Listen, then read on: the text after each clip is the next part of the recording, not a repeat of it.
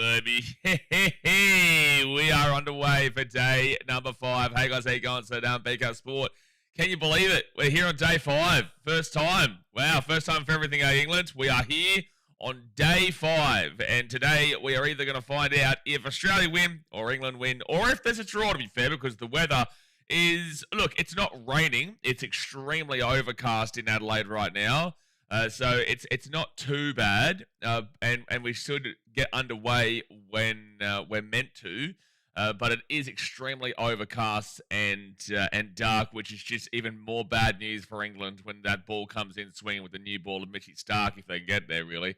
But look, it's pretty much wrapped up. It would need an absolute miracle for England to find a way to win this game. They are chasing still about 230 runs. What are they at?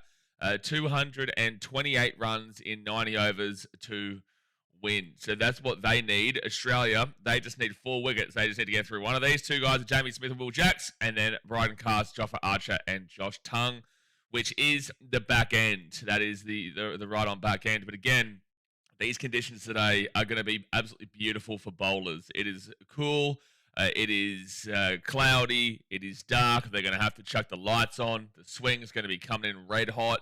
Australia, with a win here, will retain the series. Australia, with a draw here, will also retain the series if England were to get a miracle win. And this would be one of the greatest wins of all time. Like, if they won this game from here, it would be one of the greatest wins of all time, you know, because, 1, it was a big chase, but also 2, they're down relying upon their bowlers effectively, and the guys who aren't meant to be there, they're real strong batters, is who they're effectively relying upon right now.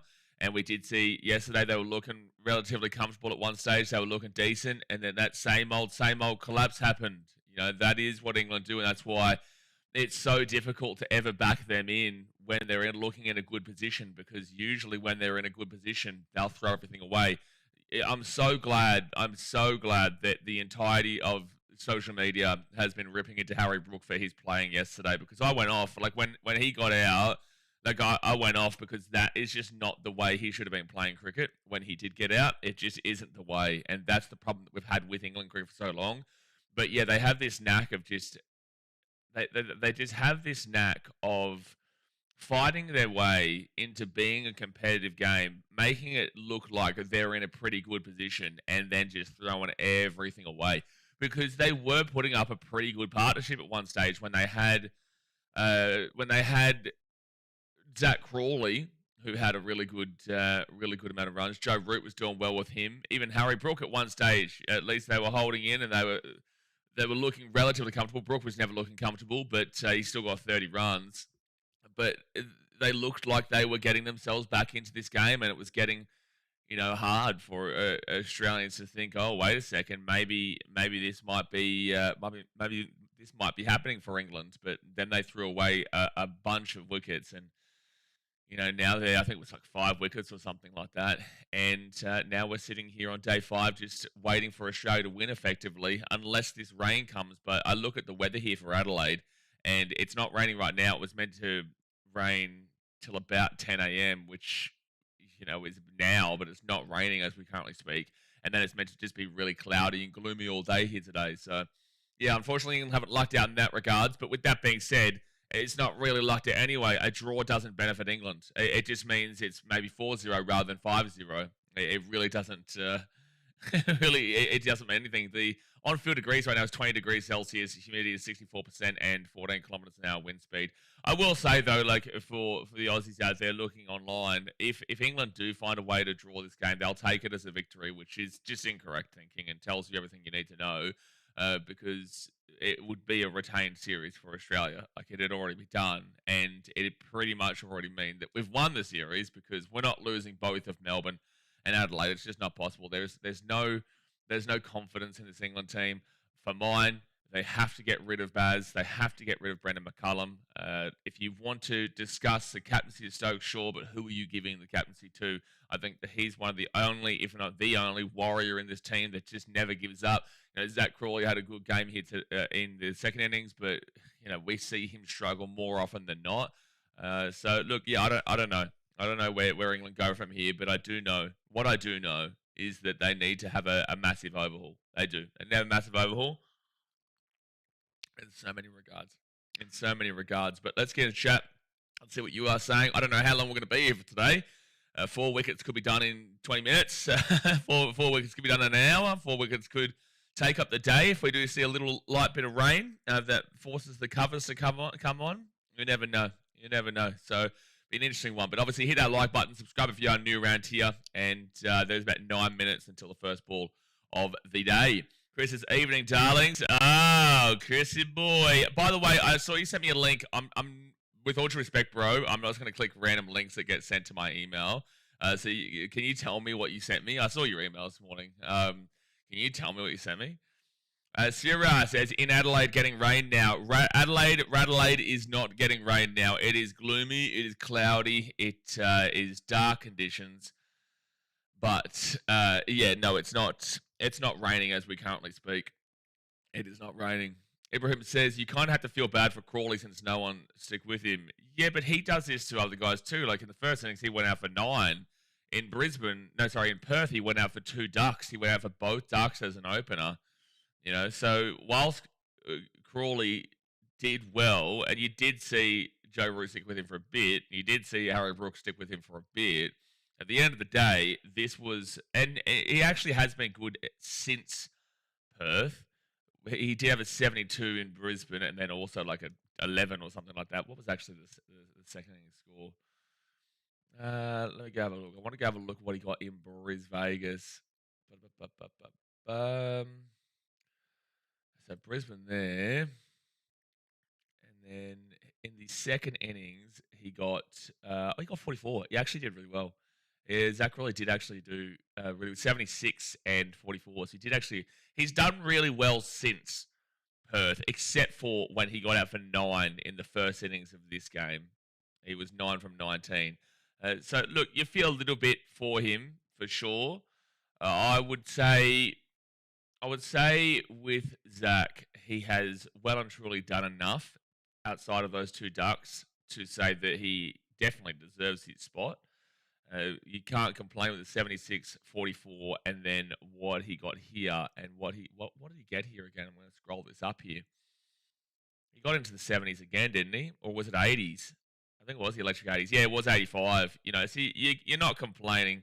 You're not complaining with Zach Crawley's output in this series so far, but you've still got to get rid of that 9. But it does happen to the best of them. You know, getting out for 9 does happen to the best of them, man. So, yeah, look, I think that Zach Crawley's been good since Perth. Ben Stokes is due. And I did call this. I called it all day yesterday. I said that, look, somebody else needs to stand up because he can't just rely on Ben Stokes every time. I reckon he goes for under 10, and he went for 5.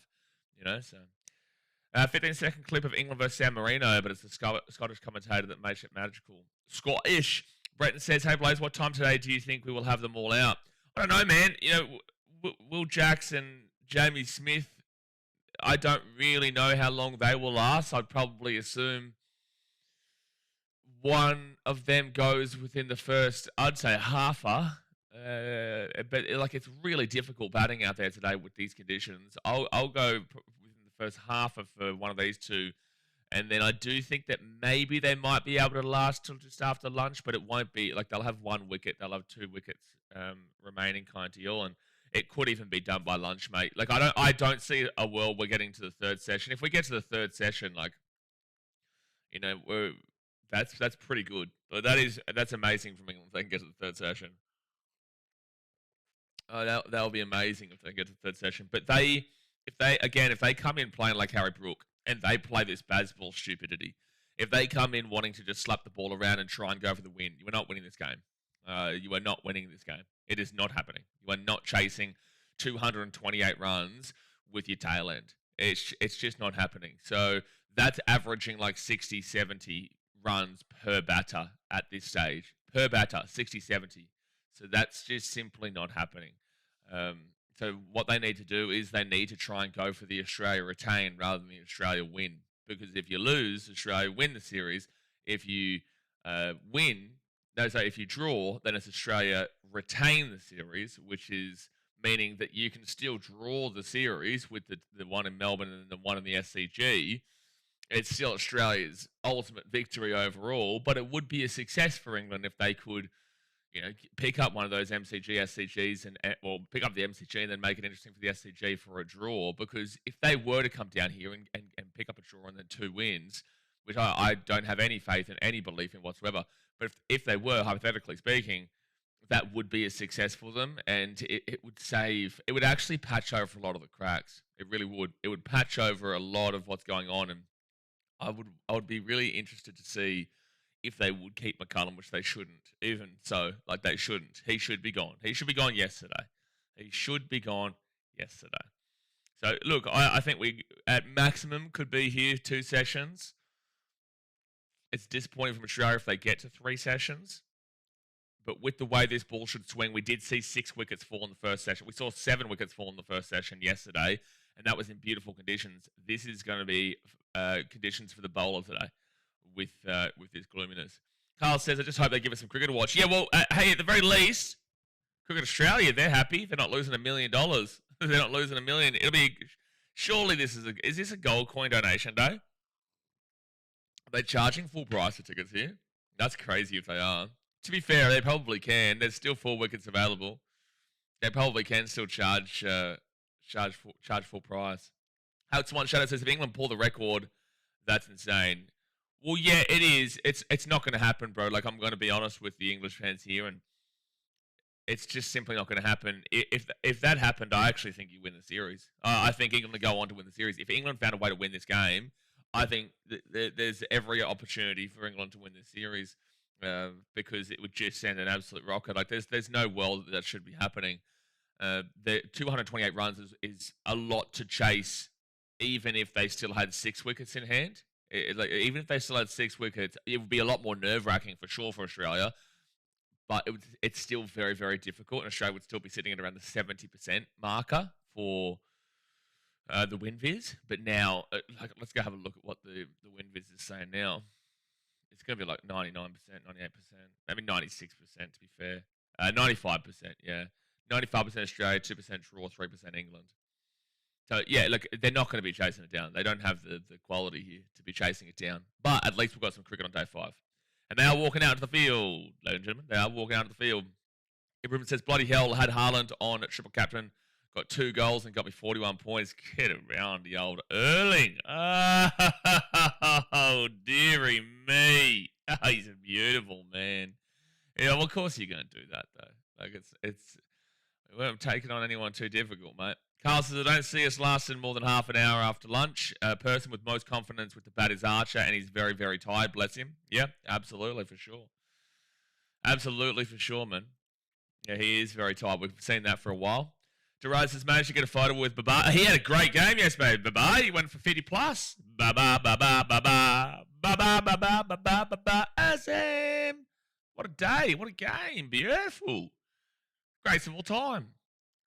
Managed to get a photo with Baba yesterday with all the hassle, of course. Everyone just wanted Baba to be honest for a photo instead of the rest. Yeah, well, he had a good game. 50 plus. Of course, I take him out of my super coach the day he does that. I take out Baba for Daniel Sams. Have a look at the scores that they got. Well, we'll be live for the BBL tonight.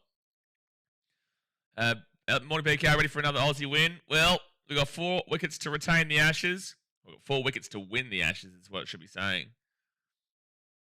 Still in Fiji? I am still in Fiji, sir. And then I'll be in Fiji until about mid to late January when I'm off to Vietnam. Vietnamese. Brenton says Brooks deserves the criticism online. That was horrid batting. That's what you saw. I think you were here, Brenton, when I reacted to it. That pissed me off, and I'm an Australian. Because, in the context of the game, why are you batting like that? I saw the 28-year-old male Instagram account, very popular cricketing account, and he was just posting that over and the over 4 saying, he's going to go. He's an idiot. He's a fucking idiot. That's what he was saying. And it's true. Harry Brook, to throw away his wicket like that was just pure England. And that was when he actually broke England. I would argue that without that wicket for Harry Brook, England were working their way back into this game. He broke England. He broke the team because then they just fell afterwards. no, this loss isn't on Harry Brook, but this failed chase, which is a difficult chase, is largely on Harry Brook in a lot of ways because of the way he was batting in that instance. First ball, Nathan Lyon bowling, and it's a no-run dot ball. Skeleton says Thunder are so shit they make Babar look good. Was it you yesterday that was talking to me about being a Thunder fan? But Thunder, yeah, they're pretty poor, Skeletor. They're pretty poor. There was someone yesterday on the stream that was talking to me about how, the Thunder can't bat and they were going to get pumped or something. And I tried to, that's going to be a single for, no, it's going to be maybe 2, maybe 3. Jamie Smith. They may consider a 30. They will get a third. There we go. 3 runs for England. They're back. There was a Thunder fan who was here and was talking to me about the game, and I said, well, Thunder gave it a crack against Hobart. Let's not write them off just yet. But then Hobart went and got pumped by the Melbourne Stars. So that kind of takes away their shine. Perth Scorchers obviously choked their 255 record chase and their shine. Honestly, the BBL's quite open this year. It's quite open this year, man. Sixers needed to win yesterday, though. They were 0-2. They needed it. Next ball from Nathan. Dot ball. They were 0-2 otherwise. England fans were saying it's a fair shot to play versus spin. Maybe yes, but not with the Ashes on the line. That is not a fair... What? What English was saying that? All online was saying absolutely not. I completely disagree. How is that a fair shot to be playing? Oh, okay. No, sorry, my brain has just clicked onto what you're saying. So the shot choice on a technicality basis is a fair shot. Okay, sure, because we did see that reverse sweep coming against Nathan Lyon from Joe Root and the likes. But no in that context and no in that instance. Oh, good bowl. No in that context, no in that instance, and Harry Brook, no, just no. So I get what you actually said there, and that is technically true. With that being said, no. No. Next bowl here from Nathan Lyon. Dot ball. Was you, Skeletor? Carl says, it makes the Brook or Head conversation from yesterday even more crazy. Thank you, Carl. Thank you, Carl.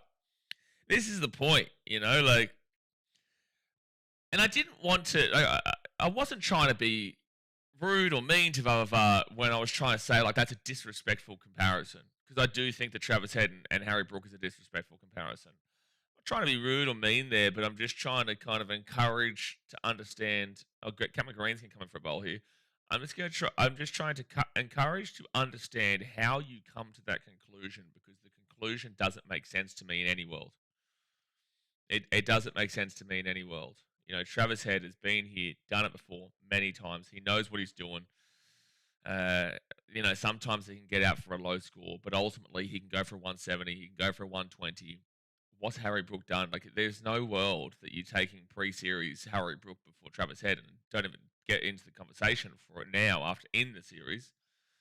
But this is a very typical mindset. And Vavavar did say this. Vavavar did say about, it could be my English bias, and it is. It is. And look, fair. It's fair, but yeah, don't agree with it. Next bolt, Cameron Greeny. J35 says, Andrew Tate with a striker. It was either 3-3 or he lost 4-2. Oh, it's with a stinker. Did he really? Andrew Tate lost to Chase Demore. That clown from social media. You're kidding. You're kidding. Stokes out by line. No, Stokes wasn't out. Stokes was out by... Yeah, no. No, he wasn't. Who did Stokes get out? I can't remember. Oh, yeah, it was Nathan Lyon. Yeah, it was. Yeah, it was. Next bowler from Green.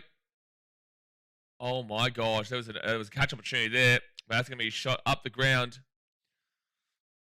You know what, English fans, I've put this to you, and Australian fans have put this to you. For English fans, what would England need to be at for you to have a slight sniff of belief? For Australian fans, what would England need to be at for you to have that doubt creep back in your mind? Nisa would have caught that for sure, mate. Nisa would have done a backflip and caught it.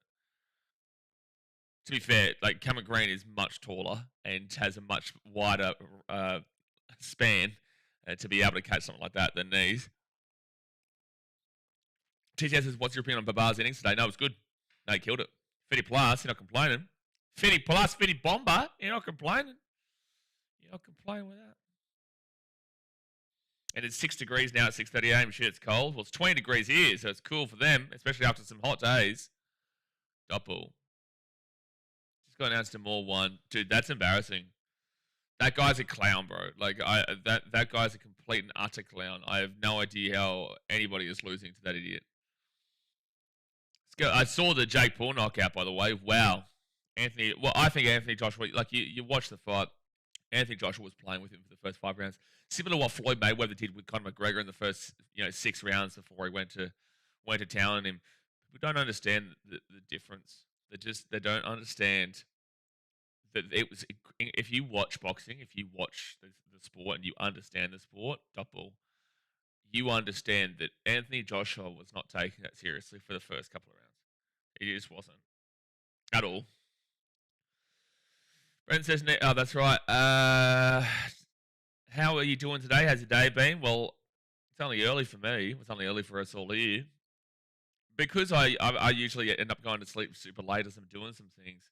I don't usually wake up until like half an hour before the game starts. I'll get back to a normal sleeping schedule tonight. Tonight after this game. All right, next bolt here for Greeny. Actually, no, because the BBL's on. Big swing, big miss.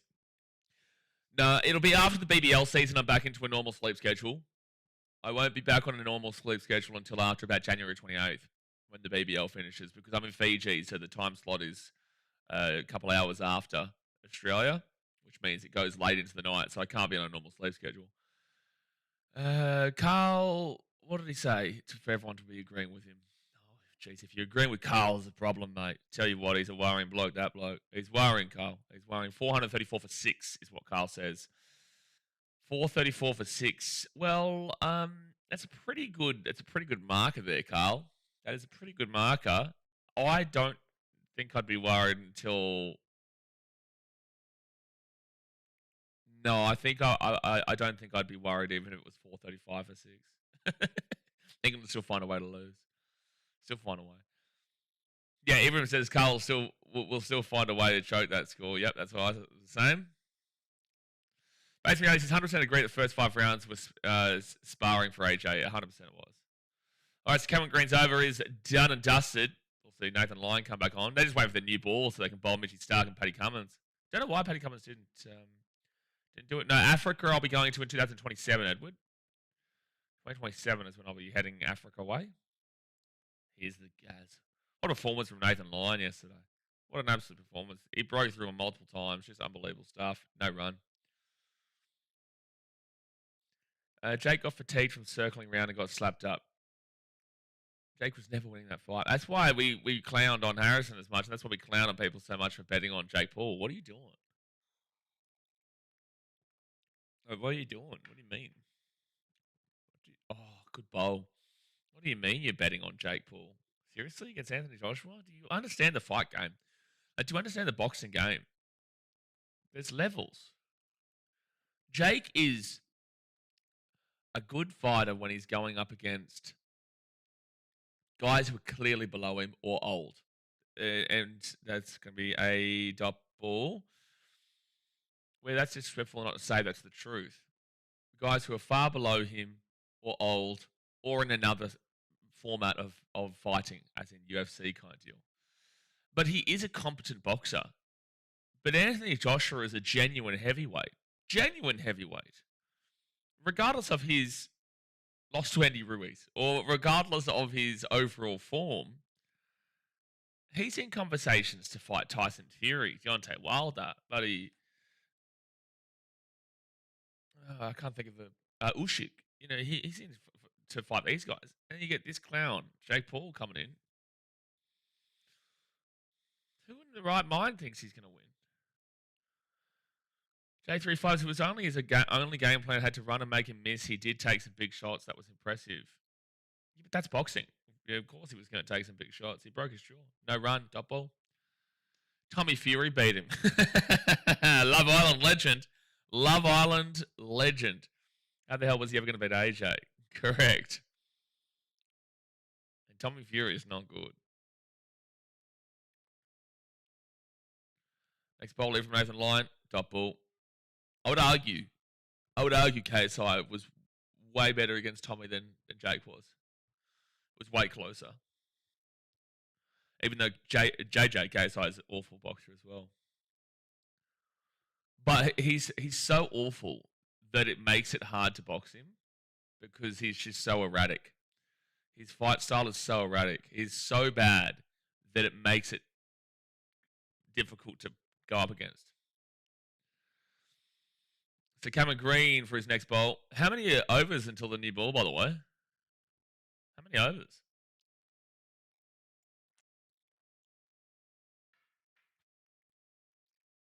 I want them to last the third session. Can you stay until the third session, England? That'd be exciting. Oh, big swing, big miss. That shot doesn't tell me that. That shot doesn't give me too much confidence that they're going to be staying through to the third session. Is it brave of Jake Paul, but it's also disrespectful to AJ and his quality? I think AJ needed the PR, to be honest with you, mate. I think it was actually a good move from AJ. It comes in, it solidifies genuine boxing and the genuine heavyweights. It shows the difference, and it shows that even when people criticize AJ, look at the difference here, and really actually does return quite a bit more respect if you deep it to the heavyweight division in a lot of ways, and into boxing in general, even though heavyweights is the big boppers anyway. But that's going to be a good shot there, but just hit single. But also, because I think that AJ, for a while now, for a long time, has been known to be a bit of a scrub. After his loss to Andy Ruiz, and then he fought a really fat and lethargic and ultimately lazy Andy Ruiz at the second fight and then beat him. Overall, like, there's been such negative PR with AJ that he needed some positivity here. No one cares about his other fights at the moment. And then you're seeing Tyson Fury coming out and basically effectively calling him out. So it's worked wonders for AJ. Next bowler from Green. Dot ball. It's worked wonders. 14 include this one. Thanks, Carl. Basically, he said, I'd love to see KSI get knocked out. Can't stand the guy. I love him, bro. I've been actually a subscriber of JJ since 8,000 subscribers. He was, him and the Sidemen actually gave me the encouragement back in 2015 to start this channel. I didn't take it seriously until 2019, 2020 kind of deal. But they actually were the ones who gave me the encouragement to start this channel back in 2015.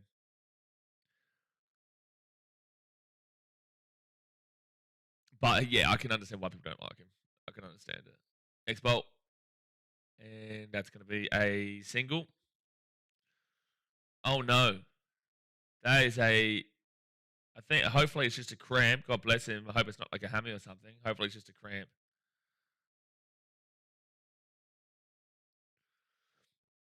$5 days. England aren't used to 5 days. Oh no. Oh geez. Yeah, that doesn't even look like a cramp.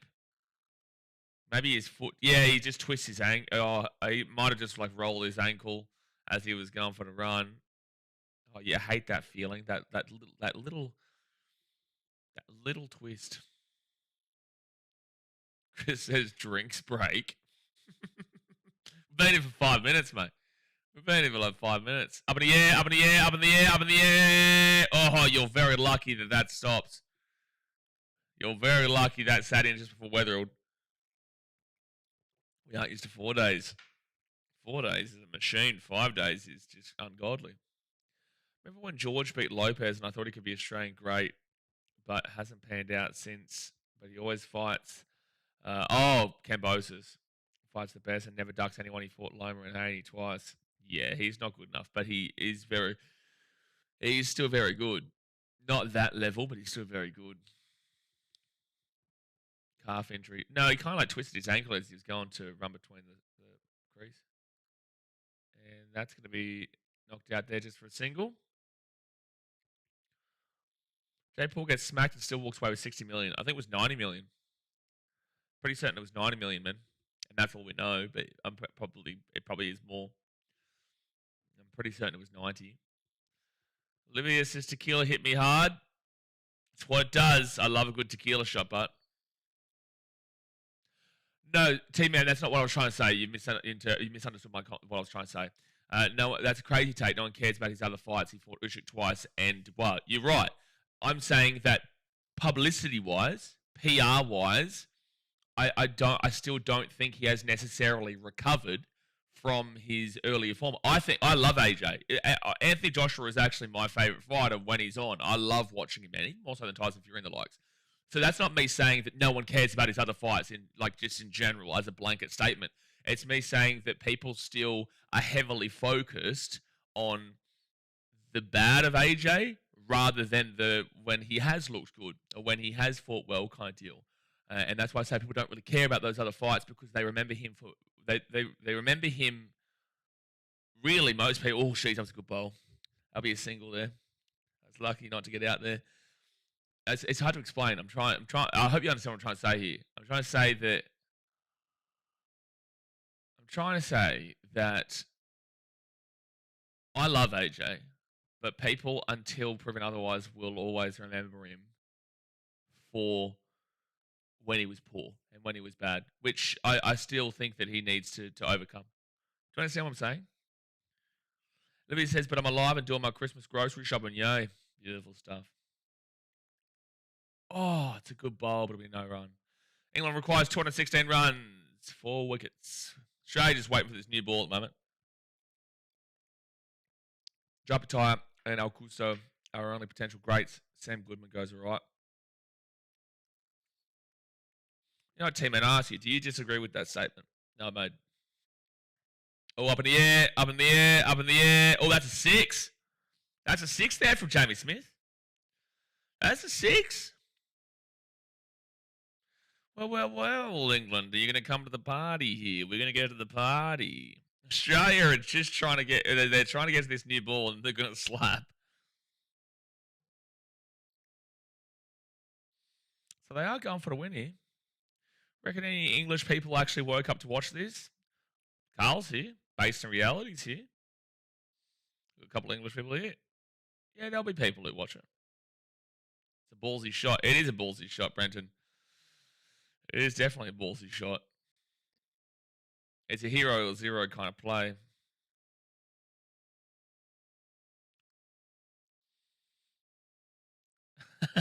Martin says, early Christmas gift for you out there, lads. He's into him. He's always into him. Beautiful stuff. Next bolt. And no run. The trumpet is playing Happy Birthday. Why is it playing Happy Birthday? It must be someone's birthday in the Barmy Army or something. By the way, so I think maybe, and it probably is the case with the Barmy Army, that you only hear, because everyone knows the lyrics, so the reason why you only hear that one chant about the Barmy Army all day, every day, which they haven't sung yet, thank God, but is because I think that's the only one that everyone knows all the lyrics to, so everyone gets involved in it, and it's a good party in the Barmy Army. I love when they're putting up. Alex Carey was talking about actually in an interview when he was in England, and they do the thing where they like shoes up. If you hate Carey, shoes up, and they all take their shoes off and hold it up. I think that's so good. That's so funny. That's good. That's good gear. That. It's good gear. All right, Cameron Green for his 6th over. And that's going to be a single, maybe 2. Yeah, will be 2. He's had a 15-month layoff coming off a loss. Exactly, T-Man. So do you understand what I'm saying there? Again, not saying people don't care about it in the pure, just generic sense. I'm saying people don't really acknowledge it comparatively to the... They don't really care. They don't really care because they're just looking purely at the negatives. It was the easiest 90 million AJ's ever made, not to mention the 1 second. Oh, big swing, big miss. Not to mention the gain in fame and notoriety he now has in the USA. And that's why I think it was good publicity and it was a good PR. It was good work. It's not just beating her. Not only do people want to see Jake Paul beat up. That's what they want to see. They really want to see it because a lot of pure boxing fans believe he's disrespecting the sport. I disagree. I think he's bringing in a fresh new wave of followers and people care about it. Boxing was in a real rough area for a long time. And I think that whilst you may not like Jake Paul, I do think, 1 second, next bowl. That'll be a dot ball. Whilst you may not like Jake Paul for the way he goes about it, at the end of the day, he does bring in does bring in good viewership. He does bring good viewership, and there are going to be people who weren't watching boxing before that are now watching, and yeah, people want to see him lose. Jack's filling me with confidence. Filling you with confidence. You still need over 200 runs. Still need about 210 runs here. But look, right now you'd be happy with a 17 and 15. I'm just happy we're seeing some cricket. And that'll be a single. I don't like Jake Paul as a person, but I do respect him as a boxer. I don't respect him as a boxer per se. I respect him for getting in the ring, which I guess you could then classify as being a boxer. I don't necessarily respect him as a boxer because that for mine is saying that I believe that he's a quality boxer. I respect him for stepping in the ring is the terminology I'll use. But I do think he has been a benefit to the sport. Archer has 100 in him. You know, listen to these English lot, you know? Have a look at them. They're setting themselves up for failure. They're setting themselves up for disappointment. Come on, you know. There'll be 2 there for Jackson at 19. Look at him. Have a look at his. Have a look at his. Bring on that new ball. Bring on the new ball. And then Mitchie Stark and Paddy Cummins.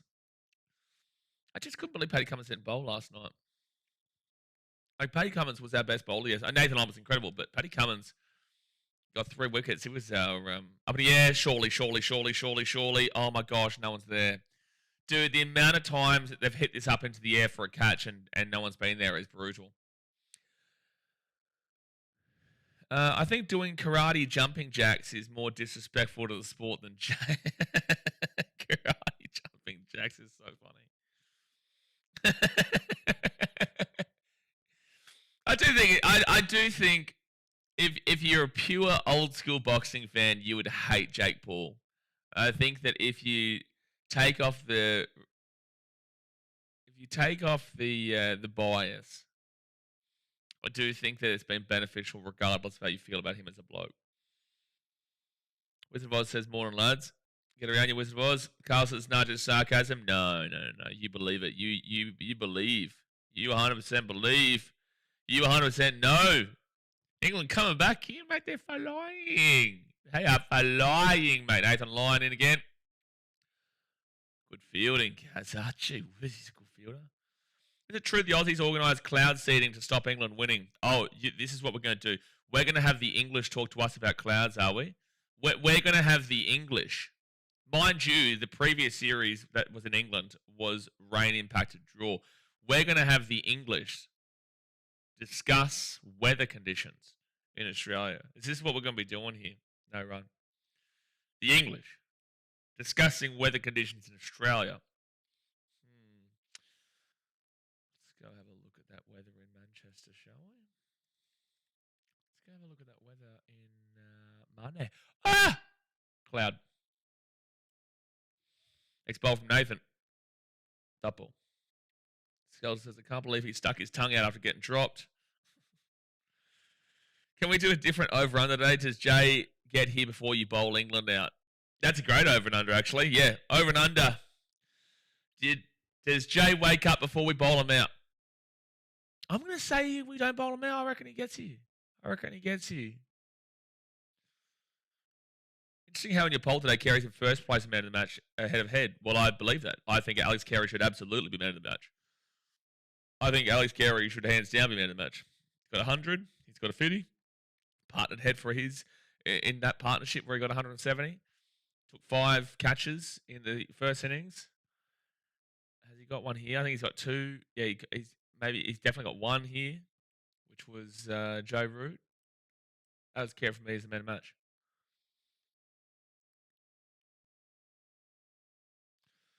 Ben says, well, it's valid. Yeah, it is valid, for sure. Karate jumping jack still gets me. It's funny, right? So that's the end of the over. England still currently need 203 runs to win. When you go to Thailand, when I was in Thailand and I was at the fitness camp in Hua Hin, the people that you see come through are very funny. You know, everyone thinks they're the best big time fighter of all time. You know, everyone thinks that they're a killer, cold blooded killer, right? And there was this one guy. Oh, he was Eastern European of some sort. I can't remember. It wasn't Russia, but he was like Eastern European, and he was a good like 5'5". He's probably 5'5". I'm 6'2", 6'3" for context. He's a good 5'5", and just like one of those stumpy little blokes. And the way he was warming up, he was doing his warm ups was like the big time army rolls, and he was doing the karate jumping jacks. That's why I'm laughing at it because it's reminding me of that. So he's doing karate jumping jacks to warm up the karate kicks. He was doing like the big army roll, camo roll kind of deals. Like it was so funny, dude. And every time he'd punch, he was like that, oos, oos, oos, that kind of deal. It's just so funny the people that come through, and like it was awful. But he was giving it a crack, and you got to respect that he was giving it a crack. It's just funny the kind of people that you do see when you do those kind of camps. It was like a Muay Thai fitness camp kind of deal. It was really fun, but it's just funny the people that you come across. Do the Pums make it to T today? I hope they get within 20 runs. Oh, that'd be so awesome to see. That would be so awesome to make us nervous. Please. If they get through within 20 runs, that means we get to the third session. That'd be good. It means we get to watch cricket. I like cricket. I don't know if you guys know this. I like cricket. I don't mind watching a bit of cricket on a Sunday, you know? And that's up in the air. Oh, that's a 6. That's a 6. They're under 200. They're under 200. That's huge. That is huge. Jamie Smith pulling through right now. Target 435. They're under 200. They need 197. 197. Good shot. Good shot. Go the Pommies. Exactly right. Come on, you Pom bastards. Get over the line. Get back into the game. Get back into the game. The issue is this is what we've said many times. They do this all the time. They look good, and then they'll throw away all 4 of their wickets within the space of 20 minutes. Oh, my far out. That's okay, lads. Let's not be silly now. When would you start getting worried how many runs left needed if these two are still there? I genuinely believe that they could collapse within 20 minutes at any stage. So they could be 6 for 434 or 433 or whatever it is, and they could still throw it all away. So nervous. 6 for 50 to go. You know, 4 wickets left, 50 to go. That means these guys have been there for ages. But I'm nowhere close to nervous at the moment. And that will be just a single. Yesterday on the English Guerrilla Cricket podcast, someone asked how many runs loss is acceptable. A guy immediately said absolutely none. Another way of saying moral victory. 9 of us in the new ball. Yeah, we really want that new ball right now. So it was 4 for 200 yesterday. At what point would you start to get nervous? Yeah, 4 for 200 was not contextually right when we got to the 200 range, though. Contextually, no. I genuinely wouldn't be nervous unless it was 6 for 350. So they need another 111 runs and no wicket. Because once we get through one of these guys, you've got Bryden Castle who got out for a duck in the previous. You got Jofra Archer who can go big, but he's awful. He's extremely tired, and Josh Tongue will do nothing. So these guys are kind of like the last stand here, and it's great to see that they are giving that last stand. But there's a lot of runs to still get. They got a lot of runs to still get. Not nervous, just excited how good the Boxing Day test would be. Oh, it would be so good, so good. Expolier from Green. Oh my gosh, is he gone? That may have been a nick there. They're only half going up for it. They do have 2 reviews. I don't know. I think they may review this. 2 left, 4, 3. No, they won't. I heard something. I don't know if it did, though. It might have just been maybe a foot stamp on the ground or something like that. I don't think it nicked it. It was close, though. There was a bit of interest there. No, I don't think that is. Right, so it's just shambolic when England prepare for. Here we go. Nah. Yeah, maybe the noise we heard was like him putting his foot back down on the ground. Is what I was thinking. It's just seemed like when England prepared for 4 years for an away Ashes series, and yet they look ever so far off for 3 series here. Now it's been that, so essentially 12 years of planning and to still do F4. They're about to go through a massive rebuild. Massive. Next bowl here from Green. And it's going to be a dot ball. Green's been awful this test. 38 runs from 7 overs. Hasn't got a wicket. Had 1 wicket in the first innings. His bowling was actually pretty good then. His bowling slash fielding was pretty good. His fielding was good in the second innings as well. It has been good, sorry. But his batting has just been awful. 0 and 7. Really ticks you off.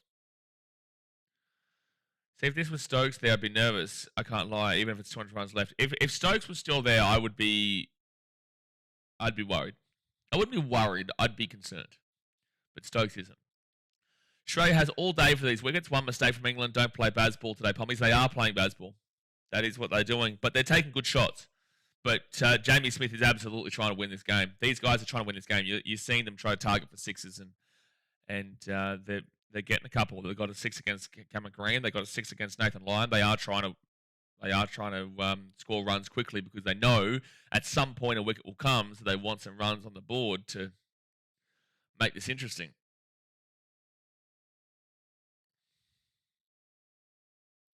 Can't believe England had 4 years and every match the bowling lineup has changed and not injury related. I think only Mark Wood was a forced change. Mark Wood was a forced change. I'm going to have to go to 7 plus because KO just cut out. I have to go to 7 plus over there. Mark Wood was a forced change. He got injured. He doesn't adjust anything though. He doesn't change rule anything. Even though, like Mark Wood is a competent bowler, you do like Mark Wood and what he does. At the end of the day, he's not going to be adjusting the series and adjusting the results through the game so far. And oh my goodness me, guys! Oh my goodness me! There was a slight little shout there, but obviously nothing comes from it. Okay, my 7 plus is working now. Good to hear the Poms sing "God Save Max King." Yeah, they love Max King. Yeah, they're about to sing the Barmy Army chant. You know it's coming, Daz. We'll wait for it. We'll wait for it. Barmy Army. Now I'm surprised. No run. I guess a good day all. Andrew Tate lost today by decision. Terrible performance from both fighters. Hugfest. Not surprising. Andrew Tate, it's embarrassing that he lost that fight because Chase Moore is just awful. Awful. Now that's an embarrassment to boxing. Now he and I guess Tate, but he is an embarrassment to boxing. With Australia retaining the Ashes today, slowly is your mind thinking about NRL with the year? No, January. I don't think about the rugby league until January. Really, it's not until about the 14th, 15th of January that people start thinking about the NRL on a serious note. Double. I'd sing God Save Max King all day. Maxie King's the GOAT, mate. Carlson's trying to get some runs before the new ball. They're going to have to really try and dig in for 10 overs when the new ball is taken. It will all be for Nelt, though, yeah. No, I agree. They need to get some runs now because in these conditions with that new ball, Mitchie Stark and Paddy Cummins coming in, scary stuff. And that's the end of the over. You know it's coming, though. You know, when Paddy Cummins comes on, he's going to shove that ball so far down your esophagus that you're not even going to remember your own name. You're not even going to remember your own damn well name when Paddy Cummins comes on and he just shoves it so far down your gob, you'll be just thinking, why did we teach these Aussies cricket? Why did we teach them our sport? What are we doing? You know, why didn't we teach them badminton or something? Oh, pockets of gloom coming through. Oh, yeah, some dark clouds over there. It doesn't look like it's going to rain, though.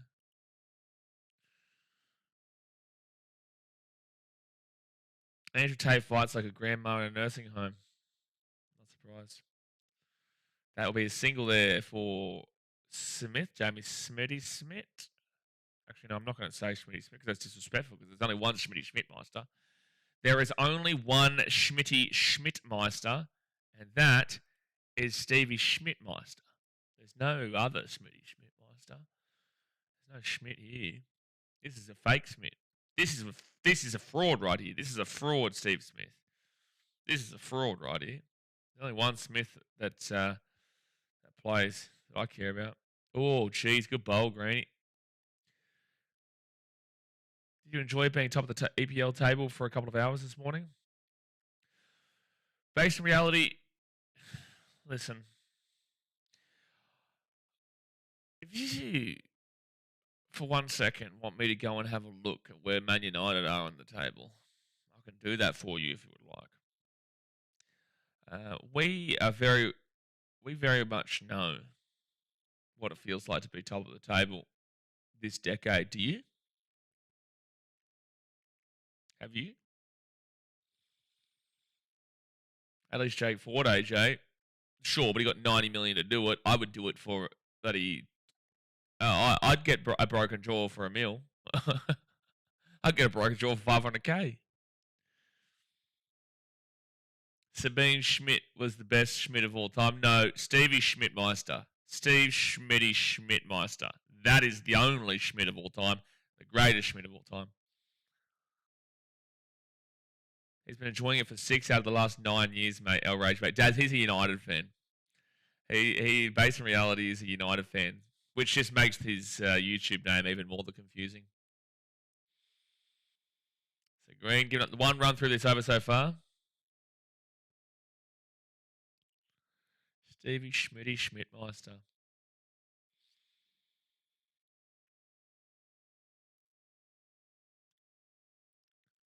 Oh no, is there a passing shower coming, they just said? Oh no, apparently a passing shower might be coming. No run, dot ball. It's not there now, but apparently we might be getting a little bit of rain. Sabine all the way. Stevie Schmidtmeister. What are they chanting? Oh no. Oh yeah, they're asking for them to come off. He is actually starting to have a bit of light dribble. Why are they singing same old Aussies always cheating? What are you talking about? What are they singing about? Why are they singing same old Aussies always cheating? What's that got to do with the rain? And also, we don't get to decide if we come off during the rain. It's the umps. It's the umps. The umps decide. We don't have any decision-making process here. Heavy rain now, thunder, lightning, tsunami coming, called it off. Carl, do you want that? Like, at the end of the day, you still don't win the series. You need to win, bro. They're thinking about it. Look at them. They're toey on the sideline. They're toey. They're toey in the on the sideline here, thinking to come on to put the covers on. They're going to push on here. Rain actually doesn't help England because the draw means Australia retain the Ashes. I know, they're in a lose-lose situation there, bro. Like, it's 100% a lose-lose situation for England. Rashna says, hello, Rashna, how you doing? English fans are so not all there. Genuinely, I know we have the rivalry, but their brains are being outsized. Know the line. Imagine begging for a draw when you've already lost the first 2 games. You've lost the first 2 games in a 5-game series. A draw means Australia keep the Ashes. You know, but this is the moral victory we talk about, lads. This right here is the moral victory that we all talk about. And double. Yeah, but then we can lie to ourselves and say we would have won the game. That is exactly how English think, Carl. That is not... I know you're being sarcastic. That is quite literally exactly how English think. If this rained and this ended up being a draw due to rain, that would be the common notion. I'm telling you. Oh my gosh, big swing and massive inside edge into his pads. Come on, Gaz. Wouldn't the English enjoy this environment? Never stops raining over there. They should. They'd be loving it if they were bowling. But not with this old ball. Everyone wants the new ball. Nathan Lyon, next bowl. Dot ball. We want you coming. Oh, they're coming off. Why are the Barmy Army celebrating it? I don't get it. Why are you celebrating it? Like, you got 194 runs. I don't understand why they're celebrating. This is baffling. You guys are fucking stupid. Like, I'll be honest with you, you're fucking stupid. Like, the fact that the English are celebrating this just shows your mentality. It proves your mentality. It shows the stupidity of your mentality. You've got your Barmy Army celebrating that the covers are coming on when you are 2-0 down in a series and a draw means you definitely lose the series. What are we doing, England? What are we doing? Like, that's got to be the most baffling thing. That's got to be. You've just shown, the Barmy Army has just shown to have the IQ of a peanut. Like, that's it. The IQ of a straight up peanut, maybe even at best a potato. Who on earth is celebrating? If we draw this, we don't care, bro. We'll still go and win the series 4-0.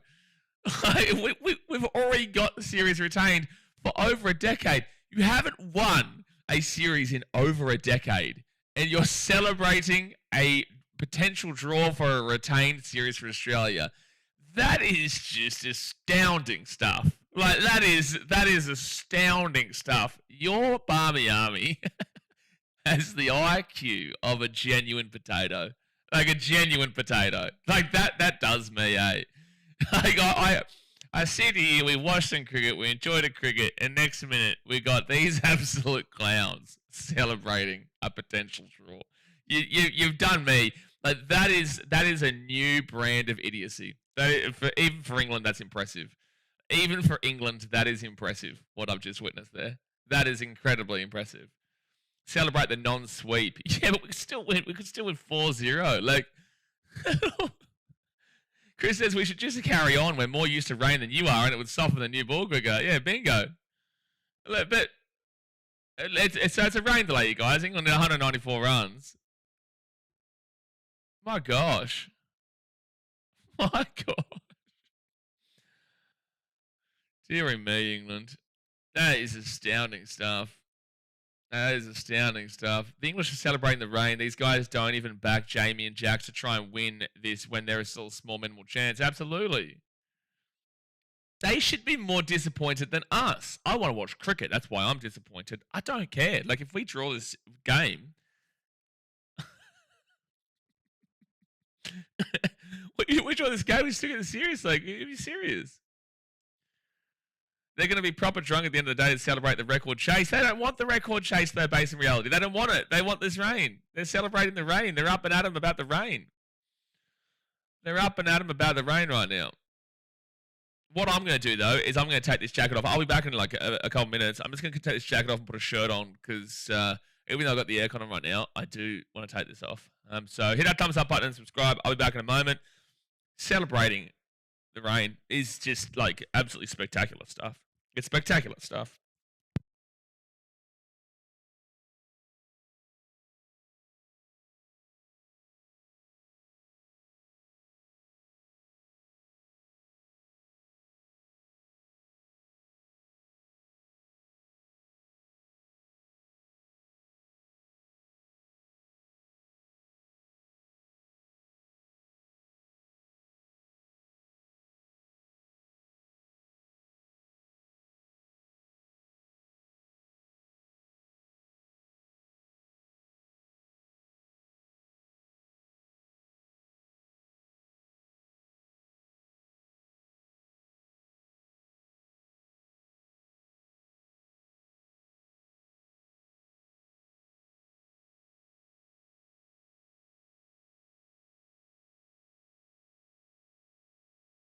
All right. They called the Barmy Army for a reason. So stupid. So it's not even raining, by the way. I can't believe they put the covers on. It's not even raining. It's literally not even raining. Guys, these guys also pay good money for this, and they're happy that a rain delay when series is 2-0 and Oz will retain it. Barmy Army, come on. Unbelievable stuff. Yeah, celebrating the rain is like Harrison celebrating a winning bet. Fair. That is true. That is true. Soft wet ball doesn't go to the boundary as easy. More pommy logic. That's great logic. Just take the covers off, you clowns. Take the covers off. Like, it's not even raining. It's not even raining. It should. This actually is probably a good time to go get a Coke Zero, to be fair. Don't let them anger you so much, lads. Let's have a beer and relax. Mate, I'm chilling right now. I am absolutely feet up, arms behind. Beautiful stuff here for Australia. I feel sorry for them and for you English lads that this is your mentality. It's not like it's not angry at them for like banter purposes. It just makes you feel sorry for you guys because it really is pathetic. Like it's pathetic stuff. It's pathetic. It's pathetic. It's pathetic. We're going to get a full day out of it now. Let the beers flow. Yeah, well, you look. There is that point though. There is that point that we're going to get longer out of it. But it's not even raining right now. Take the covers off. The behaviour from the Barmy Army acting like clowns who don't know that we're up 2-0 a day in the series. It's incredible. It really is spectacular. Why are you walking away from the covers? There is no rain right now. It's not raining. It is not raining. Chris says, I'm not sure Aussies can keep up with us real beer drinkers. On the contrary, I think, first of all, you know that we're a massive, well, we used to be a massive drinking. The younger generation aren't a massive drinking nation anymore because there's so much to do in England. There's nothing to do except for go to the pub. But the older generation and Gen X and whatnot, Gen Y probably isn't on the drinking culture. They're more in the fitness and health culture, especially on the Gold Coast and parts of Sydney and stuff. But Australians absolutely go toe-to-toe with you lot. Absolutely. You know, there's only a few countries that can go toe-to-toe with the big boppers. Because people don't realise there are certain countries that can drink, but they drink in their style, which is less than what, say, we drink. Say, what you drink and how I drink. They drink in a certain style. Like, for example, Fiji, they'll drink in Tucky style. So whilst you'll still get quite a bit of drinking and it will still be there, they get drunk way quicker off of less, and they genuinely, when it comes to like long term, they can do long term, but it's not the same. When you're drinking, say, at a pub in the same style as we do, our two countries go toe-to-toe with each other. The Irish are involved too. They're very good at it. Americans can't do shit. Americans can't do jack. Nothing. You monsters, I'm well aware. We are. Vishnu says White was coming. White was coming? What do you mean White was coming, Vishnu? Based on Reality says, no draws. The game should be settled by a drinking comp. I'm all for it, Based on Reality. Send your best over. Send your best over. We'll send JAs. Darrow says, as a Muslim that can't drink, I appreciated when Cummins asked the team to put away the champagne. Yeah, I thought that was cool. At the end of the Ashes, 21-22, when posing for the Ashes trophy and calling Uzi up, that spoke captaincy. No, that was really good stuff. That was really good stuff. Sean says, losing the first 3 tests in 8 days, that's a record, not broken for over 100 years. Play cricket, you wankers. That's incredible. It is, it is actually slightly incorrect though, Sean. So I will slightly correct you, but it's still the point is still incredible. It was 2 days for the first one. It was 4 days for the second one. So that's 6 days, and then this is 5, so that will be 11 days. But still, the point still remains. Wizard of Oz says, I love the guy that is so drunk he walked backwards while doing his best to walk forwards. Oh yeah, I remember that. I don't see any rain. The cover is cover a play and dry. No, it's ridiculous that we've got the cover on right now. It's stupid. It's stupid. Cricket can give me a frustrating sport for just for this reason. Take the covers off. Yeah, no, absolutely. This reminds me of the Gabba last year against India. This is exactly what we were saying at the Gabba. Exactly what we were saying. where it was barely even raining, or they came on for 5 minutes and then it started raining again. But it's all good. We'll sit here and we'll appreciate the fact that this is pretty much locking up the series for Australia. The longer this rain delay goes, the more chance that England actually probably go for some big sixes and some big boundaries and probably get out. Because they'll have such a limited time. You were doing quite well. Like with this early session, you've been doing quite well, England, and you've just thrown it away by celebrating a draw. You're celebrating a retained series. Oh, spectacular stuff. When that hedge becomes your go-to or good, I'll take a draw. We won. We're chilling right now, mate. Well, the Australians are chilling. We got our feet up. We got our arms behind our head. We got a brewski over here. You put your hand here. You go like this. You go slap. You go slap. You go slap. I'm living, Barry. I don't think Mark's having too bad of a time. He's probably sipping buddy pina coladas in Bali and enjoying a retained series right now with the way this is going, regardless either or. I definitely don't think anybody's complaining. I'm ready to get drunk with retain the series. Fair enough. I thought you were English. Me? You thought I was English? You thought I was English, Gelsworth? That I was English? Well, technically we all are. But again, we always just return to thanking our ancestors for stealing that loaf of bread. The greatest loaf steal of all time. Fed the family for the night. And then got to go on an all expenses paid holiday to the greatest country on earth. Oh, as is sports. Oh. I was going to say, you reckon me? You reckon I'm English? It's an interesting, it's a bold strategy, Cotton. I might go grab a Coke Zero, guys. We're still in the rain delay. Hit that thumbs up button and subscribe. Hey, English, I hope you're celebrating this draw. I hope you're celebrating the retained ashes. Having fun. Enjoy the beer for me, son. Enjoy the beer for me. I'm going to Coke Zero.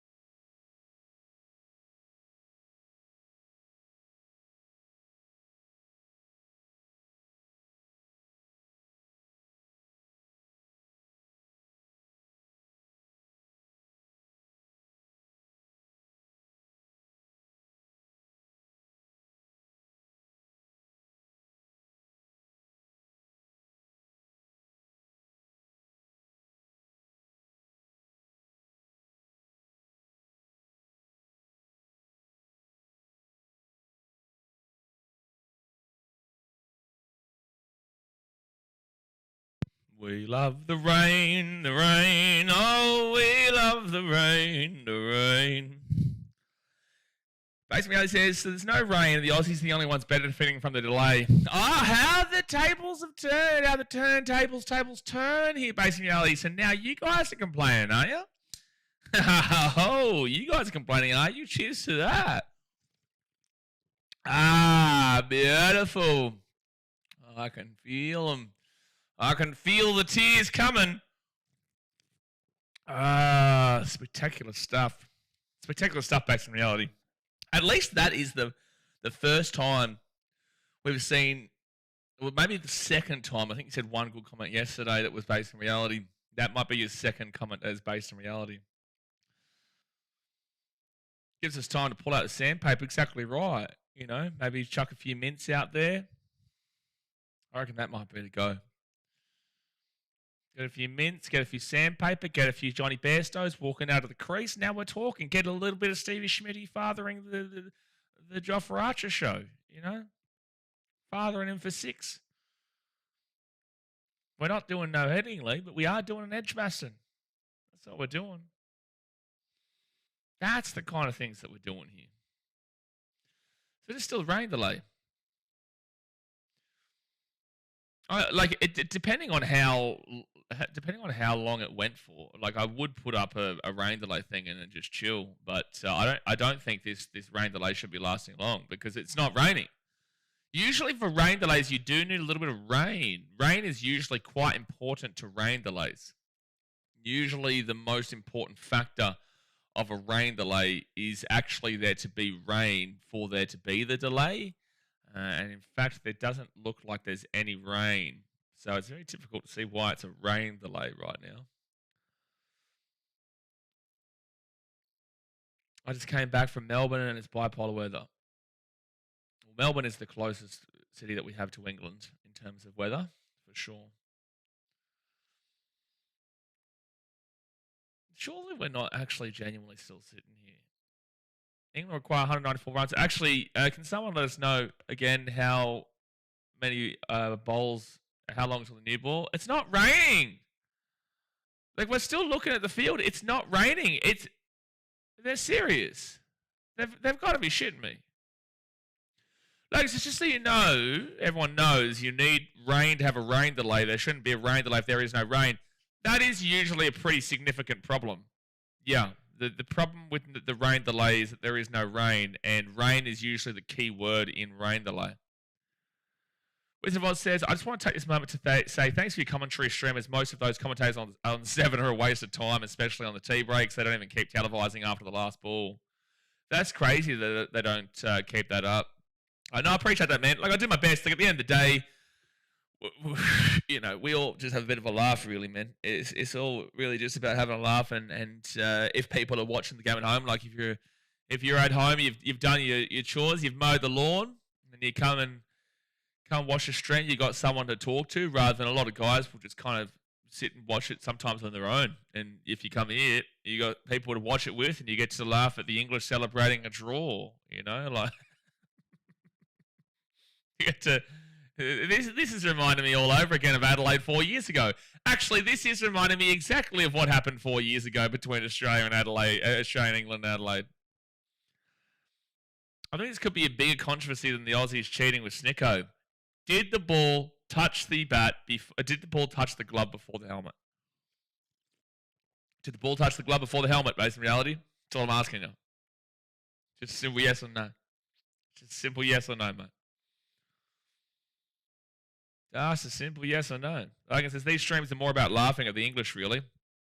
Well, it's laughing at and with the English. It's all like people who actually genuinely watch the streams in their entirety or watch a good portion of it understand the intention. Like when I'll have my passionate responses, it is out of passion. Doesn't mean that I could be a bit of a dick for sure, but at the end of the day, people understand the intentions behind it. Isn't like, but to purely be a dick, it's to have a to be a dick with banter purposes, and when you give it, you gotta be able to take it. Like I'm full aware of when you're publicly streaming that I'm going to give it, and that if this turned around and England did find a way to win this game today in a miracle, I would get slaughtered here on the stream.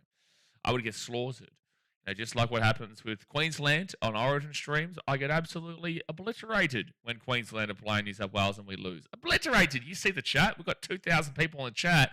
And I'm getting absolutely slanted into oblivion. I'm getting, basically it feels like we're playing India again, and I'm getting my mum insulted. That's the way the cookie crumbles when it comes to this. You do have to, and that's why I feel for people who are starting out, because you really do need to have a thick skin to be able to do this. These streams are pretty good because these cricket ones, we don't have too many morons, but sometimes we get a moron passing through. Sometimes you get a moron passing through, but you do need a thick skin to be able to do this, because just as much as I know that we're successful here and that we are winning and we are going to retain the series, I also know what the flip side looks like. Yo, Blaze, let's put up a poll on the next way Australia cheat this game. I'm thinking maybe use mints. I'm thinking maybe using mints. That's what I'm thinking. Thought England were doing good because I didn't get a wicket notification, but it's just rain. Well, England are doing relatively decent, but it doesn't mean jack. I refuse to take anything from the Indians. Yeah, it's very difficult to take things from the Indians. Very difficult. You better be very confident that your mother is actually at home and that she's not, You've got to be extremely confident if you're going to, you know, be in banter with the Indians. You've got to be extremely confident that your mother isn't a prostitute, because they'll say that a million times, and you've got to be extremely confident that you know that your father is actually not Virat Kohli. You've got to be really confident. Like, are you sure your dad is your actual dad? Or is it actually Virat Kohli or Jasprit Bumrah? You've got to be really confident in that. Otherwise, you'll go down a rabbit hole and you might find out that Virat might be your father. Because I'll tell you. Put pillows out as fielders instead and England will still mess it up. Just ask Jofra for that one, Skeletors. He's the pillow king. He knows how to get a pillow. We all would get smashed, never would hear the end of it. Yeah, no, it would be. It'd be brutal. It'd actually be quite fun to see. It'd be quite fun to see. You'd get Harrison turn up and take the high ground. You'd get Harrison turn up and just really go in. And I know how to defend us. So I know how to defend us even if that was the case. Because like at the end of the day, we'd still be up 2-1 in the series, right? And you can still just use that as... It would be actually quite an interesting battle. I nearly would hope England do it in a lot of ways, because it would be a really interesting battle between this chat, because, again, we are still up 2-1 in the series, even if we were to lose this. So we don't actually lose, but it would just be full on between the two, because the English would feel like they've won the whole World Cup. They've won the global superiority, the universal superiority of life, and yet they would still be down 2-1 in the series. Basically, says, well, the cloud seeding operation was unsuccessful, but they're still going ahead with the delay anyway. What's next? A fire drill? Fire ants discovered on the pitch? A fake earthquake? Well, actually, at the Gabba a few years ago, I was actually at the game.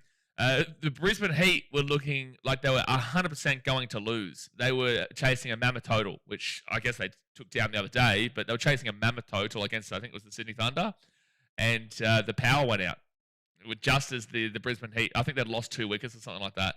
And the Heat had no chance. Like they were done and dusted. It was just not. They weren't going to come back. They didn't have a good enough team, and the power went out at the Gabba, and it didn't come back on.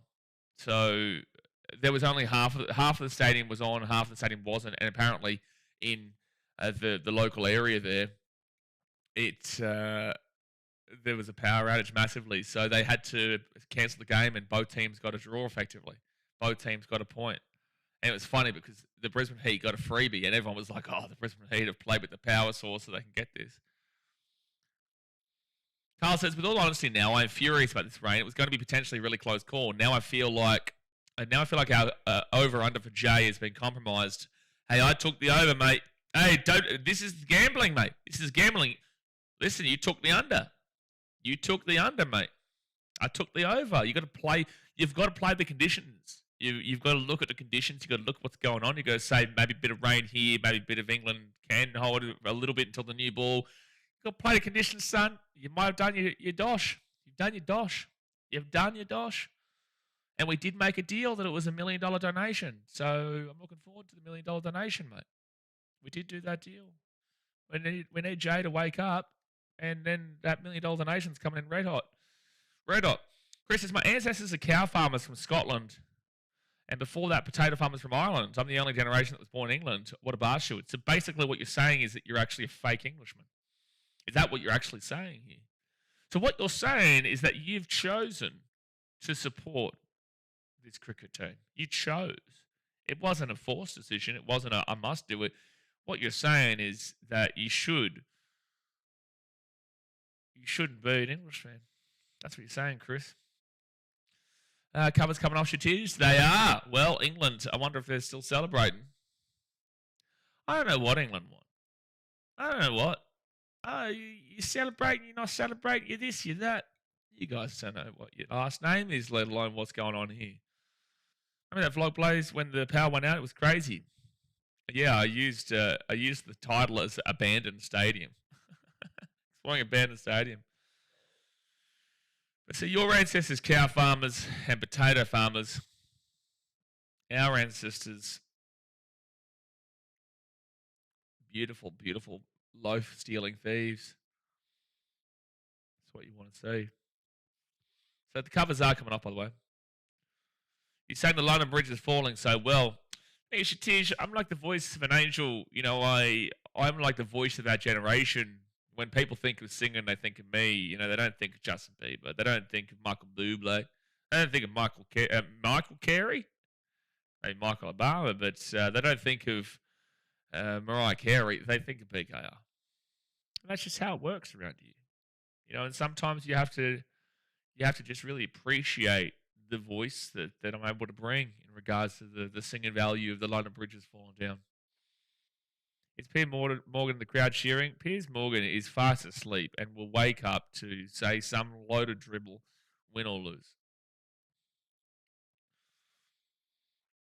So still waiting here for the game to get back underway. Getting back underway.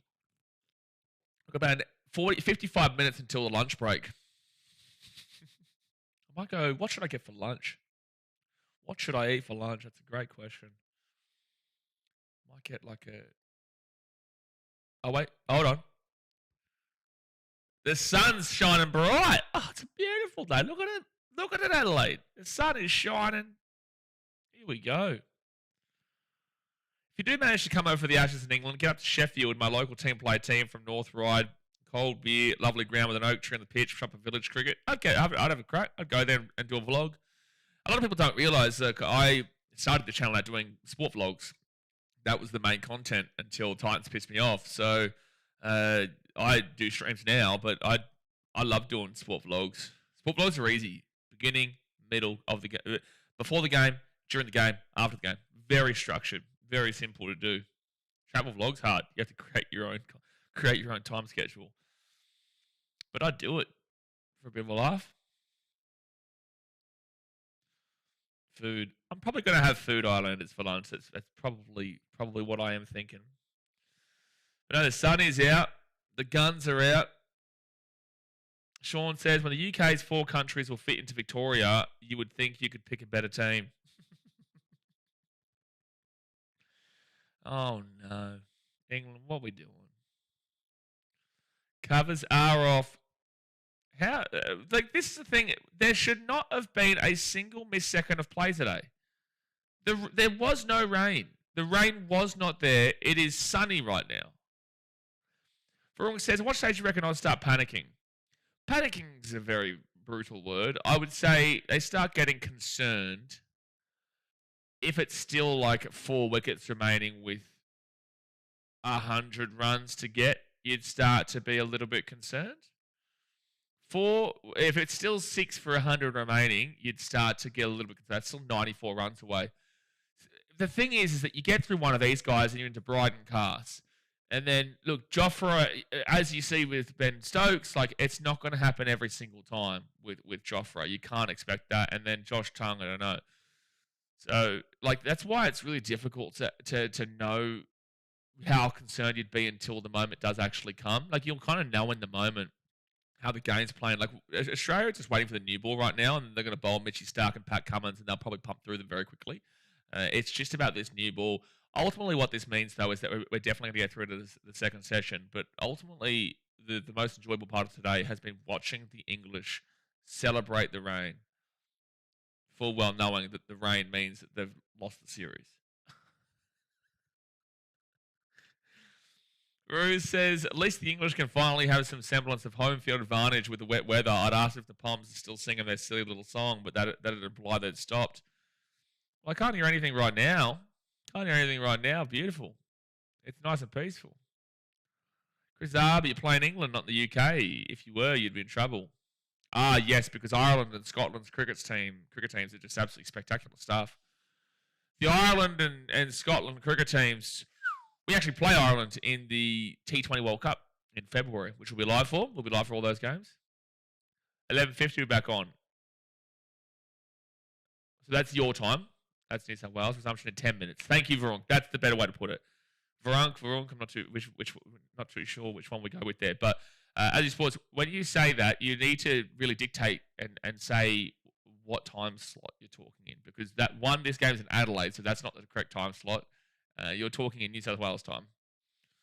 She says, unless this pair gets England to 350, I don't think Australia will be panicking. I don't think that. Well, 350 is 85 behind what they need. So sure, yeah, like I agree. I said panicking is the wrong word. I don't think Australia will panic unless it's 5 runs needed with 2 wickets to go, or 5 runs needed with anyone to go. That's when you start to get really, really worried. But panicking's not the right word. Panicking's not the right word. I don't think Australia will panic at any stage today, unless it's like 1 run needed, 1 wicket, or one run needed, 2 wickets. Question for any Irish lads here. How do you guys feel about the Northern Irish people? Because Ireland does not like England at all. Why would we even go down that path? Why would you want to encourage the discussion of potential hate? Why? Why have you even brought that up? Why would you think we would want to talk about the animosity between cultures? Watching cricket here, having a good time, and you wanted to talk about the Northern Irish, the Irish bloody biffing. Why aren't we just not biffy? Why don't we just keep singing Kumbaya about the English celebrating the rain down 2-0 in a series? That's a religion thing. Best to keep our heads down. Correct, Chris. That's why I'm trying to tell him. No, bro. No. No. No. No. Not the conversation. Not the conversation, man. All right, so we're about 8 minutes away here. Well, us Eastern Aussies don't like the sand gropers in WA. It's hilarious. That is a fine conversation to have because it's not a volatile and aggressive rivalry.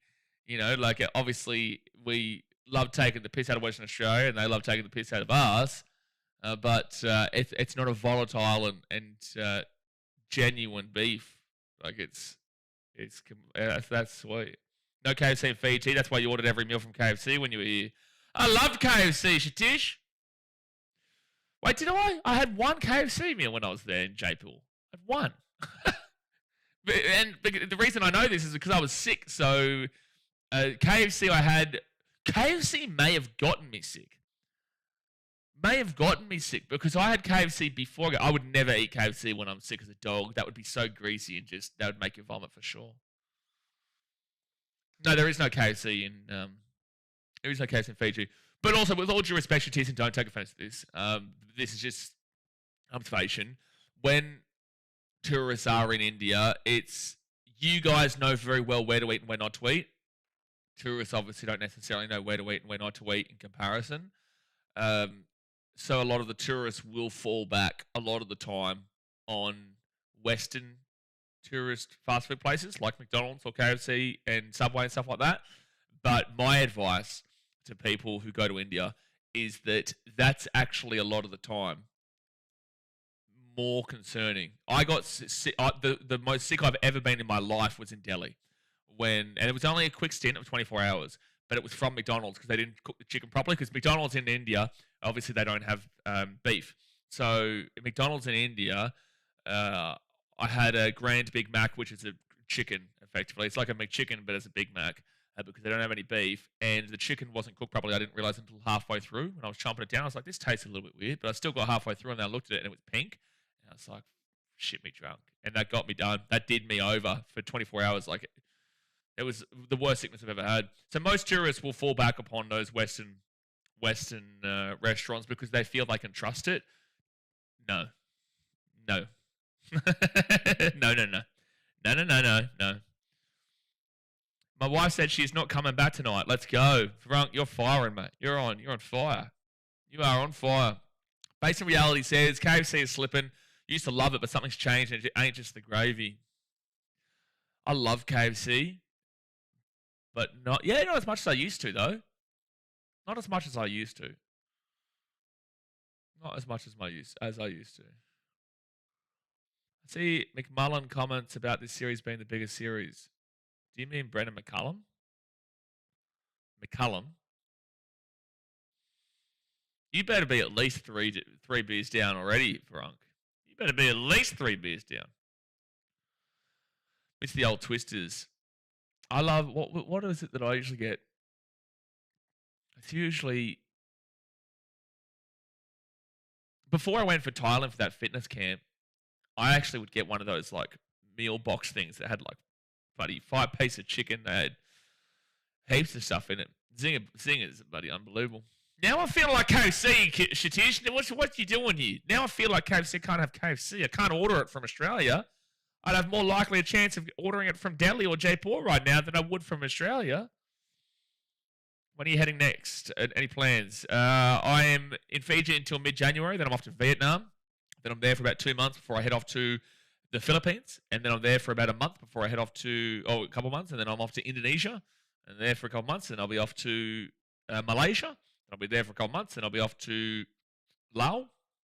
And then after that, Nepal. And then I'll be off to Nepal. I have to drive 50 kilometers for KFC or Macca's. Sean, it's not even in my country. Fun fact for you guys, if people are just tuning in and wondering why we're talking about this nonsense, it's because the game's not on because of a rain delay right now. They're taking the covers off, though. We're just waiting.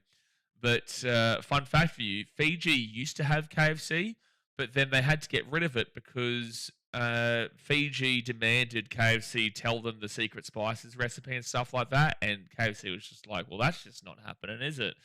And then Fiji had to get rid of it. So now they have a thing called Chicken Express, which is okay at best. It is okay at best. Lali's in Nandi is probably...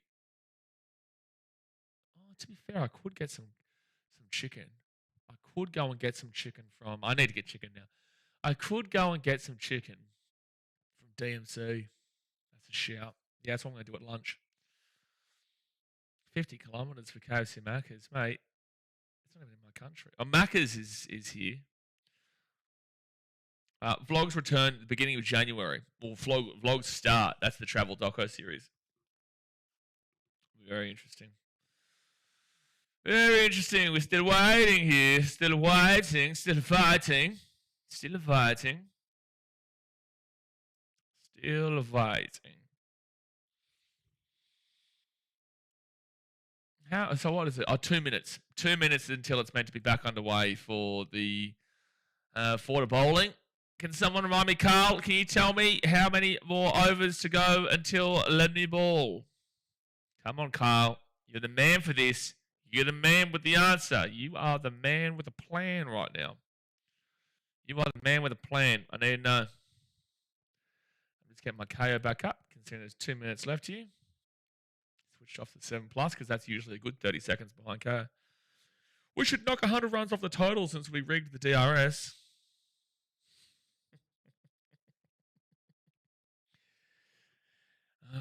Did the ball hit the glove before it hit the helmet? 38 balls, 6.2 overs. Thank you. Thank you. That's what Australia's waiting for. So they're out in the field now. They're out in the field now. Jamie Smith on strike. He's 25 from 55 balls. Jack's 21 from 70. And they will need to chase 194 runs to win this game, while Australia need 4 more wickets. 4 more wickets. And we've got about an hour and... No, we've got about 40 minutes. 40 minutes until the lunch break. They might extend it. They probably will extend it, to be fair. Maybe. All right, Nathan Lyon still got 2 more balls here at the over. Come on, Gaz. Come on, Nathan Lyon. 2 more balls here at the over. This will be super interesting if because Jamie Smith and Jax were in a bit of a roll. That might not have helped them mentality-wise. They just want to get through Australia just want to get through this next 6.2 overs, and that's why England are going for it now, because they know when that 6.2 overs is up, Paddy Cummins and Mitch Starc come on with a new ball, it's over and done with. You're gone. You're gone. I reckon we should bowl Jake Weatherall, mate. I reckon we should bowl Usman Khawaja. I reckon we should bowl Brendan McCullum.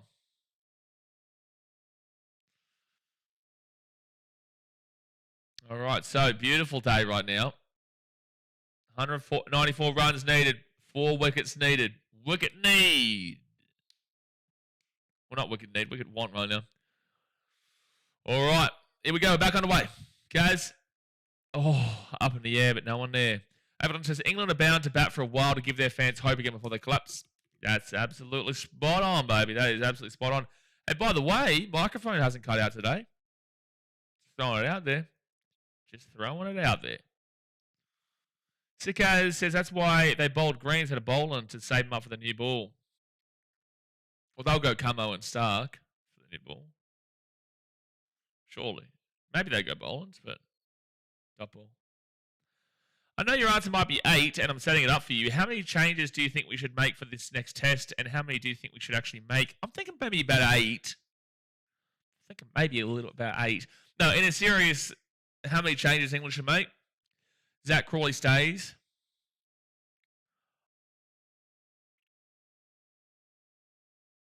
Oh, Duckett's an interesting one. Duckett will stay. Do I agree that he should? I don't know who your backups are. I don't know who you've got. Duckett will stay though. The whole team's going to stay. They're going to keep the same team. It's just that hopefully Gus Atkinson comes back into the team. But I don't know your depth. That's the hard thing, Carl. Like if I was going to give you what I think should happen, sack them all, except for Ben Stokes, Archer, and Joe Root. But like Joe Root still.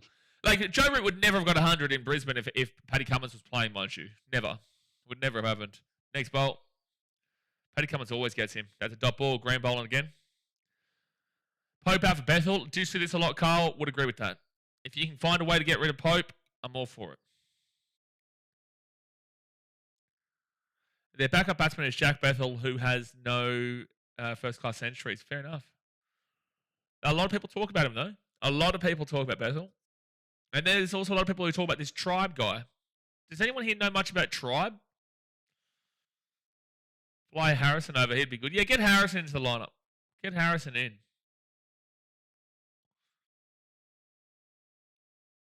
Green's second ball here of the over.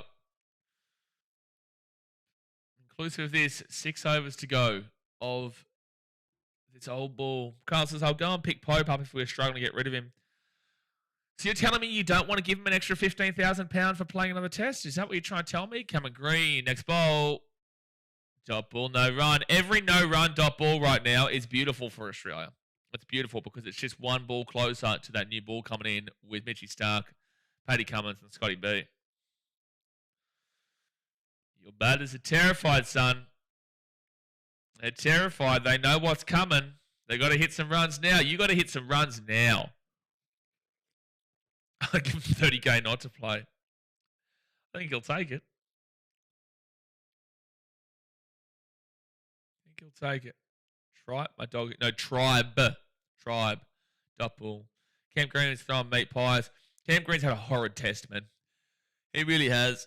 Whilst he's had some positive moments in the field and he had that one wicket in the first innings, he has had a horrid test, especially with the bat. Specifically with the bat. He's had a real rough one.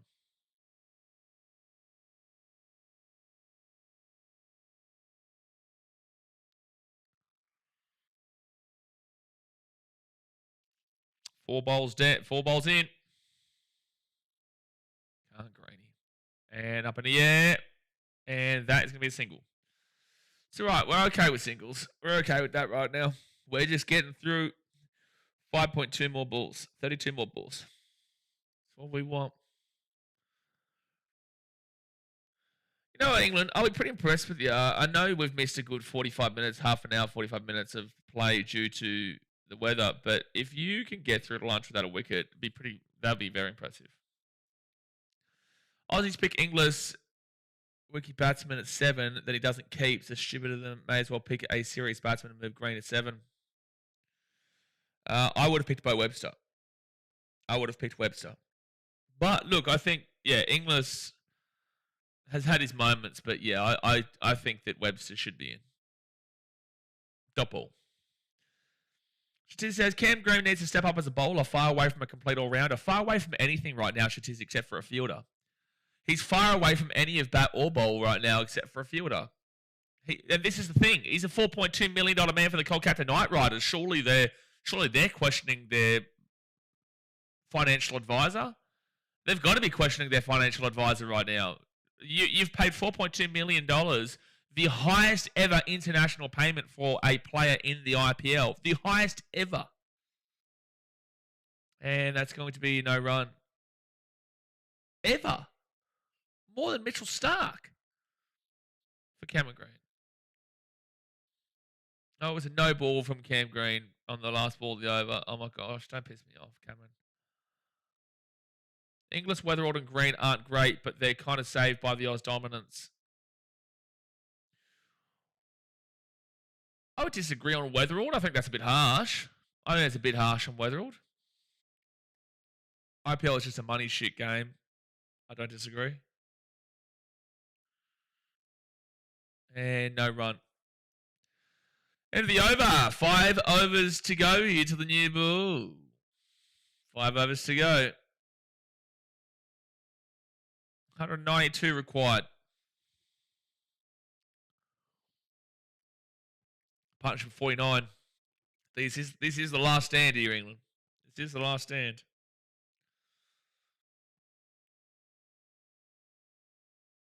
You really need to get some runs over these next 5 overs.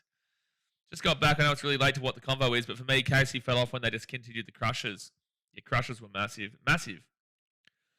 Even an uncapped Indian player has been sold for $2 million who just had 3 first-class games under his belt. Yeah, we saw someone talking the other day about some random Pakistani or Bangladeshi guy that, not Pakistani, some random dude that went for like $2 million, and I'd never heard of the guy. Crazy stuff. Doesn't mean he's not good just because I haven't heard of him, but like I haven't heard of the guy, and yet he's getting that much? Wow. Sikaz says, come dog down to 9, Stark to 8, back-to-back half centuries and ran out of partners could cost us if England win. Oh, yeah, no, that fall-off yesterday in the first session was disgusting, Sikaz. That was disgusting, that fall-off. Like, we should have, at a minimum, been up by 500. At a minimum, 500. Realistically, 550. You know? We should have been complaining about Pat Cummins not declaring yet, rather than even being in a situation where this is, a slight sniff. Next bowler from Nath. But again, these guys, they will do this and they will collapse. It's what they do. Exactly that guy whose name I've heard 2 days ago and have forgotten again. Exactly, I don't know the guy's name. Oh, so you remember the person I'm talking about. So partnership is 50.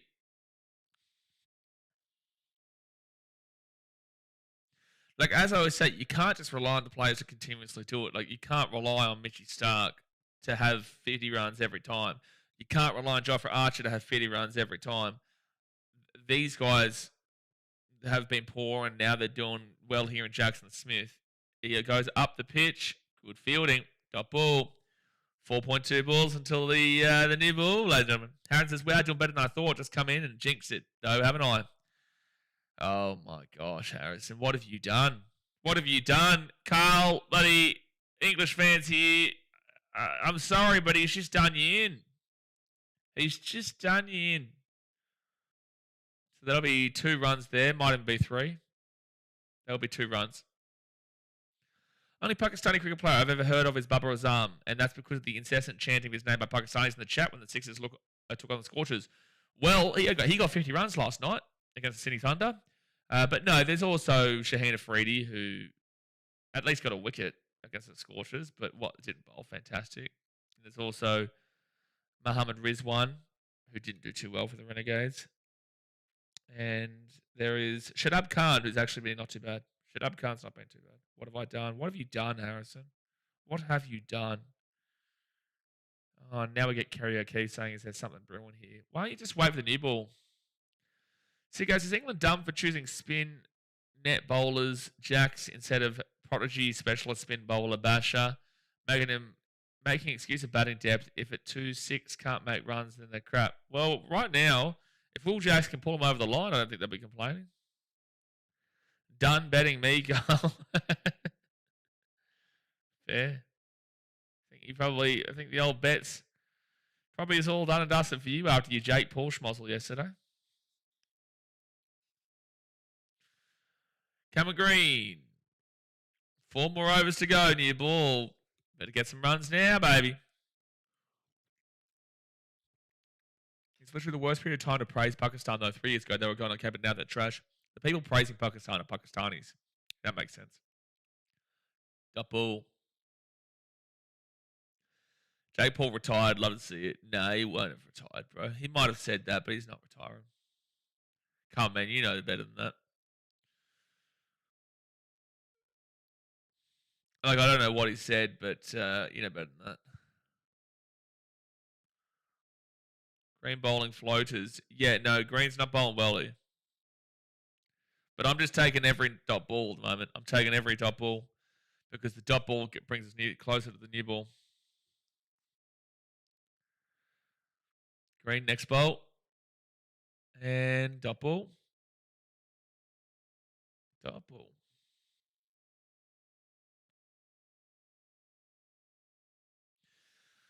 Well, at least we're getting into the second session. It's good stuff. Getting into the second session. Beautiful stuff.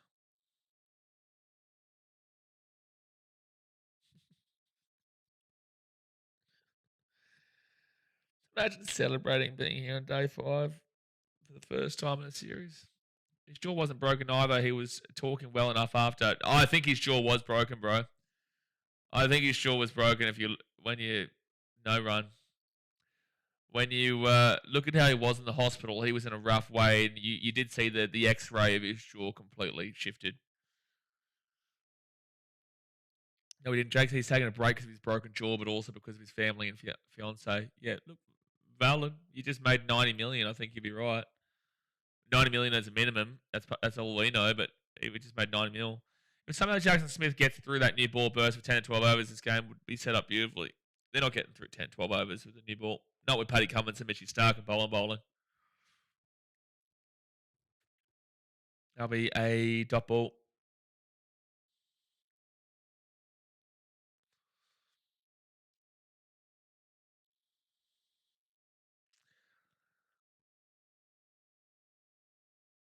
England are currently about 90 away from their highest, or about 90 away from their highest total this series so far. But they're still down by about 170. His jaw is confirmed broken 2 spots. Yeah, you could see, especially from the X-ray. It's going to be a single there. Jack's on 24. Bit of normal cricket from Jacks, don't mind it. Well, they need it. 6 for 247.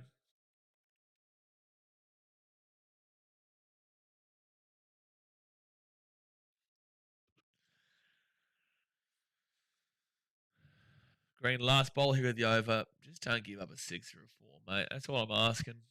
That is all I'm asking.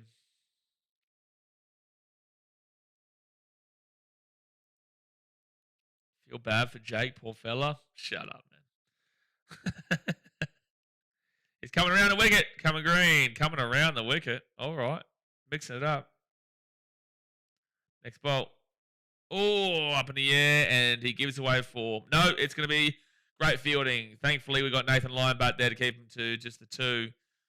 Was it just a single or was it 2? It is 2. Oh, Nathan Lyon is grabbing at his hammy. God bless him, man.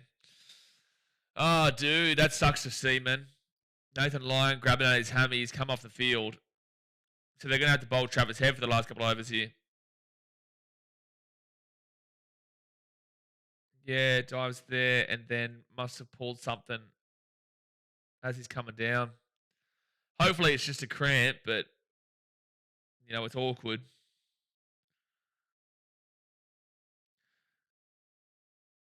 Damn it, Gaz.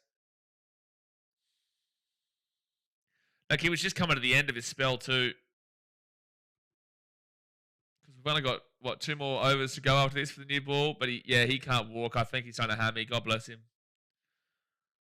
He was on fire towards the end of yesterday's session. Phil Peters had to come off now. Well, I'm not really concerned about him for this match. I'm definitely concerned about him for the next match. Yeah, that's really, really frustrating. Like, at the end of the day, he only had, 2 more overs. There's 3 overs to go until the new ball. Like, he only had this in the last over. Now they've had to do Travis Head. you hate to see it, but you really do. Travis Head was getting some good bowls yesterday, to be fair. I was enjoying watching him bowl. Fingers crossed, nothing too bad. At maximum, it'll be a hammy. It's nothing too significant, but that's a good few weeks off, you know what I mean? 2 dot balls from Travis Head pretty quickly. I blame Green for this injury. Yeah, it shouldn't have hit it back there. Shouldn't have let it get there. At least Inglis can bring the Ashes home. Is that really the conversational starter you would like, Harrison? With a Kiwi captain? Unbelievable. No run. Good bowling here, Travi. It's always Green's fault. Brent's right. Well, it's actually always Anthony Milford's fault, but I'll listen to it. The GOAT will be good for the next game because he is the GOAT. He is the GOAT. Next bowl from Travi. Again, that's going to be a single. That will be a single. 250 up here for England. The 250 bomb is up for England. 25 minutes to go until lunch. 25 minutes to go until lunch.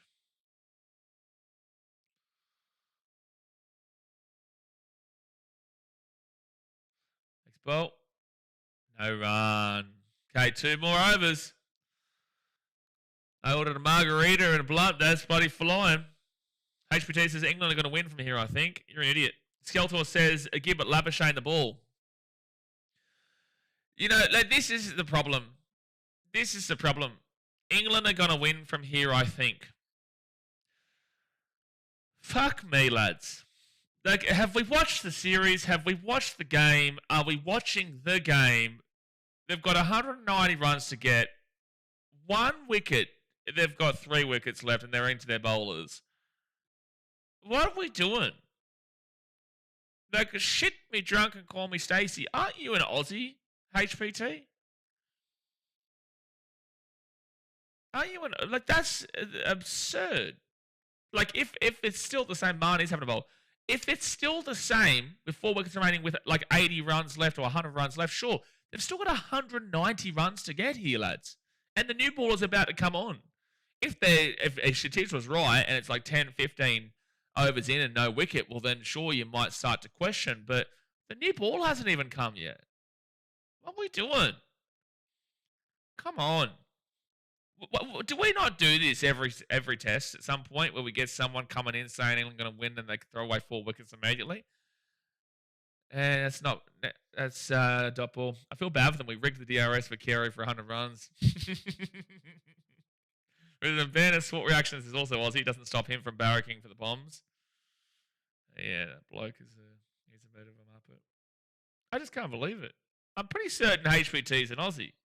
If HPT is an Englishman, then I'm fair enough. Yeah, at least he's supporting your team. If you're an Aussie, you're a muppet. The next bowl, dot ball. Like I said, Scotland have a higher chance of winning right now than England. Get around the Scots. Get around Scotland. Australia haven't even really tried to get us out this morning, just getting to the new ball. You are right. If they tried, they would have put in like a Scotty Boland or someone. They are just trying to get to this new ball. To get Mitchie Stark, to get Paddy Cummins. So there'll be just a single there for England. I wouldn't go as far as say they haven't tried to get him out, but like contextually, they haven't, But I wouldn't say ultimately they haven't tried, but contextually they haven't. Next bowler from Labba. And it's going to be a single. 182 runs required. Who says, who do you reckon would be the bigger wicket at this juncture? Doesn't matter.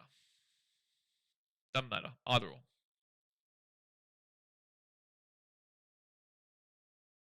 Smith 30 for 67, Jack's 26 for 89. Very close. Very similar scores. All right, there's a single. Oh, that's going to be a 4. That's a 4 there. It's a good shot. That is a good shot. England requires 178 runs. 178 runs. All right, so what? There's 1 more over to go here before the new ball. This will be the last over before the new ball. Smith, but good question. I don't think it matters. It is a good question. I would say, yeah, technically Smith, because he's probably more about it, but like overall, it doesn't really matter. Hope you pick a dud new ball. Chris, why don't you settle down? Why don't you settle down? Carl says, all they've been doing is manage the run rate, which was helped by the rain delay. This is the difference. Australia have a plan, and that plan is the new ball. They do have a plan. That doesn't mean the plan will go to plan, but they do have a plan. Mitchy Stark warming up. I'm going to warm up with him, son. I'll warm up. I'm warming up with Mitchy Stark. There'll be a single there for Jax. Beautiful. I'm ready to go now, Starkey. Ready to go. 29. Live odds have gone down though from 29 to 1 to 10 to 1. Look, fair enough. That's 10 to 1 is still ridiculous in regards to that's still a real hefty price. There's gonna be a 4 there for Smith. You get that to the 38. They just need to get through these next few balls. They get out too many runs. Yeah, look, that completely makes sense. Like 10 to 1 is still hard odds, but that completely makes sense.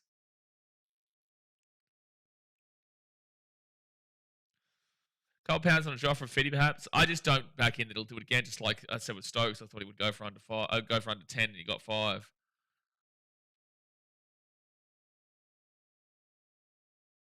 These guys need to win the game for him. Really, if there's any chance, these guys need to be the ones to win the game for him.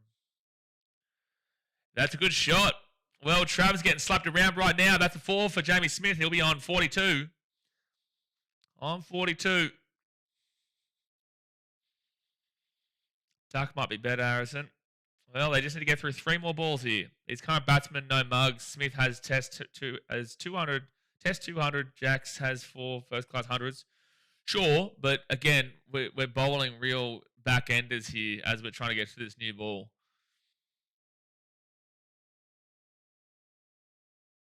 But England are...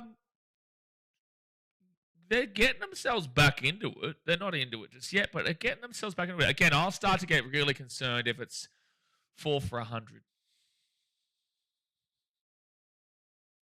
Next bolt. And that's going to be a single.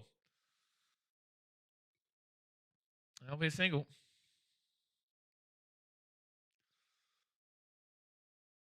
$168 runs required.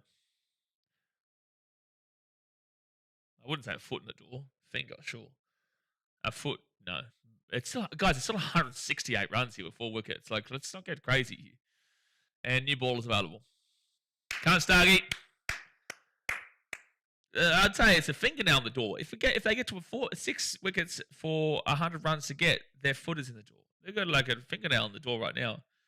Like, I understand people want a really cracker game here. We all do, but like, there's no way you could argue there's a foot in the door right now. That is a significant portion. There's a reason why it's still 10 to 1 odds, especially with this new ball. We will know if they've got a foot in the door after the next 10 overs, but that's way too much for mine.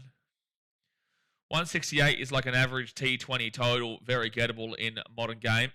But we're into their bowlers once we get through one of these guys. And again, we have the new ball coming in right now with Mitchell Stark, one of the best bowlers in the game. We've got Paddy Cummins, one of the best bowlers in the game, who was killing them yesterday. Too bad we don't have Nave, but we've got Scotty Boland, who's been doing well throughout the series so far. People are stressing way too much, eh?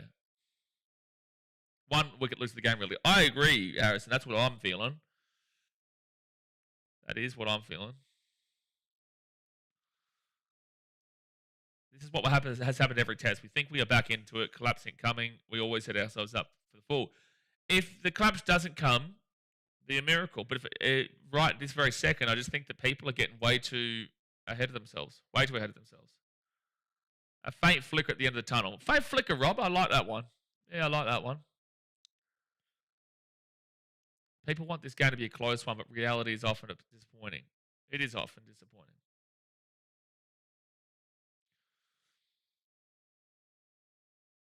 Okay, Mitch Stark, he's 35 runs through 10 overs. First ball of the new ball. And that's going to be dot ball. Attacks the stump with the first one. Harrison, as an Englishman, you got to go against me, man. You got to slap me down. You got to say England going to win this. You English lot, you've got to stop agreeing with me. This is my job as an Australian to settle the nerves in regards to Australia. But you English, you got to back your boys in right now. But then it does set you up for me slamming you too. All right, Stark, next bowl. And that is going to be a single. If England bat 3 more hours, i.e. around 40 overs, they win. Yeah, sure. Yeah, I would agree. That's into the 3rd session. That'd be good. 14 minutes until the lunch break. If they can get through into lunch break, it'd be massive. I don't play that role anymore. Yeah, you're a big role player, aren't you, Harrison? Oh, yeah. Carl says no ticker. Can someone translate for me? No ticker essentially means he's like no heart. You've got no gumption. Who said no ticker? It's like saying no ticker is like having no heart. No, it's like cowardly in a way. Bruce says 2 warnings for running on the pitch. I thought you were meant to run when pitching. No, you can't go central. It's running on the center of the pitch. Pitch is this. You can't run here. Stark is grabbing at his lower left back.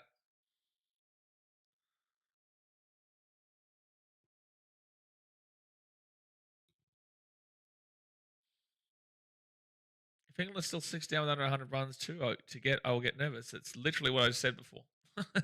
Word for word. Literally what I said. Double. They reckon Cummins is knackered. Why? So Scotty Boland's obviously going to be bowling then. Why is Paddy Cummins knackered? Why is Cummins knackered? This is his first test. If anyone should be knackered, it should be Mitch Stark. It is funny having a listen to the commentary when Stark bowls. Yeah, it is good. 2 more balls left here in the over.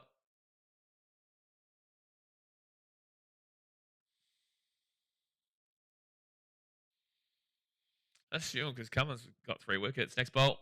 Oh! That was a beautiful bowl. That's a good sign from Stark.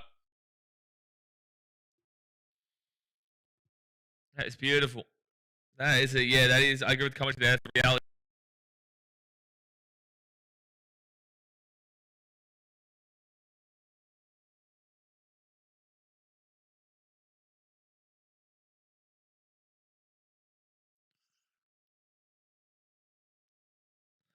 Who do we think is most likely to get the next wicket? Head, Stark, or Cummins? Well, Head's not going to bowl for ages. What? It's Stark bowling and Cummo time, but Cummo apparently is injured. Oh, muted. Okay.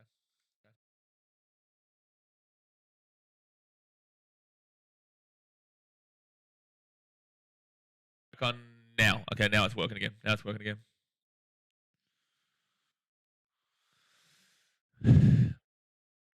Yeah, Head's not bowling anytime soon. That was just us bowling him to get us through to the new ball. Head's not bowling anywhere close to now. Head probably won't bowl again. Head shouldn't bowl again. And won't be bowling again.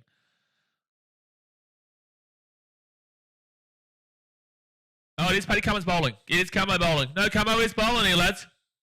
Cummo is bowling. I was listening to the ground announcer then say whether it was going to be Scott bowling or Cummo, but it is Cummo. He was incredible bowling yesterday. They didn't bowl him again, but he got 3 wickets.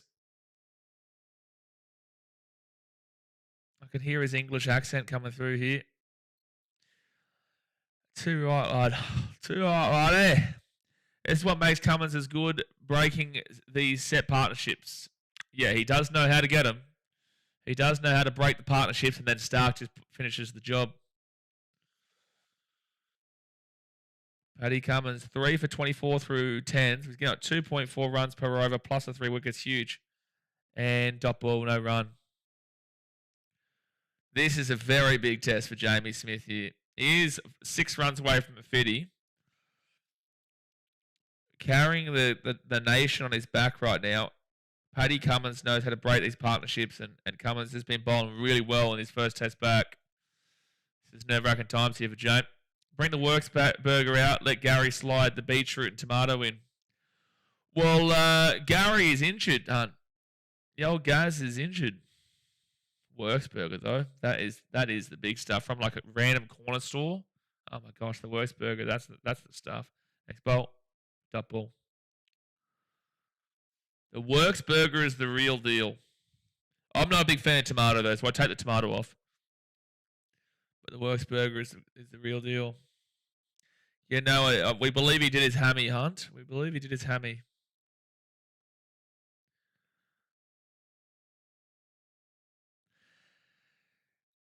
Shitij, are you a paid worker for the English government? Like, when you wake up in the morning, do you check in with Keir Starmer before you're allowed to like get involved in the conversation? Like, I've never seen someone circle jerk this English team more than you. Like, you must love England. Do you like have investment in this English cricket team? I don't know if I've ever seen a positive comment from you about Australia. It's always about how England this and England that. Fuck England. Like, oh my gosh. For gosh sake. You've got to be like a spy for England. You've got to be a part of the Secret Service of England. You must be. I think you are a spy. I may I may know you from when I was in Jaipur, but like I feel like I don't know you because I feel like you're a spy. I feel like you've got to be a secret spy for the Secret Service.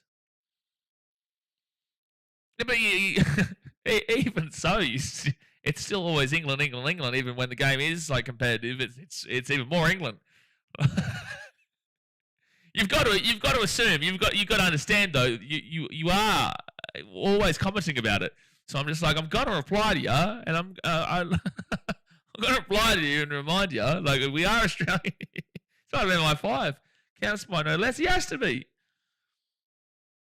If Aussies would have been under the pump in the Ashes, I would have been backing him. Yeah, I don't believe it as an Indian. I do not believe that you'd be getting behind the Australians. I don't believe it. I don't believe you. There's no way. I don't believe you. No way. Not after us winning 3-1 in the Indian series would you want Australia to be winning. The only rival successful wise, the rival that you have is with us. There's no way you'd want to see us do well again. No chance. Good shot here. So Cummins bowling. He's given up a 4 there. Given up 4. No, he's not a salty India fan, Skeletors, but he does circle jerk the English team beyond oblivion. That is Starmer's old account. Ruiz says now he's trying to backpedal, could win the Tour de France backwards with how badly he's backpedaling. Well, we have this conversation like multiple times for these streams. Like I put up with it and I sit there and I see it and I see it and I'm like, I'm okay, it's fine. But then it comes to a point, you know. Oh, but yeah. Oh, it's a good shot. Oh, dude. Is this good stuff here from Jamie Smith? It is good stuff. He'll be on Fitty. He'll be on Fitty too. And there we go, Shatij. Now I've gotten to the bottom of it. You can say that 2023 final just didn't went well. There we go, lads. There we go. Did I call it? Yeah, I called it. MI6 overseas spies, MI5 internal spies. Just saying. Sorry, Mr. Chris Andrew. Sorry. James Fitnelli, he's getting some good hits. Got to the bottom of it, lads. It didn't take long before we figured it out. Shatij still not too happy about the old ODI final at Ahmedabad. England require 159 runs to win. Still in the memories. Good. Good. Good. I like it. Okay, Mitch Stark. Next ball. Always remember, guys, if there is a wicket, if there is a 6, if there is a 4, always remember to wait for me to commentate it because there are people who are listening in and not able to watch. Always wait.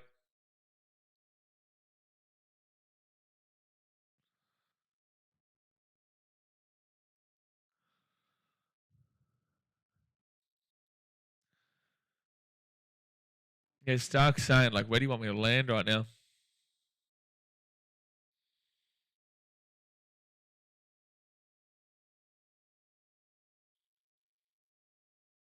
All right, Starkey. Next bolt. And up in the air. And that is going to go for just a single, I think. Just a single.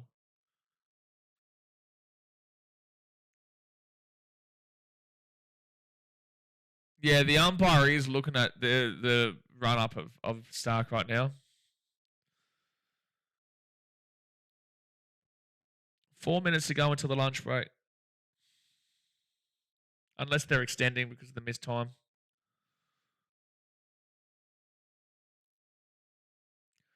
We've got an interesting game here, folks. We do have an interesting game here, especially with the notion of Stark and the warnings.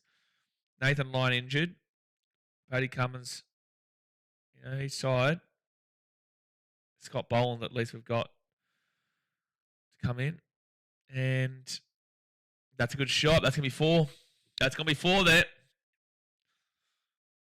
England is pushing the break. Might mess them up, though.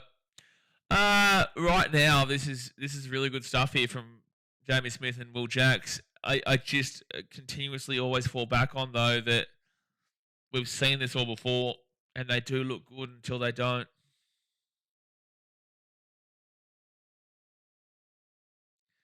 Yeah, very good partnership. No, they're really pulling this English team through right now. England require 154 runs to win. See, this is the kind of test cricket that we like, though. This is what we want. This is what we want. And that is going to go for a 4. That is a 4 there for Jamie Smith, so he'll get a 61. That's 4 consecutive no, it's not 4 consecutive boundaries for Jamie Smith. What? Actually, no, it is. Yeah, it is 4 consecutive boundaries for Jamie Smith. He's doing well here, Jamie Smith. He's on 60. 150 runs. 4 wickets for Australia. They just need that one breakthrough, bro. Australia just need that one breakthrough, and then they can slap them through. But until they get that breakthrough, these guys are doing well right now. Up in the air, up in the air, up in the air. Where is it? Where is it? Where is it? Yes! Come on! Come on! There we go, baby. Nice shot, son. Nice shot, champion. 3 wickets to go. 3 wickets to go. Dumb shot. Dumb shot. Dumb shot. I was getting nervous. I'll be honest with you. I was starting to get concerned. I was starting to genuinely get concerned. And then you go and play a shot like that and get Australia right back into it. That's huge. Not necessarily the game just yet, Highlanders. They need 153 wickets. 153 wickets. But dumb shot. He's trying too hard to get him back into it, but at the end of the day, I thought that they were playing some good cricket. They were holding in. They were actually starting to make a little bit of the nerves come in. 3 wickets to go. 150 runs needed. There's the breakthrough, but there's the breakthrough. Well. 2 minutes till lunch. Oh, yeah, 2 minutes till lunch. I didn't even think about that, Carl. 2 minutes to lunch. I did not even think about that. I've been talking about the lunch break coming for a while now. I've been talking about that lunch break coming for a while now. But I wasn't even thinking how really close it was to lunch. All right, well, they're going to have Bryden Cast come in now. Bryden Cast is the guy here for the English that they do need to pull through. He got 0 in the first innings. She says, that's how careless and absolute shit this English approach has been throughout this Ashes. Already got 2 fours and still went for that slog. I know, like, he did so well. He got 4 fours in a row. He got 4 boundaries. Jamie Smith had hit 4 consecutive boundaries, and then he just got too greedy. He got too greedy. Paddy Cummins next bowl. Dot ball. He got too greedy, dude. You know, you've done so well to get yourselves into this game. You actually were working yourself well and truly back into the game, and you go and play a shot like that. Tippin says, this is why England will never win a test match, let alone win the Ashes in Australia. Correct, because of stuff like this. They looked so. They did look smooth, man. They did. They looked smooth. They looked smooth. Now the Palms need to average 50 runs for all 3 remaining wickets in hand. That's where Australia's done so well by sticking to the basics of Test cricket. Well, shit, Australia's a plan. That showed me right there England don't have a plan, because you're either trying to play through and play Test cricket, which you can do with the partnership they were delivering. You can get that 150 runs. It's possible. You don't. That's Baz bullshit. That is Baz bullshit. They look at the English. They know it. Everyone knows it. Everyone knows it. Robs has settled down. No way, son. No way. And that's going to be a single. Oh, they're going to go for 2 here. They are going to go for 2. They will get 2. What do you mean settle down? You know what channel you're on. Acting like you lot weren't stressing. Now you want to say this is why, this is why. Harrison, for starters, mate, you before were saying how shit your team is. You before were saying how shit your team is. Yes, I was relatively stressed. I can put that out there. But I also have continuously remained by the same conversational point that England have always, in this series, looked strong at points and then thrown away their wicket and then collapsed. So I wouldn't be surprised with a collapse here. Now, this is why, this is why. This is why. The same thing goes. Argue it. Please tell us how it's wrong. Please tell me how that you're setting yourself up for failure here with that shit talk. Argue how what we said was incorrect. Argue and tell us why we are incorrect to now be saying this is why, when we still had the same mentality about we're nervous, but England always know how to throw away the wicket. We said this, we spoke about this. I don't know what you're talking about. You make it very easy, Harrison. Started playing like the time was an issue. Stupid batting. Exactly right, Jimmy.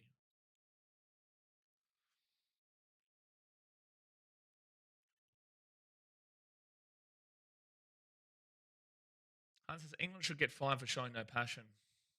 Well, I tell you what, Jamie Smith had a fantastic knock regardless. He needed it. Needed it. All right, Paddy Cummins coming in. Harrison, look at that back pedal. Exactly. Someone tell him there's no time limit. So what you're saying is that we are correct, are we? Are you? So are you saying that we're correct, or are you saying that look at us all now? Which one are we going with here? Which one are we going with here? Are we correct in what we're saying, or are we off it because of apparently we were showing nerves or some shit? Which one are you going with? I agree, Carl. It's not the passion hunt, it's the lack of game awareness. Yeah, I would agree. I definitely think they're passionate for it. Definitely think they're passionate. Hello, Mr. Rocky. Up in the air, up in the air, up in the air, up in the air. Oh, it was just in the middle of everyone. When Harrison starts winning bets, we'll start the stress. Rocky says he got the last wicket. It was bowled by Starkmeister. It's on the screen. You got the wickets and stuff over there. All right, so change the... Actually, they must have extended it. They must be extending this, lads. Because of the delay before. They must be extending lunch to maybe local time 12:30. So in 25 minutes' time, maybe. Has the lunch been pushed? I think so, Shantiz. I haven't heard anything about it. But I think so, because otherwise we would be at lunch now. Veronica says, England don't know how to do that hard yards. It's easy to try to baseball to 150 in 20 overs and grind it in 50 overs. Yeah, I'd agree. Gutless indisciplined cricket that a sport brats. It's 12:04 local time right now, so I'm thinking that lunch has been pushed back to 12:30.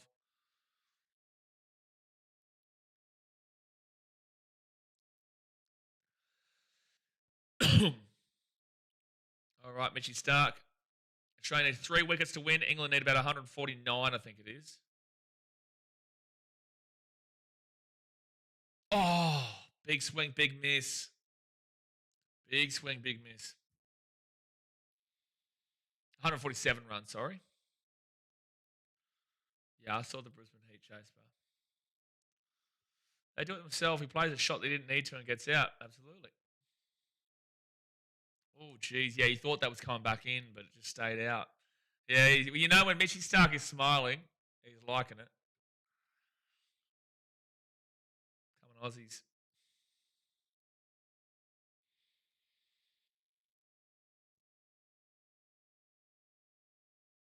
Australia needs 3 wickets to win.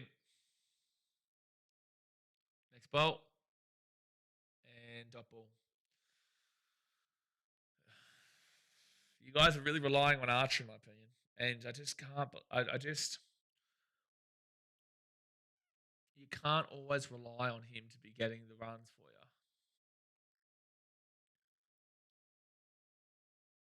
How much wickets have England just given away? So many, bro. Harry Brooks started it all. They win this game if Harry Brooks didn't go out there, for mine. I think they would have. I think if Harry Brooks doesn't go out there, I think they had a good chance to win this game, but that's what they do. He went quiet after that, Blaze. It's because, like, I encourage him. I encourage him to get back into it. Like, I encourage him to go at us, but then it's very easy to reply to him. It's very much cat and mouse. It's cat and mouse play. It's like, come on, man. You know, stop calling England shit. But then when he insults us and insults Australia, I'll be like, well, you know, weren't you saying England was shit just a few moments ago? What killed us was Stokes. No. How can you blame that on Stokes? How can you blame that on Stokes? I'm not going to reply with why I found that ridiculous statement. I want you to tell me why you blame Stokes. Why is it Stokes' fault? Or are you saying it's not Stokes' fault, but you're saying his wicket just in general killed? Because then if you're up in the air, oh no, it's gone, maybe LBW. They're gonna maybe review this. Stark is up. They may look into this. They have reviewed it. Stark's pretty confident. Someone's saying that Stark might be a bit high. Yeah, Stokes' wicket was an amazing bowl by Gaz.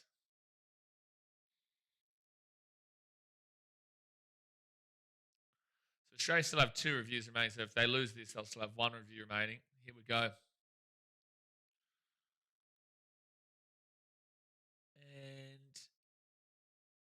And I think this is gone.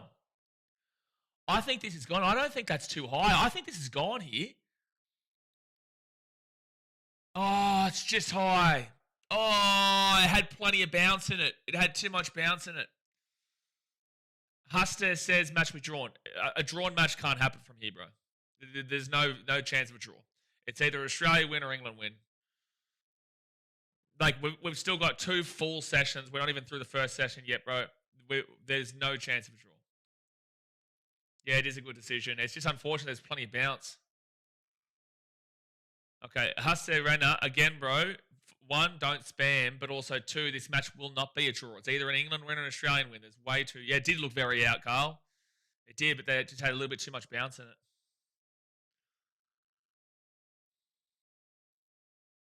Well left, Chris said. You're unbelievable. And... Oh, good shot. That's a 4. That's a 4.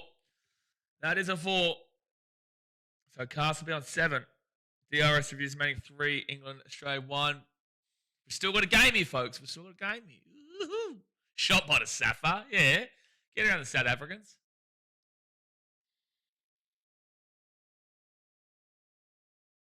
It's a good shot.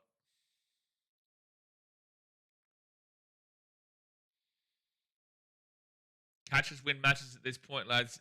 Can't drop a catch from here on out. Not that we have, but this is the big time here. And wow, he goes again there. Good shot there from Cars. And Travis Head will stop him from going for a 4. That should be 3. Should be 3. Oh, they settle for 2.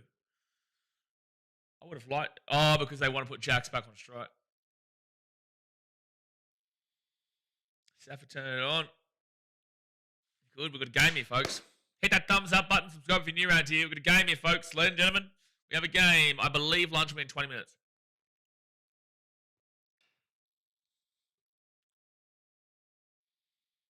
Okay, we can see how this one's going here. We can see how that's going. English team is just an accommodation. English team is just an accommodation of refugees who don't know the art of survival. Jeez. Uh, so glad Boxing Day not a big like other tests. So glad Boxing Day not a big like the other tests. I don't know what that means. Next bowl for Camo. No run. No run. You know how terrifying is it though? You have to deal with Stark and then Camo, and then when you do give them a rest, you bring in Scotty B. You know.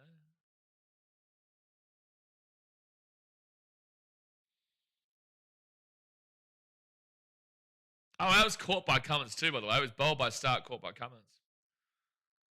Oh, you can see Paddy Cummins' wife and child in the background when he caught that. England need 138 runs. Australia need 3 wickets. And single. Big gap. Don't have to wait for the start of it. Oh, so glad Boxing Day, not a big gap. Oh, I get you. Okay, yeah, no, I get you now. Yeah, what? That's only 5 days away. Yeah, beautiful. Yeah, it starts on Friday, no? That's Friday, Boxing Day, yeah?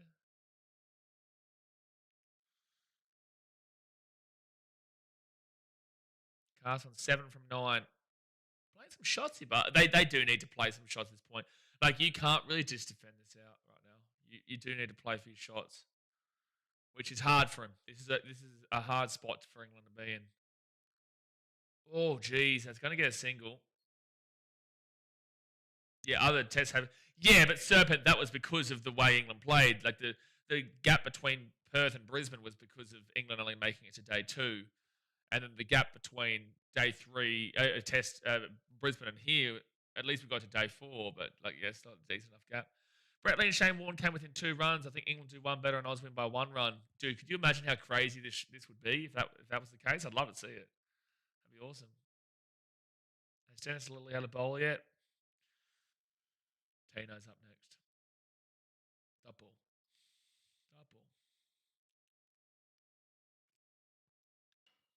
136 runs. They are about 34 away from their highest total this series so far.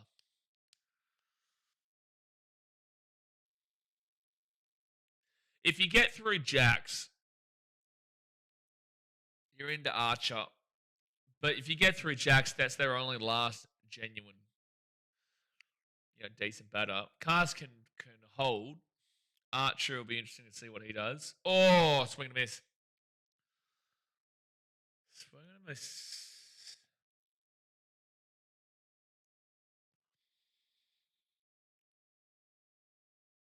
7 for 299. Good bowl from Paddy. Jeez, it was so tantalisingly close. Zampa in for Lion. Leggies go well at MCG and SCG. Isn't Zamp injured? Isn't Zamstagram injured?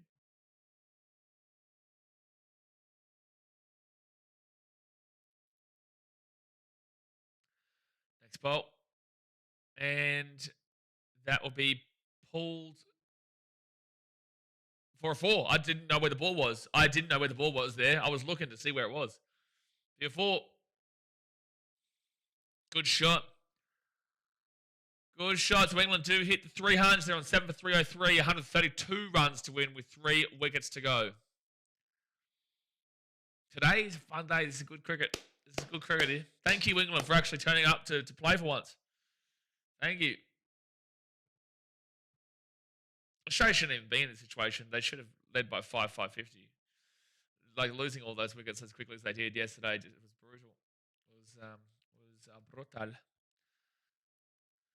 Brutal. I'm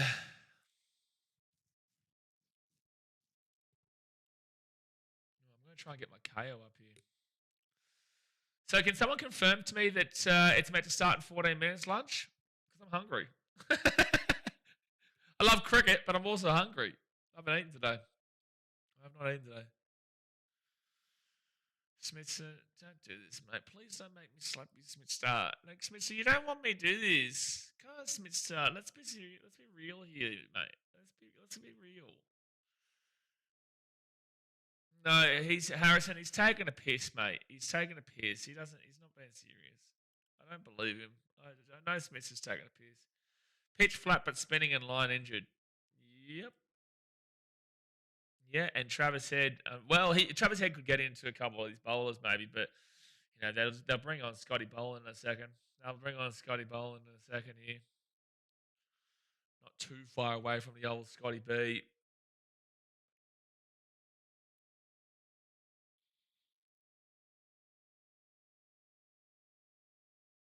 So Usman Khawaja is coming out of slips here. So England require 128 runs. Cast with the 4. Stark bowling. The brackets are back out. Stark been underwhelming this test. I don't know if I'd say underwhelming, but he's not been at his prime time. He's exhausted. He's had to carry Australia really heavily on his back for the first 2 tests, especially in the first test. I know Travis Head just took us, but he kept the game within reach. Mitchie Stark. What's happening here? Stark keeps making a run up and then stopping.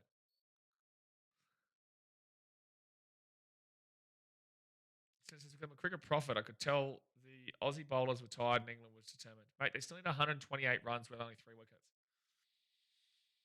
I can rest him for Boxing Day. I doubt they will, but I said before the last test match that Stark should be rested for this test, but they didn't. You had Boland come back in, you had Kummer come back in, you had Nathan Lyon come back in. You could, if you wanted to chuck Michael Neser in, you could. The knees. That ball.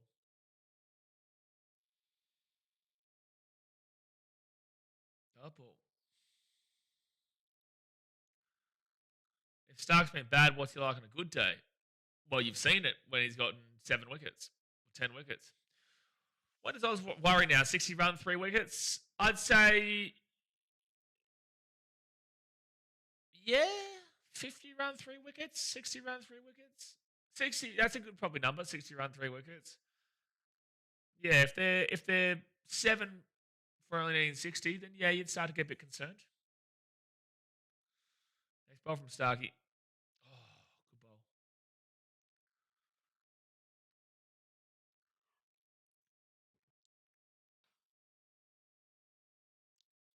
Acting like you're not stressed run. I think Harrison just goes back and forth with whether to back his team in or to not back his team in. He hates his team and he loves his team. He's all over the shop.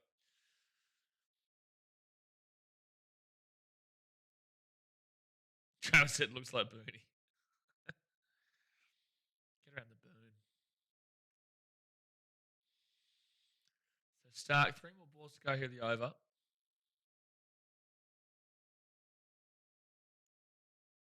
I reckon England are about, 7%, 8%. He slashed that one, so it'll be a single there from Cars. I'm going to have a look here at the win viz. Australia cricket. Let's go have a look at the win viz. It is currently 11% for England, 88% for Australia. Well, draw 1%. Draw's not happening. It's not possible.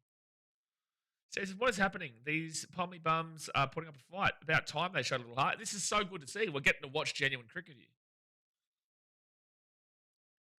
Sean, I don't know if you were here for the wicket. You missed. You might have missed a wicket of Jamie Smith, but they're still in. They still need about 134 runs, is it? 128 runs. But they've got 3 wickets in hand. It's an enjoyable 5th day for a change, absolutely. Stark, next ball. Oh, swing and a miss. Jeez. Got him swinging. Lunch break, push back. Rain delay, not wickets fallen. No, I never did. I never said that. I said that lunch got pushed back because of the delay. But I'm thinking, is it lunch in 10 minutes? Is lunch in 10 minutes?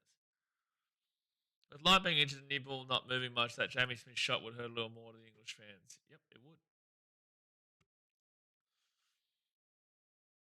That's cricket.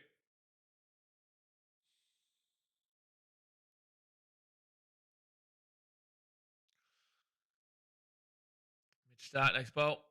Oh, dude, there was a slight chance there, but it's not going to be LB. It's going to be missing. And they've only got 1 review remaining as well.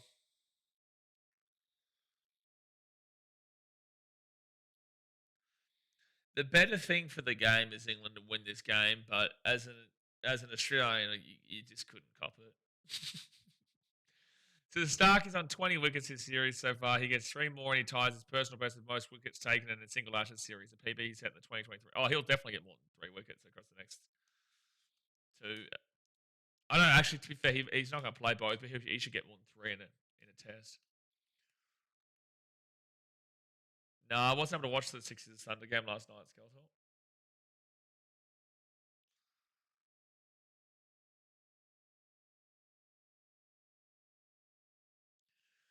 This is what the Ashes is all about, though. Right now, that's that feeling in the stomach where you just don't know.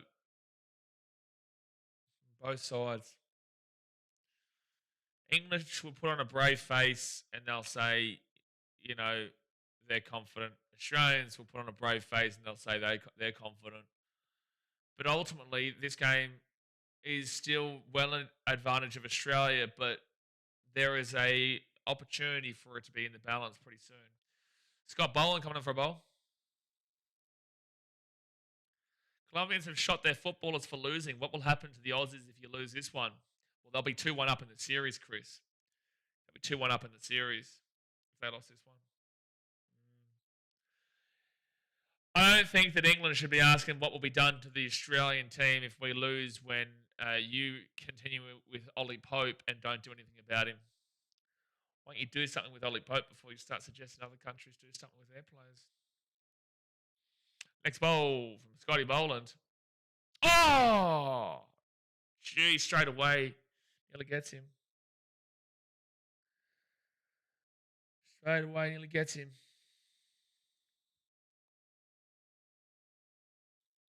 Oh, jeez, that was close.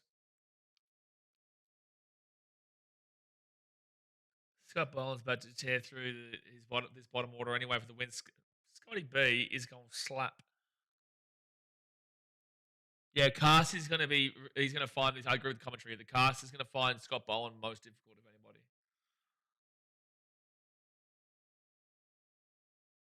Next bolt. Oh, jeez. This is a great start here from Scotty. Great start. The English are probably going to be force-fed Marmite infused tea when they get back. Actually, yeah, Scott Boland was the one who got cast for a duck. When they get back home following their performance in series, we'll be more concerned for them than I'd be for the Aussies. He's very accurate, Boland. We won't have the patience. Yeah, Scotty B is unbelievable. Next ball. That's going to be a dot ball.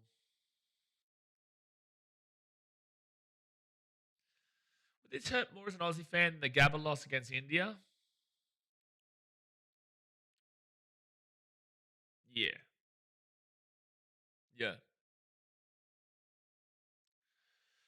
Yeah, I would say so. Because ultimately Australians don't care as much about India.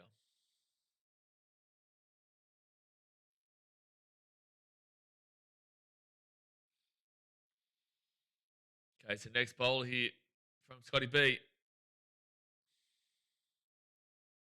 Dot ball. Dot ball. I don't speak for all Australians though. Other Australians might have a different opinion. But I would say, yeah, this one would be. It'd be one of the greatest comebacks of all time. It would be one of the greatest comebacks of all time if they would have chased this down where they've been.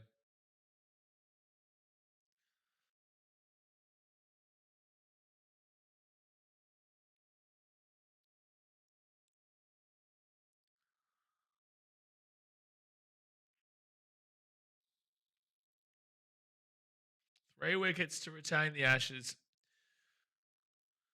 Or they can get about 120 odd runs. And bowling Scotty. Bowling Scotty. You should put Harris on the stream for the Boxing Day Test match. That would be cinema. God help us. God help us. 128. 127 runs.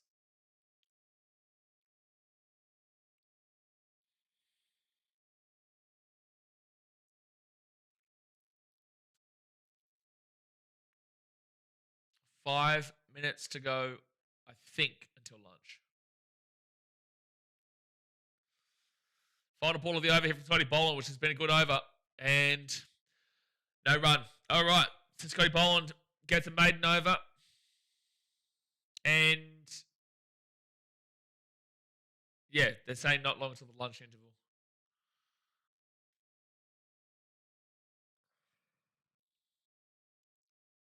Jeez, Jamie Smith, that shot was just so not on, bro. Just got back from the big bad vape shop. Looked like I haven't missed much. Well, you missed a wicket, which was huge, of Jamie Smith. 127 runs needed for England, 3 wickets needed for Australia. It would make the Boxing Day test a lot more entertaining if the Ponnies did the unthinkable. Yeah, 100%. 100%. The banter would actually be good again. You know, the banter would actually be fired up. As an Aussie, it would be a difficult pill to swallow, but it would be the best for the game of cricket. It would be the best for the game by far.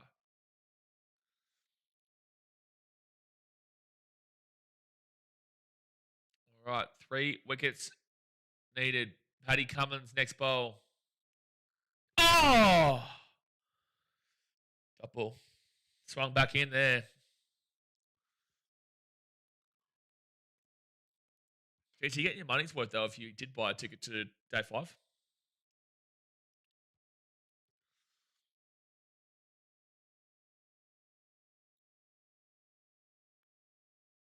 Because you can tell it's getting closer. People are defaulting back to national pride, both sides. Next bowler from Cummins. Oh my gosh, dude. Dude, if he bowls him at the stumps there, he gets him. If he gets him at the stumps, he gets him. That's a terrible shot there from Will Jacks, by the way. Terrible shot. That's an awful shot. That's a really, really awful shot there from Jacks. I don't know what he's doing.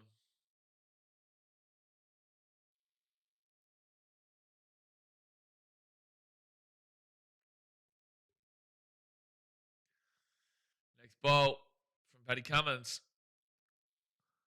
Oh my gosh, he's getting close to Jacks. Yeah, you just entertain with Chris. Sean, you just let him go. You just let him go. He's just trying to get you to buy it, mate. A heart attack stream lag, and they showed the Smith replay. Good. Replay again. England realistically need to bat to tee to win. They scored over 100 runs in the session for 1 wicket.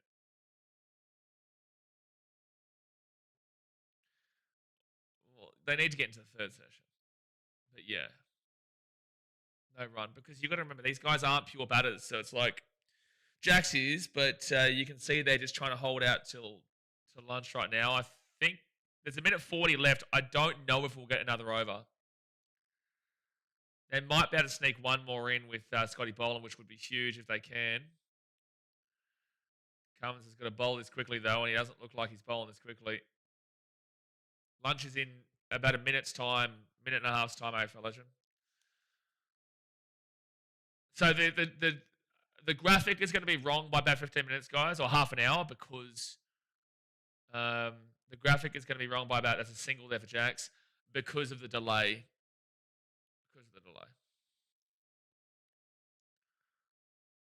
This is going to be the final ball of the over to Bryden Cass. Don't get a wicket here, Bryden. All you have to do is survive this wicket. All you have to do is survive this ball.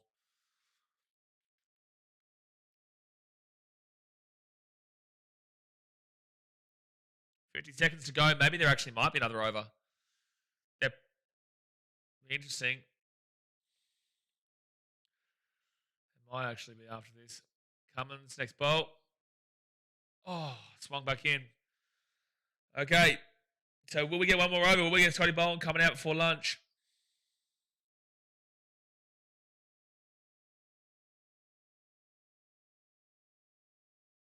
Yes, Scotty Boland is got about 26 seconds. Scotty Boland has sprinted here. Yeah, they're going to get one more over. All right, Scotty Boland. Can he pull it off just before the lunch break? Would be a massive wicket. brackets from here, but it would be massive, massive. You just have to survive this over here, Jax.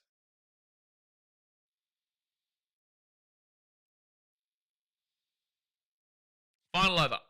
Scott Boland. 3 wickets to retain the Ashes. 120 odd runs here for England. They will leave that. Scott, you need to bowl them close. You need to make him fight for this. If you bowl him wide, he'll just leave him. Got ball. 126 runs needed for England.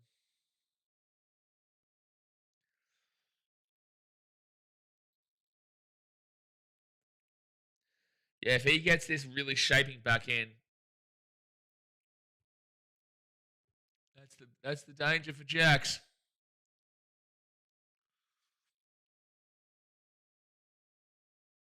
Second ball here of the over for Scotty Boland. Oh, and that's what he's looking for. He's looking for that in. They just jagged back a little bit too late there.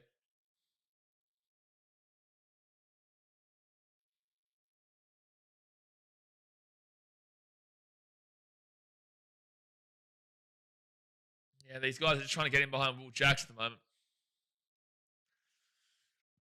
England aren't looking to put on any runs really here. They're just looking to survive without another wicket.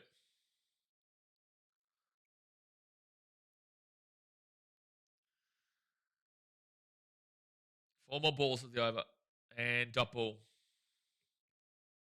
I don't even think they go for a single. I don't think they want to put Cast on strike.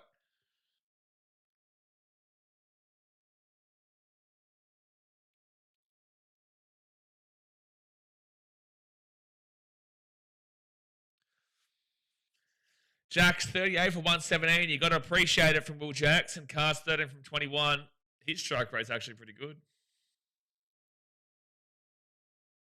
3 deliveries left here before lunch.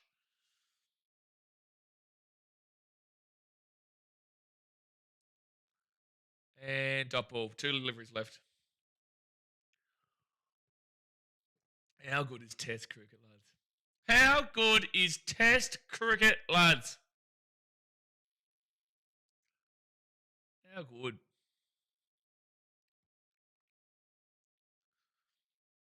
Because England know if they lose this or draw this, and it's not going to be a draw. But if they lost this, they lose the series. They win this, they keep the series alive. A lot of pressure there. Still 126, and that's why I don't even think they win. If they were to win, I wouldn't even see them winning in the second session. I think that it'll be a very, very nervy bat. I think, if anything, they would just go very, very slowly and then find a way to win in the third session if they were able to do it. Australia can win at any point. But I don't think England are going to have... There's going to be a lot of balls on taking big shots. If you take a 4 or a 6, you're going to need a lot of balls on you. And it's a dot ball. Knowing that your wicket could cost you big time. It is real cricket. Yeah, it is. Cricket's not making me complain about the heat. I'll be back to complain about tomorrow. Well, 1 more ball to go here of the session, then I'm going to go get some lunch. Possible history in the making in New Zealand, where first time in Test history, both openers from the same side score a century in both innings. Oh, really? I did see the West Indies put on a few runs, though, when they had their innings. They got like 400 or something. Okay, final ball here of the session. And double. All right, well, we've got an interesting game here, folks. Very, very interesting game here. Very, very interesting game where, look, it's not like extremely nerve-wracking right now, but whilst Australia's still at 88.1% chance and they should be still winning this game, you're just having the questions creep into your mind. You know, you're just thinking about what's going on.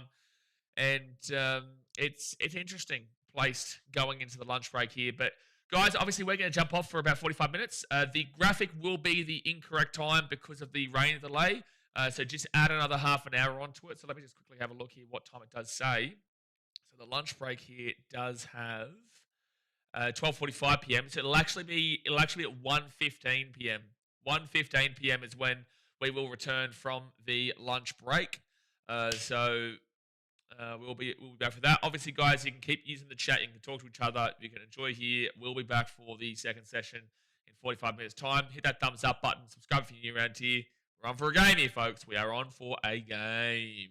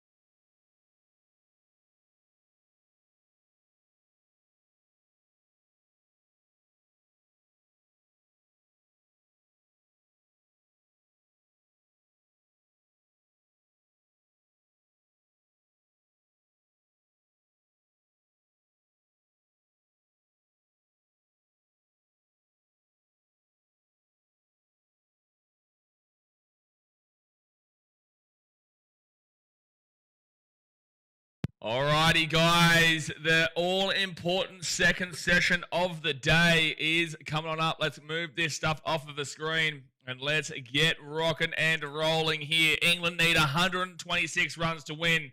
Australia need 3 wickets to win. This is where legends are made. This long-standing rivalry between these two teams that has gone for over a century, like 125 odd years, 140 odd years, 300 years if you want to go back all the way back to even more than 350 odd years, back to the 1770s and stuff, for this rivalry between Australia and England, and we are into the crunch moment of it all. You know, we've got Jacks here, 38, not out, 120 balls he's faced. Cast, 13 runs from 21. Australia requires 3 wickets to win the Ashes. There's no draw. The draw's not happening here. It just isn't happening unless we bowled them out exactly on our number. But they do need to still chase a decent margin here of 126 with the back ends. They've got to really hope that Bryden Cast can pull through here. And Will Jacks, obviously, he's just maintaining strong. He's just sticking in and making a game of it. And look, you know, if they were able to find a way to win this, you'd have to really respect it and credit the fight. The fight from this English team, which you don't usually see at all. You know, this has been an awful series so far for England, but at least they're making a game of this, and we are in an interesting period. It's still not easy for them. You know, Australia's still around the 88% mark, 87%, whilst England are about, 12% or 11%, and the draw would be about 1%, because I guess technically it could still happen, but it's just not going to be the case. There's 63 overs left today. It's 88.1% for Australia, 11.2% for England, and 0.7% for the draw. I'd effectively go with 0% for the draw there. I can't see a draw happening, but right now England are in this game, and Australia obviously well in this game. So it's going to come down to this session to really get a good read. Cummins coming in for a bowl, and dot ball. This is where this is the pressure moments. This is the big moments right here. You are about to find out who is going to win off of this session, realistically. You're going to find out who is going to win off of this session. So Tid says, I hope all is good between us. Mate, of course, bro. Everything's sweet, man. Everything on this channel, we have a laugh and we banter and we talk a little bit of shit. I don't actually think you're a part of the CIA, mate. I don't actually think you're part of the English CIA. Then again, that's maybe what you want me to believe. Maybe you don't. You don't want me to know. Maybe I do actually believe it. And there's going to be a single for Bryden Cast, so Will Jackson come back on strike. You know what, actually, Shatij, you know what, I'm full of it. We do have a problem. I do believe you're part of the English CIA. I think you're part of the Secret Service, mate. And I think you are a lone soldier wandering from his post right now, just trying to have that one final crack. I'm on to you, mate. I've never been more on to you in my life, really. Never been more on to you in my life. Jeez, I'm watching you. Well, all right. 125 runs needed for England. Cummins, next bowl. Nathan Lyon went down. He's gone off to hospital, unfortunately. We believe it was a hammy that he might have pulled earlier today. It's going to be interesting how England play this, because 125 is still a decent margin here for the last 3 wickets. And it's like they still need to get runs, but it takes balls and takes a real set of cojones if you're going to go for a 6 or a 4 kind of deal. And it's like, well, at points you may be thinking you need it, but I really think they've got so much time they don't need to be doing that. They really don't need to be doing it at all. Maybe say a bagel with salmon and cream cheese. Now that sounds good, bro. Now that's what we're talking about. That's real good. And that's a good shot. That should be just a single, maybe 2. Maybe 2. They will hustle back for 2 there. So 123 runs England need. The issue for England is that, and for Australia, is that the pressure will come on under 100 runs, but that's for both teams. Will these guys come with the man, come with the moment for either team? Who is going to be the guy who pulls their team over the line? We've seen it many times with Australia. Guys like Cummins and Scotty B knows how to take a wicket. Starkey obviously still kicking around. And will these English guys be able to face the pressure of those final 100 balls or so? There's a single. That's what will be a final 100 runs, which will be the key telling point. And will 1 wicket collapse them for the final 3, or will they be able to just keep on keeping on, because they know if they don't win this game, the series is done for a 10th consecutive year. Avalanche says if Carr ends up being the hero, well, Carr's the greatest bowler of all time, mate. He's the greatest bowler of all time. Chris says looking forward to a 3-2 England series win. Hey, at least you're consistent, you know? At least you're consistent. Next ball. And dot ball. She says, come on, mate, supporting a team which is under the pump can't make you a CIA agent. Mate, I'm on to you. I know you're on the back foot right now, Shatish. You're on the back foot because I've figured it out. I've figured out you are a CIA agent, and it's worrying scenes, you know? The English, they've got you here to make sure that you put us under the pump. You're just putting us under the pump right now, mate. And it's terrifying. It's terrifying because, you know, we're just trying to live our lives here, Shatish, but you just, that English CIA agent and you, that Secret Service, you know, it's real rough. You know, we're just human beings, mate. Leave us alone, you know. Leave us alone. All right, so Travie Head's going to come on for a bowl here. Travie Head. All right, this is interesting. This is why it's so hard to see that no Nathan Lyon. The only spinner we've got at the moment is Travis Head. Maybe even a bit of Marn, but Marn not the one. Travis Head is probably our best spinner right now with the injury to Nathan Lyon. No Nathan makes us hard for Australia. Next bowl here from Travis Head. Oh, good bowl though, Heady. No run. No run. At this point, I wouldn't mind England to win to keep the Ashes alive, but I also wouldn't mind Australia to put it to bed. Well, I've been saying that throughout the entire series so far. You know, I want England to make it competitive. I think it would be awesome for the game. 121 runs needed now to get a single. I think it'd be awesome for the game, but also I'm Australians. Of course, I want Australia to win. If England get the dub here, you know, that's a really impressive comeback, massive comeback, which, you know, could set a resurgence for the rest of the series, which would be awesome to send the MCG for Boxing Day into a belter, you know, where England are fighting to keep the series alive and Australia fighting to get the Ashes. But England have not won a single Test match in Australia since 2011. So if they were to find a way to win this would be them breaking that historical record. Supporting England didn't go well with you. What? Trav would have never bowled this many overs. No, absolutely not. There's a single. The fact that we have to bowl Trav is just proof of how rough it is. Nathan Lyon got injured. Because Nathan Lyon was bowling really, really well. Nathan Lyon is an incredible bowler who picked up multiple wickets yesterday in crunch times, and he would have been the guy that you could really rely on to come in at a time like this. Trav Head, next bowl, and that's going to be a single. 119 runs to go for England, 3 wickets for Australia. Very pessimistic about Australia's chances without Lyon. Yeah, well, you're seeing it now, Tigers fan. Yeah, you're seeing it now. Without Lyon, this is making this incredibly tough. Oh, good bowl from Trav. End of the over. 7-3-16. They get 3 runs off of that over.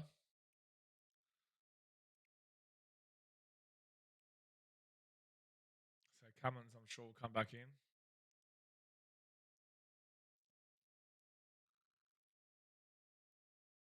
I think if Lyon was playing, I'd be super confident. Without Lyon, it's making it. The questions are getting seriously asked now without Lyon. That makes it real tough on this pitch. But again, we are into the crunch. 1 wicket can bring all 3. What happened? Lyon did his hammy, Jay. He did his hammy, so he won't feature for the. Well, we believe he did his hammy. He went off to hospital. Yeah, big loss that one. Our batting clubs yesterday with losing 4 wickets for 35 runs was appalling, yeah. Wasn't it 6 wickets? Close enough either way, but yeah, no, yesterday's first session, we should have been up by 500, 550, and we should have been complaining about the fact that Paddy Cummins wasn't declaring yet, you know, not getting to 430 odd, and not getting to 430, and then seeing where we are now. But it says, I'm nervous as a chance of a draw. Where's the draw coming? How can the draw happen? Bro, we've still got 3, 4, 5, 6. There's still 4 hours and 10 minutes to go. They need 119 runs. We need 3 wickets. I don't know where anybody could see a possibility of a draw. The draw is not an option. The draw is not in the equation. There is no draw happening here. It is either an England win or an Australian win. There's no in between. Where's the draw that you're seeing? Yeah, draw. There's 2 sessions left. Yeah, there's no draw here.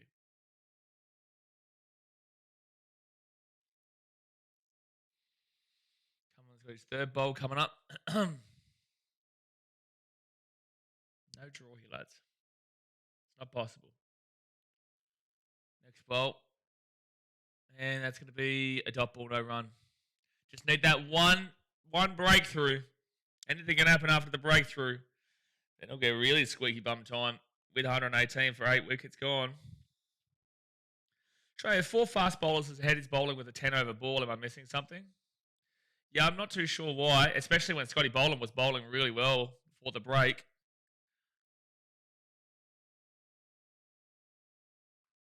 He's bowling really well before the break, and they've decided to put Trav Head on. I'm not too sure. Maybe because they can see how much is in this for spinners right now, and Trav Head is our only spinner. Luke Lovett says, very much enjoying the comments, but has anyone got a stream in case his does get a little bit more interesting? Appreciate you, man. I watch it on KO, so I pay for the subscription and VPN. Well, this is interesting, to be fair, Luke, right now. It is interesting. We're on day 5, and there is a world for both these teams. Obviously, Australia's still well in the advantage, but, that can be eaten into pretty quickly here. It can get eaten into pretty quickly if Australia don't get these bowls going. Geez, a bit of wind around in Adelaide. Bit of wind. Cummins, 2 balls to go here at the over. He's 348 through 15.4.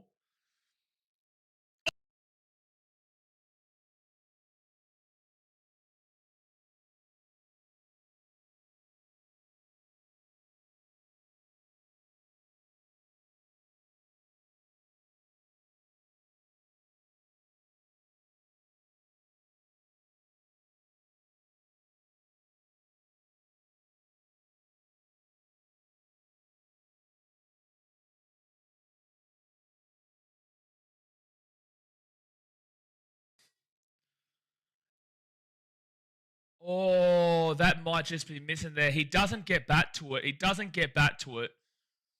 But it might be just missing here.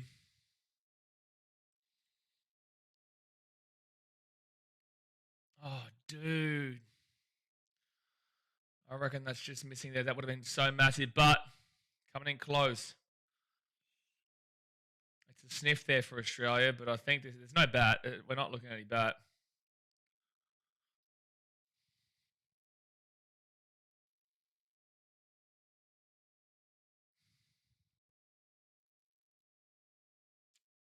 It's not hitting bat, but I'm pretty certain that's missing.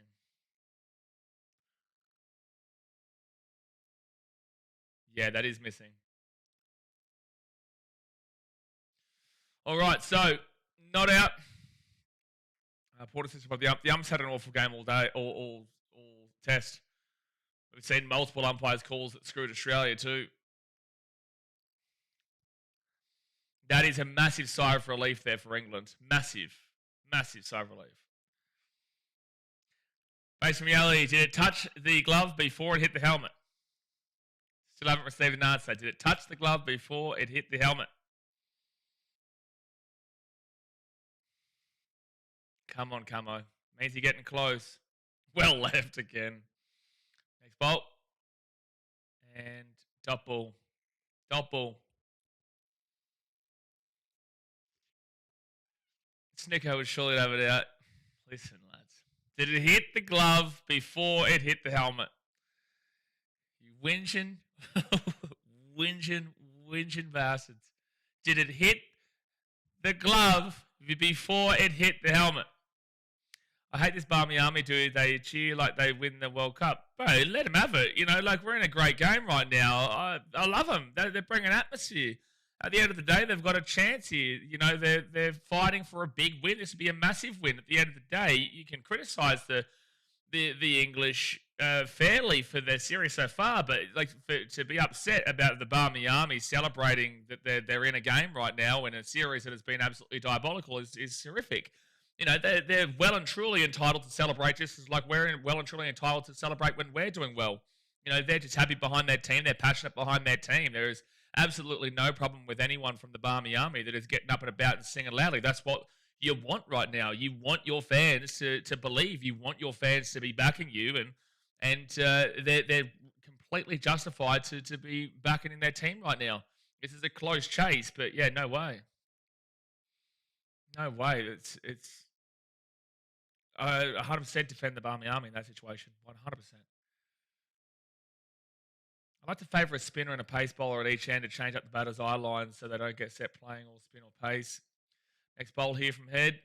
Oh, geez, he's come up at that one. And we'll get a single. Just easy singles off. Pretty poor taxes from Pat. It's interesting. It's interesting. Oh, no, I've got to get 7 up. I've got to get 7 plus. Oh, no. Hold on. My KO went down, so I've got to go switch over to 7 plus here. The old KO going down. Like that. A lot of money to come over here. Got to have something to band together over. Yeah, exactly right. A lot of money to come over. Appalling decision by the umpire. Yeah, no, it's bad, but that's the thing. We've seen him do that all test long. We've seen him do that literally all test long. Australia's been screwed by multiple umpire decisions. England have been screwed by multiple umpire decisions. That just is what it is. So now we're a ball behind. So now I've just seen that the latest one that I saw already on KO. KO is at about 20 seconds in front of 7 plus. So it's frustrating, but we do switch in between. When KO is working, then I use KO. Lion's hamstring might be instrumental in the match. You're right based on reality, because I think if Lion was here, it would be a lot more comfortable for us. They will get a single there. England require 115 runs to win. That 3 wickets. But one ball can change everything, lads. One ball can change everything.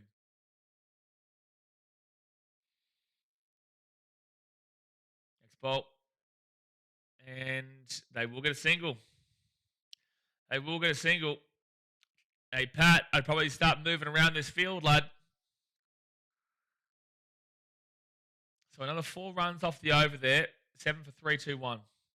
Don't know why yesterday we just didn't hold off from big knocks. It would have been best if we just soaked up balls. Now we're screwed. Well, we're not screwed, but yeah, yesterday was frustrating. And I did mention this. It seemed like Australia got complacent, like the win was in the bag. And whilst it did look like the win was in the bag, we as fans can think like that, but the players can't think like that. At the end of the day, regardless of how poor England have been in the series, they are still the professional cricketing team from England, right? And we can talk shit about them, and we can think that a game is in the bag because we don't have anything to do with it, right? But they can't have that thought process. They can't have that thought process. And that is a problem that you find with a lot of sporting teams and a lot of nations when it comes to many different sports. The complacency set in, and they just thought that already had it pretty much in the bag. Dot ball, Paddy Cummins bowling here. Fox is 2 or 3 balls. I have to be careful not to call wickets and get sent to the 5-minute naughty quarter shadow realm. I think if someone ruins a wicket for the chat in a crunch moment like this, it's a 10-minute timeout from here, guys. That's your warning. Your warning, if you do ruin a wicket before you hear me commentate it, or you talk about a 6 or a 4 or anything like that, like a big moment, if you do it, it'll be a 10-minute timeout because this is the crunch period of the game. We don't want it ruined for people watching, and also I don't want it ruined. So Paddy Cummins, next bowl. Oh, gee whiz. That was a good bowl. That was a good bouncer.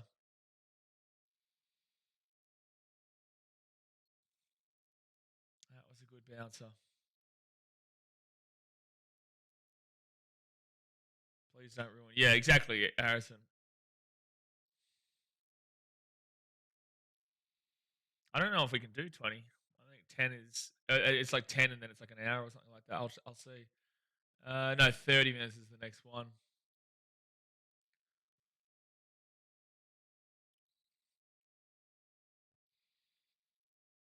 Okay, Paddy Cummins, next bowl. Oh! Dude. Oh, dude, how has he not caught it? It's not going to go for a 4. Oh, my gosh.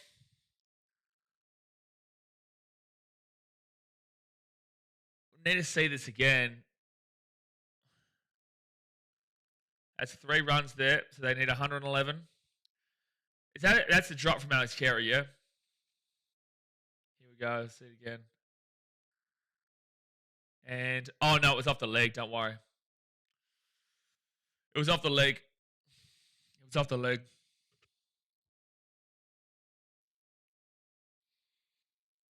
Oz could have piled on the runs if Smith was here. Oz should have piled on the runs anyway, Mantra.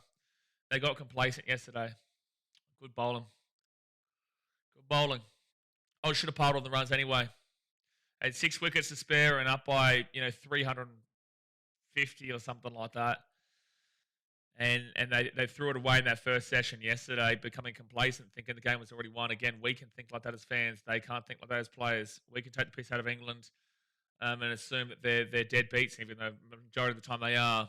But the players can't do it. The players have to respect. That's why I always get pissed off with Travis Head or Cameron Green batting against Bryden Cast because they don't respect him. They don't. And then he'll go and pick up their wicket, and it'll be a dot ball. I'm going to try and switch back over to the KO.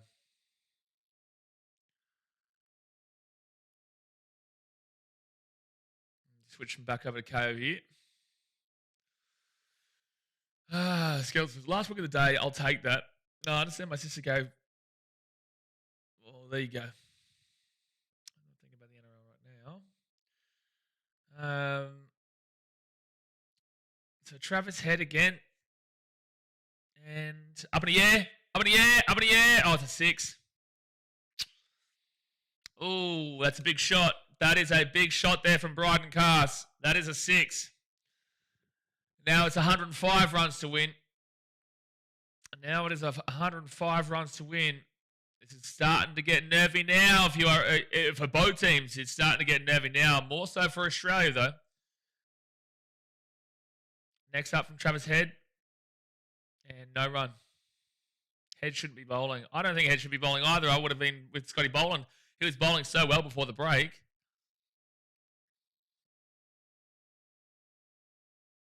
And dot ball. Got to respect it, but they've earned their way back into this game. They have earned it fair and square back into the game. Okay, next bowl.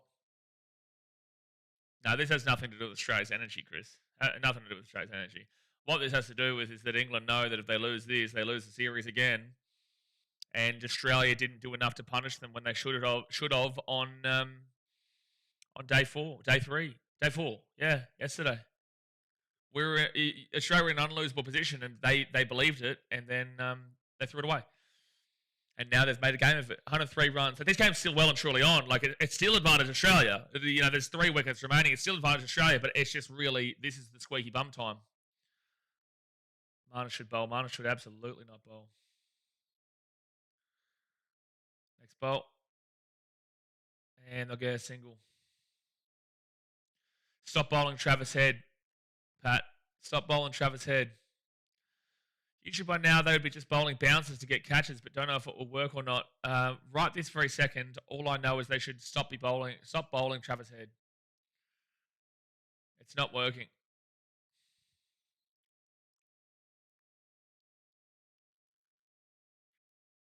It's not working with Travis Head. Nathan Lyon being injured. That's really hurt us here. I would have still been super comfortable with Nathan Lyon. I would have still been super comfortable with Nathan Lyon. Now Scotty Boland is coming back in. Scott Boland back in.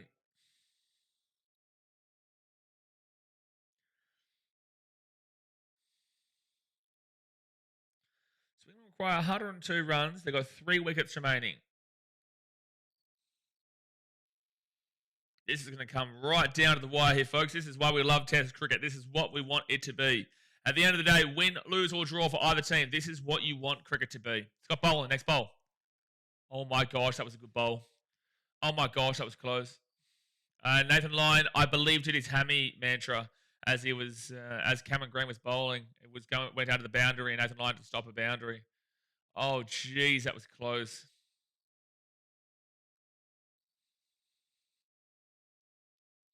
No run. Yeah, Australia is still in firm control, yes it is, but it's working its way into being an even game. And it is obviously that very nervy push right now. But does England have enough in them to be able to cope with this final 100 pressure? And does Australia have enough in them with the... Oh my gosh, another great bowl from Scotty. Scotty's our best bowler as we currently speak.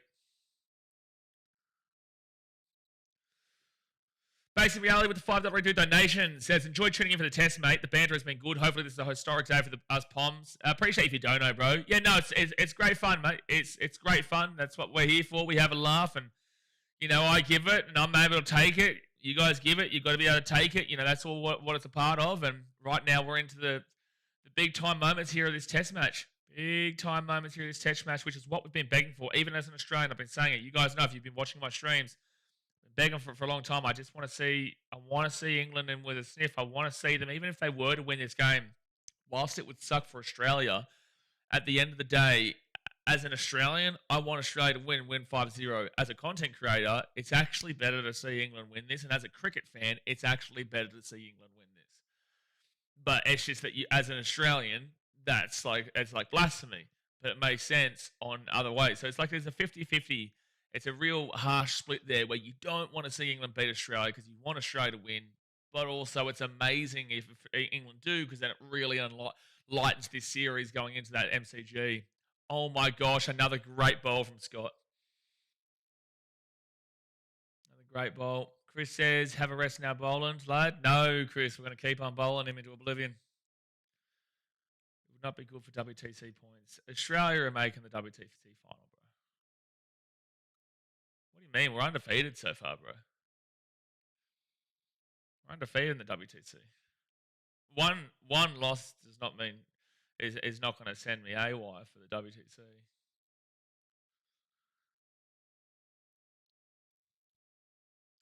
Next bowl here from Boland. Top ball. He's bowling well.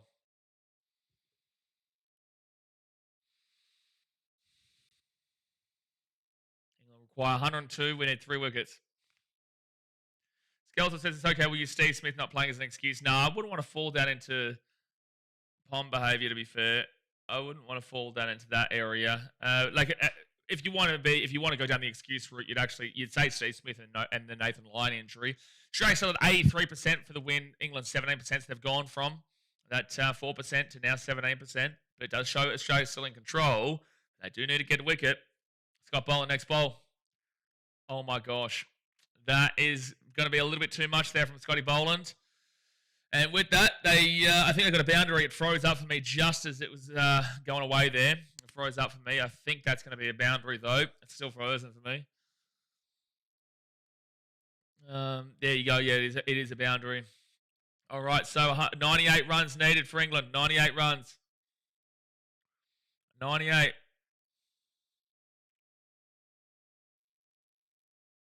No, it's not their highest total this year in Tests. They got like 800 in Pakistan.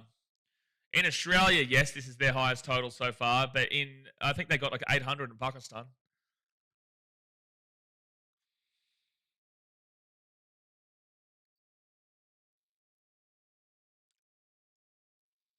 You can't take your eyes away from this. This is Test cricket, folks. Hit that thumbs up button, subscribe if you're new around here. We've been live for every day of the Ashes, and we'll be live for every day of the Ashes. All right, Mitchell Stark back in. Come on, Starky. Come with the man, come at the moment here, Australia. Come at the man, come at the moment. So a bit of Stark and Boland duo.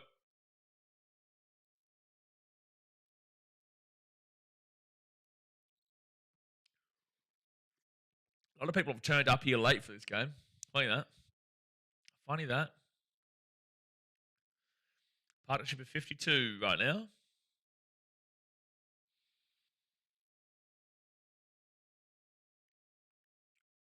If it's 50 with 3 wickets left, you'd be extremely nervous. But one ball can change everything, man. And that's the beauty of cricket. Every single ball is a new ball, and every single ball can change the whole complexion of the game. Every single one of them.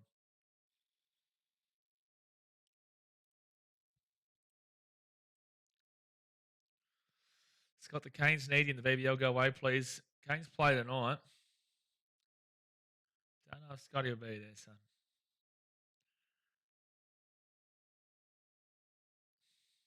Yeah, this is the test match we've been wanting. Commentary's talking about it too. This is the test match we've been wanting. Even if Australia lose, we've got a fantastic test match here. It was really helped out by the Nathan Lyon injury.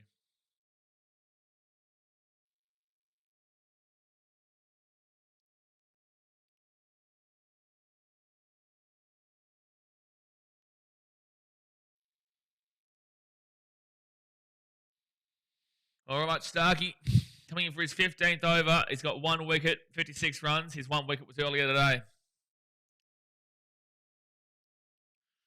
Next ball. And dot ball. England fighting. Could they do it against all odds? Could this be the Headingley? Well, Headingley's still above this. Like, for mine, Headingley was an individual show by the real telltale. You know, like Stokes and I think it was Jackie Leach who was his partner. Like that. I think that's still better than this, but like this would be one of the greatest comebacks of all time. But I would say that Headingley is still one of the best cricketing moments I've ever seen. Like it's one of the best cricketing moments I have ever seen. So no, I think that still trumps even if England would come back in this. Okay, next bowler from Stark to Jacks. Got him!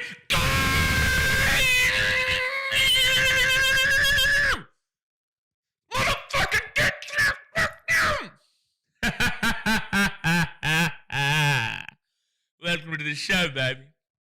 Welcome to the show, baby. Oh, boy. Here we go, lads.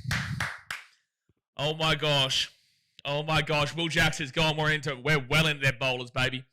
That's a massive wicket from Starkey. That is a huge wicket. 2 wickets to go, lads. What a catch from Marn. Like, you know what? Marn, great catch. But Carey has the gloves right in behind. If he doesn't drop that, wow. If Marn drops that, that would have been absolutely brutal because Carey was right there for the gloves catch. But he does get a great catch with the one hand. Good bowl him. Oh my gosh. 2 wickets, 98 runs. This is test cricket, lads. This is test cricket. I think it's over now. Bro, this has been said many times. Not over yet. While the ball's still bowling, while the ball's still being bowled by our bowlers and they've still got batters out there, it's still on, mate. Fat lady is not singing yet. That's probably it now. We'll see. It's still 98 runs. We've seen what Archer's done. I did doubt Archer being able to do it again right now. I did doubt it coming into this, so I'll stick by that. But this has come at the moment time. 2 wickets to retain the Ashes here, lads. Yeah, they do need 2 more 50 partnerships for England, base, essentially, when you think of it like that. Basically, he says, well done to the South African for catching that for you. Hey, by the way, you've got a South African in the game right now. He's currently on the field for you. Bryden Cast, the one who is currently, saving you with 29 runs and 48 runs, is South African. Just a reminder. No Name says Harry Brook should learn something. Absolutely No Name. Harry Brook and Jamie Smith. Jamie Smith was fantastic, but playing that shot today was just ridiculous. Playing that shot today from Jamie was just absolutely ridiculous. But Harry Brook, absolutely. It's just starting. Big Joff versus the head, the next installment. Dude, I want it. I want it. Starkey here. 2 wickets to go here for Australia. Even if they get down to the 1 wicket, it's not over until the fat lady sings. It's under 100. It is under 100. We've seen multiple partnerships from England so far. No run. Martin's been showing off with the catches in Adelaide. I can't sit still. Look at me. That's one show since he said it would be insanely hard for Australia to lose. Australia have been well in the advantage the entire time. It is extremely hard for Australia to lose this game. That doesn't mean that the game isn't still on. England have worked their way back into it. There's not a single Englishman out there who would disagree with me at any point of this game where I was being open and honest about what was happening at the current time, and I was saying how difficult it would be. Australia, even before that wicket just then, was still at an 80% to win this game to the 20% for England. Now they probably go up to about 90% to even 93% to England's 10% to 7%, and probably more so around the 7%. So, I don't. That's a good shot there from Archer, but it'll be a single. I don't know what you're trying to get at there. Unless you're saying like it's a positive what I was saying. If you're saying it was a negative, at every point of this game, I've told you what's happening in the game. And at every point, I've still said Australia should win this game. It's very hard for Australia to lose this game. They are still well in the advantage, but it's never over until the fat lady sings. That's one show that says now they're 100 runs off and Oz only need 3 wickets. Okay, so obviously, clearly, you have no idea what you're talking about. One, there's 2 wickets to go, but also, secondly, again, I've said exactly, I stand by exactly everything that I've said every point of this match, and it is also really difficult. What are you saying? Only 100 runs? Oh my gosh, he's been nicked, but it doesn't carry. Doesn't carry. It's clear that's one show that you have absolutely no concept of what you're watching, so please let the adults watch the cricket, please, because obviously you're trying to have a crack, but you have no idea that 97 runs is really difficult in their final 2 bowlers here. But it's all good. You sit there in your mama's basement and complain and criticise. We're going to go back to watching the cricket. So that was a good bowl there, but it will not carry back to the slips. Can you refresh the scoreboard? Okay, Lagana will do that. I will do that. Wait, which scoreboard? This one or that one? Oh, yeah, that one. Okay, yeah, because I can see. Yeah, thanks for letting me know. Cast has been good here. 29 runs and 49. They've got to keep these partnerships going. I'll move that one like that. We'll refresh that. Well done, Starkey. Boland coming back in. He's been bowling well.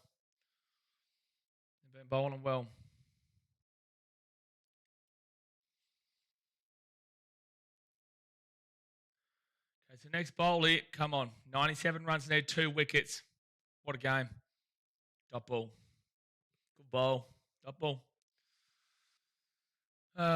Some people just have to be absolute morons. I know it's just such a stupid comment. Like, it's just such a stupid comment from clearly someone who's not actually watching the game and doesn't actually understand what they're watching.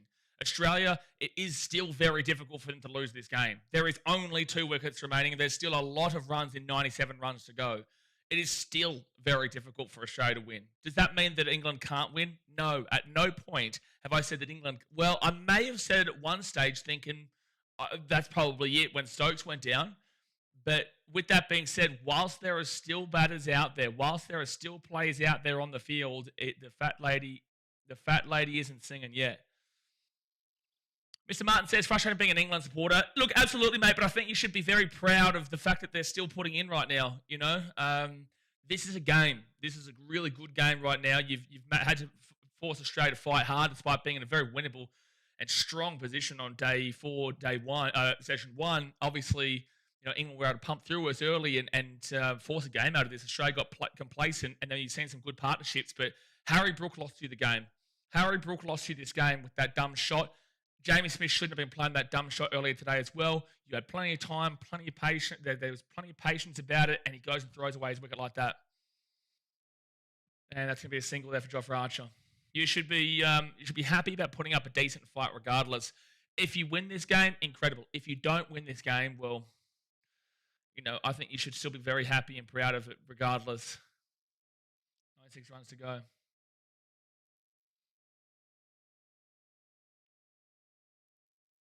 Cast 29 for 49, Archer 2 for 6. Be interesting to see if we did pick up Cast. Well, it'll be interesting to see how Josh Tongue goes. He's a bit of an unknown, but he's the last batter for a reason. Dot ball. Mantra says they haven't learned from the last Test match from India and England. Well, it's not that. It's just in general, you know, the way that England play. You know, this is why I say, regardless of how the series goes, Brendan McCullum should be fired. The way they've played in this second innings isn't Bazball. They're not playing that way. They've adjusted. Ben Stokes hasn't played Bazball for a while, to be completely honest with you. He didn't play it in Brisbane. He's not playing it here. He just got done by a really good ball from Nathan Lyon yesterday. Next ball. Up in the air. Oh, my gosh. I think that was dropped. Oh, my gosh. It was Cameron Green. I need to see this again, but if he's dropped this one, if he does get a hand to it, it's gone quick, but at the end of the day, he's also had a rough gap. Oh, bro, he should be getting it. Like he puts his hand there, but I feel like he should be getting that. It's difficult, but that's why you get paid the big bucks. Cameron Green, you've had a rough test match. He's had a real rough test match. That's a tough one, but it's a missed opportunity. And when you're getting paid this much money and you're going for a duck and 7 runs with the bat, you're getting the 1 wicket but giving up quite a few runs in this innings, but the 1 wicket in the previous innings. The fielding needs to be where you make up for it. Need to lock in. And it's going to be a single. Just going to add what happened. Cameron Green dropped the difficult catch. But with that being said, when it's a difficult catch, you need to see a guy like Green make up for it with that kind of catch. You need to see him. Oh, I just realised that the scorecard just went crazy. Give me 1 second here. I love Mitchell Stark. He's definitely at his peak when most people hit his age look to retire. Yeah, I noticed that you got timed out before because you, I think, was it you? Who was it? Yeah, you did. Please don't ruin it for people in the chat, guys. Like, there are people here who can't watch the game. Don't ruin that there is a wicket before you hear me commentate it. It's really not that difficult stuff, lads. It really isn't that difficult to understand, especially in crunch moments like this. You didn't ruin it for me, but you ruined it for other people here. So please, guys, the reason why you get timed out is because you ruin wickets before they get commentated. Jeez, there was a lot of swing late on that from Stark. I guess it's Cam Green, just constant disappointment, getting out for no runs and dropping 1 too many drop catches. I get just a reminder because I can see you saying that. Yeah, it was me. Sorry about that. It's fine, 6 Harry. And I get that everyone's excited and it's a really tense moment of the game. It's a great game. 91 runs needed, 2 wickets to go. I get that. It's just like contain the excitement just for a couple of seconds until you hear me react to it.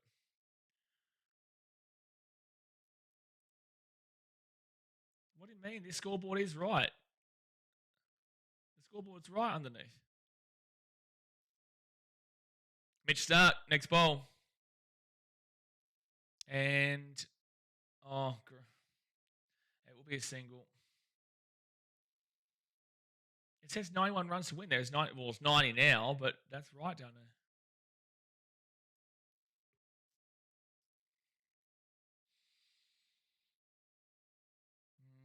This is going to be interesting, this finish.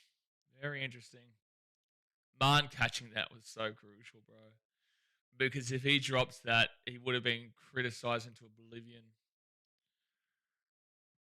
I mean, it's a long time some people last. Valid, about 55 seconds too long. Okay, Archer on strike here. Stark in. And they will get a single. Archer on 3. So 89 runs for England, 2 wickets for Australia. Squeaky bum time, lads. Here we are. Here we go.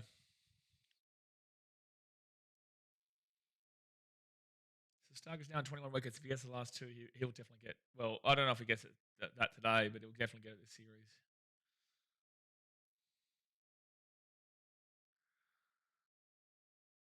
Okay, Labuschagne first slip. Yeah, he's about 2 metres or so to the right of Carey. Next bowl. Oh, that's good. That's good blocking because that was directly at the stumps.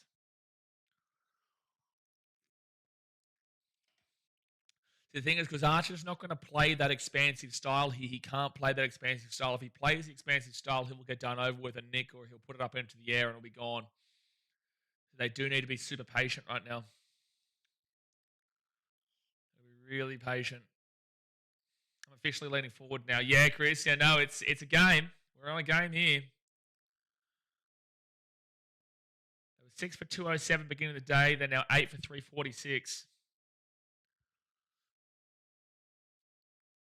89 needed, 2 wickets.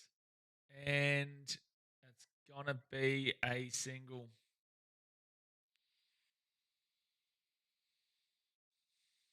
You know, and that's the thing. Even if we get a wicket now, they'll still have one. There's still every chance. It's really difficult for England to win this game, like really difficult from here. But, you know, there's always a chance. 92.4% is the chance here for Australia right now. 0.5% draw. Draw's not happening. 7.1% for England.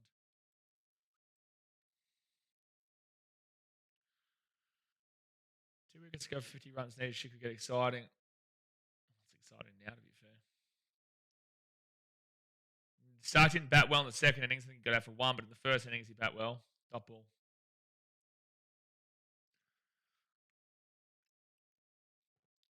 Did England's openers bat too poorly or Australia bowlers too good? Zach Crawley was an opener. He went for like 72. Well, he went for 85, Zach Crawley. Personally, think the England openers needed to be better instead of blaming Stokes, Root, Brooke, and Jags. Zach Crawley went for 85 runs, bro.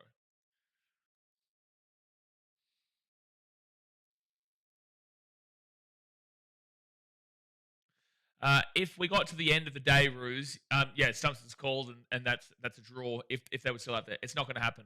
But yeah, even if England still has wickets remaining, it would be a draw. We're not going to get to that point, though. So England requires 88 runs. Australia need 2 wickets.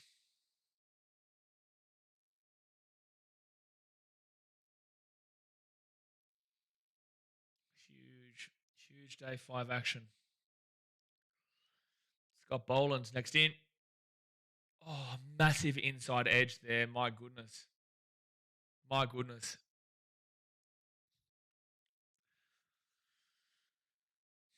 And that's the thing. Like, if we had got to 550, which is what we were looking towards, you know, they would have still been down. A draw would still be on the cards. They would have still been down by about 200 right now. They would have still been down by about 200.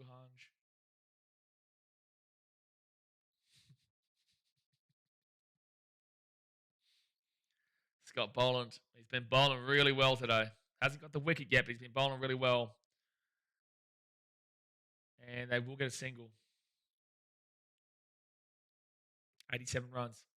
Can England's bottom 3 batsmen get 20-something boundaries before stumps? No. No. No. What? 20-something boundaries? Like, honestly, you will be lucky to see a boundary. There probably is still going to be maybe a couple, but it takes some balls at this point. I doubt it. I doubt it in regards to getting even more than a couple. 20-something boundaries. That's crazy. 20 boundaries, brother. Oh! Oh, dude. Jeez. The England faithful are hoping for.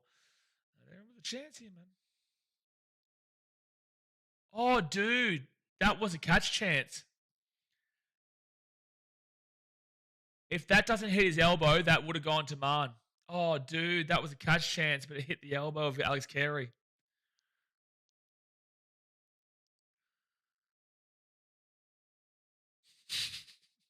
Basically, he says, yes, you're watching the actual match. The Ashes is a man sitting in front of a computer with a headset on. 3 more balls to go here. Oh, my goodness me. Oh, Scotty is really into him, eh? Scotty is really into him right now.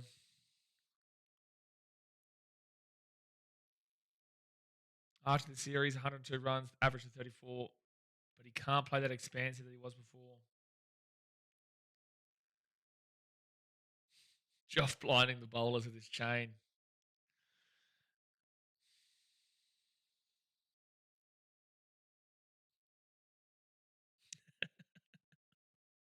The Ashes is a man with the headset on.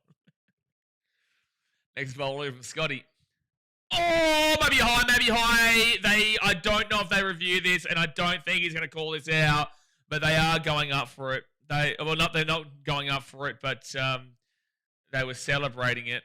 It's going to be a single there. I don't think they would use their last review. I think it was high. No interest there from the skip. Single. And yeah, it was definitely high. Definitely high.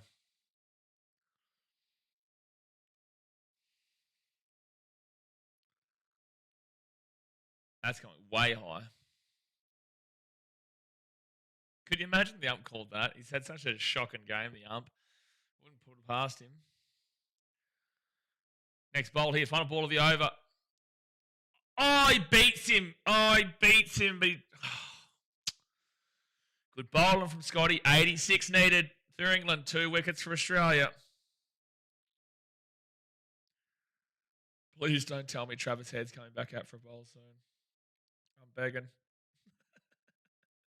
I'm begging to. Please no. Please no. Stark will still be bowling. Might be getting an early beer with good bowling. Everyone comment in the chat who you think wins this game from here. I know there's the poll right now of 60% Australia. But comment in the chat. Who do you think wins, Australia or England? That was an eventful over. Plenty of outbursts here and there. Plenty of stuff happening there. So Starkey, 2 for 60. 16 overs bowled. He's in to bowl to Archer. There's the Barmy Army song. Guys, they're mental and mad. Did you know that? Most wickets in test matches. Starkey has the most by 7 with 50 this year. Next bowl from Stark. Stop ball.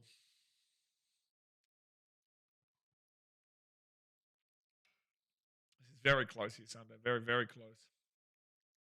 If anyone's going to fall in love with Test cricket and they don't watch Test cricket now, these are the kind of games you do.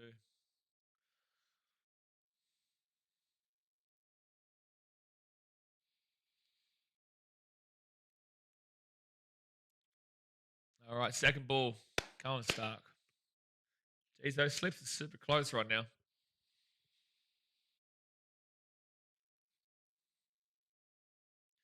Jofra on the strike. And, swing and a miss, dude. That was super lazy from Archer, man. That was super lazy of a swing.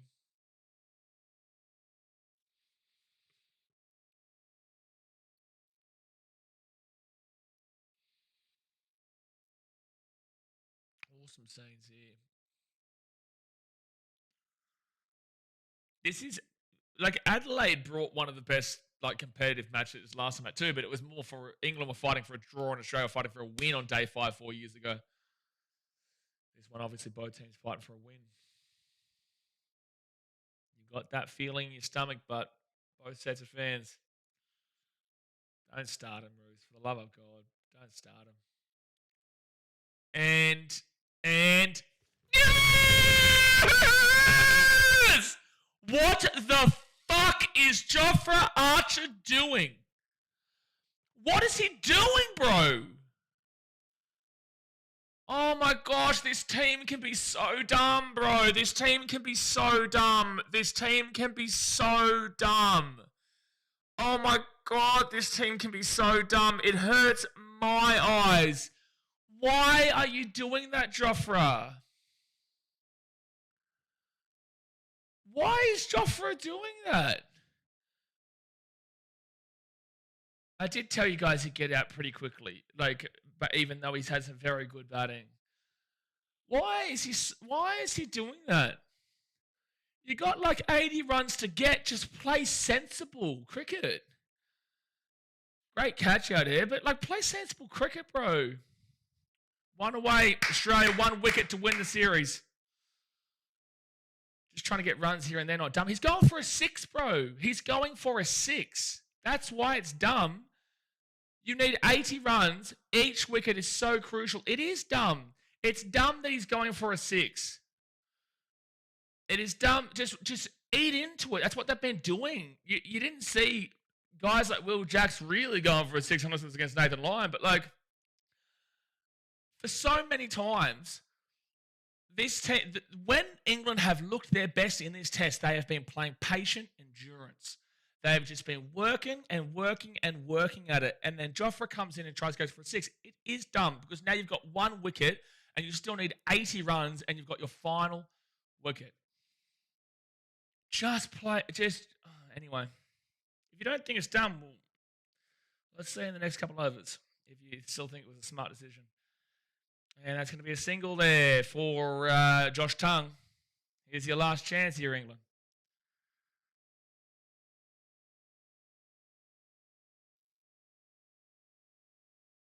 Why makes this big wicket? Plenty of time to get the last now. Plenty of time.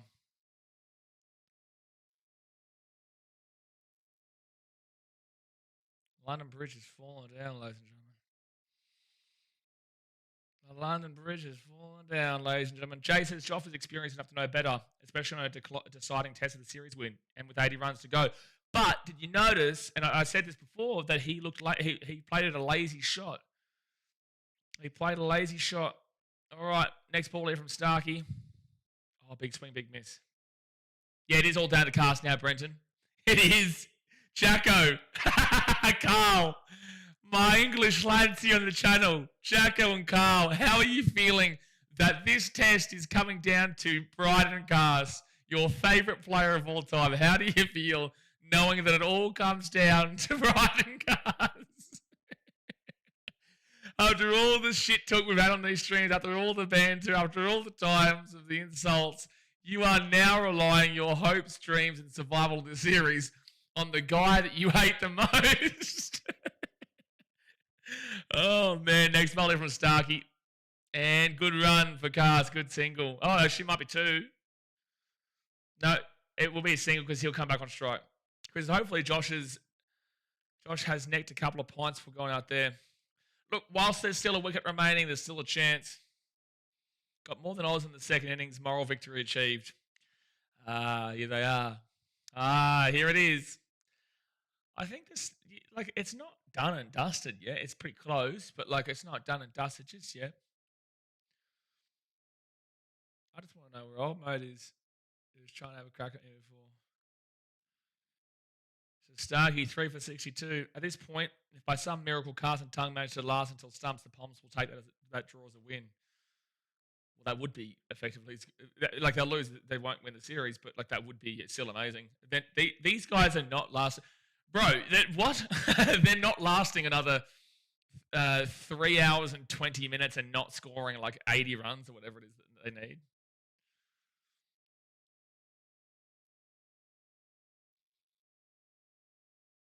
All right, Scotty Boland, he's been good. He's been good, Scotty. One wicket, lads. That's all we need. Top ball. Mr. Martin says, I was more confident when Crawley and Brooke were in yesterday. If Nathan Lyon had done his hamstring earlier, it might have been different. Yeah, sure. I think if Nathan Lyon hadn't done his hammy, this could have been over now. But you're right. If Nathan Lyon, like, sure. But I think you lost this game when Harry Brooke went for that shot because you were looking really good. You were looking really good. Thunder says, as soon as I come on and say it was close, but it is close. It still is close. This has been a great game. This has been a great game of Test cricket. Well done, England, regardless. Well done, Australia, regardless. At the end of the day, this is what we want. Even if Australia win, this is what we want. Even if England win, this is what we want. Dot ball. Evelyn says, Bryden Cast genuinely might be England's player of the series. There's a shout for it. There is a shout for it, mate. You know, he's got, 12 wickets. He's got the highest amount of wickets for England. You know, if he wins this game for him, I think it's nearly locked up. Was realistically over after Jack's dismissal.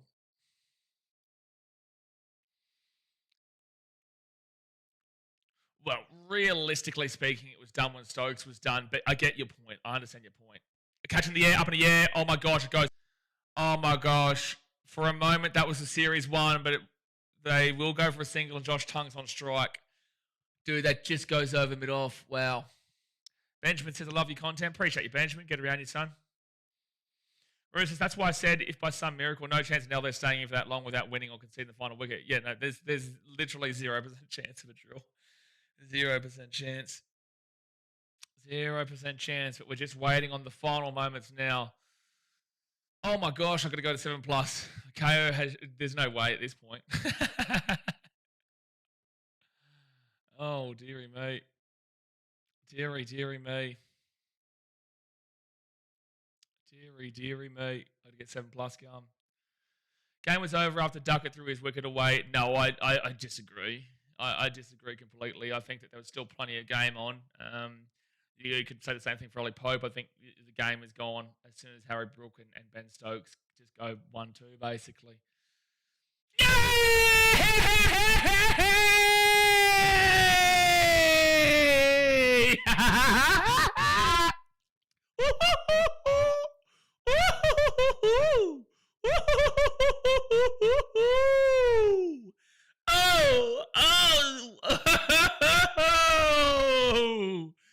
Oh, you big, beautiful man.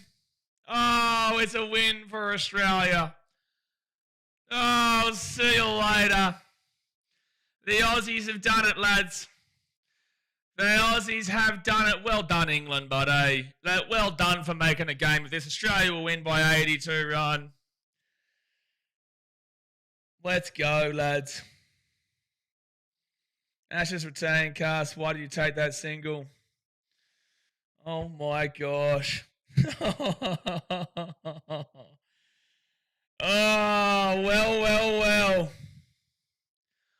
Well. Thanks for coming, lads. You delusional bombies. Have a pint for me, Wizard of Oz says. What a spectacular match that was. Australia win by 82 runs. I'm going to go watch that again there.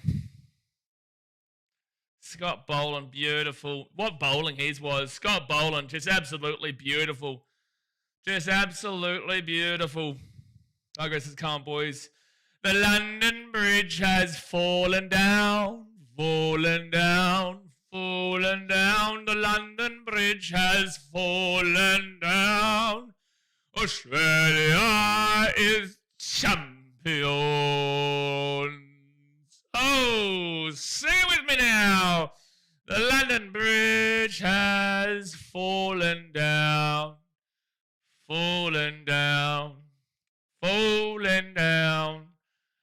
The London Bridge has fallen down. Beautiful. We're going to wait and see who the player of the match is. I'm going Keza. I know Travis Head probably, but I'm going Keza. No, I go to the old Kez there. GD's mate might see you on Boxing Day. I'll be here for the entire Ashes series. Don't you worry. But England fans, I've got to really give you credit. Regardless, you made us worry. I'll be honest with you. I held a brave face through a lot of it. But I tell you right now, I was getting nervy, and the Australians here may not say it, but I'm telling you, it was a nervy time. England made us fight for it. They really had to make us work for that victory in the end. They really had to make us work for that. So we'll just wait for the player of the match because I need to know. I'd go Carey. He scored both innings so crucially. He played a big part in his keeping was elite. Yeah. I'm just going back and having a look at this wicket again. 37% reckon England could win. Well, that'd be English fans, obviously backing in their team. Fine up behind it. Let's see this bowl from Scotty Boland again. And yeah, see you later. Beautiful. Yeah, you're right. In regards to someone mentioned this before, you're right in regards to why did Cast take that single? Like, Cast shouldn't be taking a single. At the end of the day, he was the guy they need to rely upon. They needed him to be the guy to chase the 82, and Tongue was going to have to try and sit alongside him. He shouldn't have been taking that. Digress, I'm here all the time. I'm here for every single Ashes game. Don't you worry, every single day. I'll be here for the final two, absolutely. Stark is still player of the series, easy. No matter what happens in the next two tests, Stark is the undoubted player of the series. Yeah, I would agree. When the crunch was on, Stark definitely has to get it for sure. Skeleton says, we never blame batters Steve Smith to carry the middle order for losses when the top order were playing trash a couple of years ago. It's not fair to do it to England. We never blamed batters Steve Smith to carry for the middle order for losses when the top order were playing trash. Bro, Zach Crawley went for 85. Like, the game isn't lost because of Ben Duckett. This is what you said. The game was over when Ben Duckett threw it away. The reason why I say that the game was lost for England when Harry Brooks threw his wicket away and then Stokes went very quickly, and it specifically comes down to Brooks, is because at that point, Zach Crawley was absolutely crushing it, and Harry Brook was at 30. Whilst he played some dumb shots even up until that point that he didn't get out and got quite lucky with, at the end of the day, the reason why that we say it was the middle order here was because they looked extremely comfortable.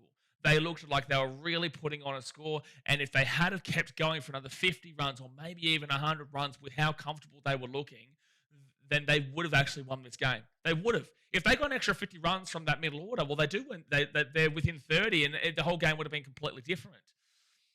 But Ben Duckett, whilst that's not a good innings, it's not on individual Ben Duckett. Ben Duckett is the problem. Ben Duckett is lucky to even be in this team. But the reason England lost this game from where they were actually in a winning position. They were. With Harry Brook and Crawley there, considering what we know now as well, they were in a winning position here. But they fell apart when Brook decided to go for a stupid baseball type shot. So no, I don't blame the opener there. And if I'm going to blame the opener, then it's definitely not going to be Zach Crawley who got 85 and kept him in this game. The middle order was the problem in this one. Contextual. The middle order. When Stevie Smith gets out, when you're talking about, or Alex Carey gets out when you're talking about, I guarantee that I do criticise them at the same point, but maybe not as much in the context, because context matters. In this game, the context, the middle order was the problem. The context was the middle order the problem. Ollie Pope and Ben Duckett, they don't help. No way. But the middle order is the crux of where this team was situated to be, and they fell apart at the most crucial time. So context of this game to whatever game you may be referring to Steve Smith or Alex Carey or whoever, Marnus Labuschagne, and Labba gets well and truly enough, but the thing is Australia don't lose. The difference between the two is Australia don't lose. England do, and that's why context is so important. Like, you can't just throw out players from different times and say, well, we didn't do this. Well, what was the context of the game? Because in the context of this game, the criticism, the fair criticism, the valid criticism has to come heavy down on Harry Brook.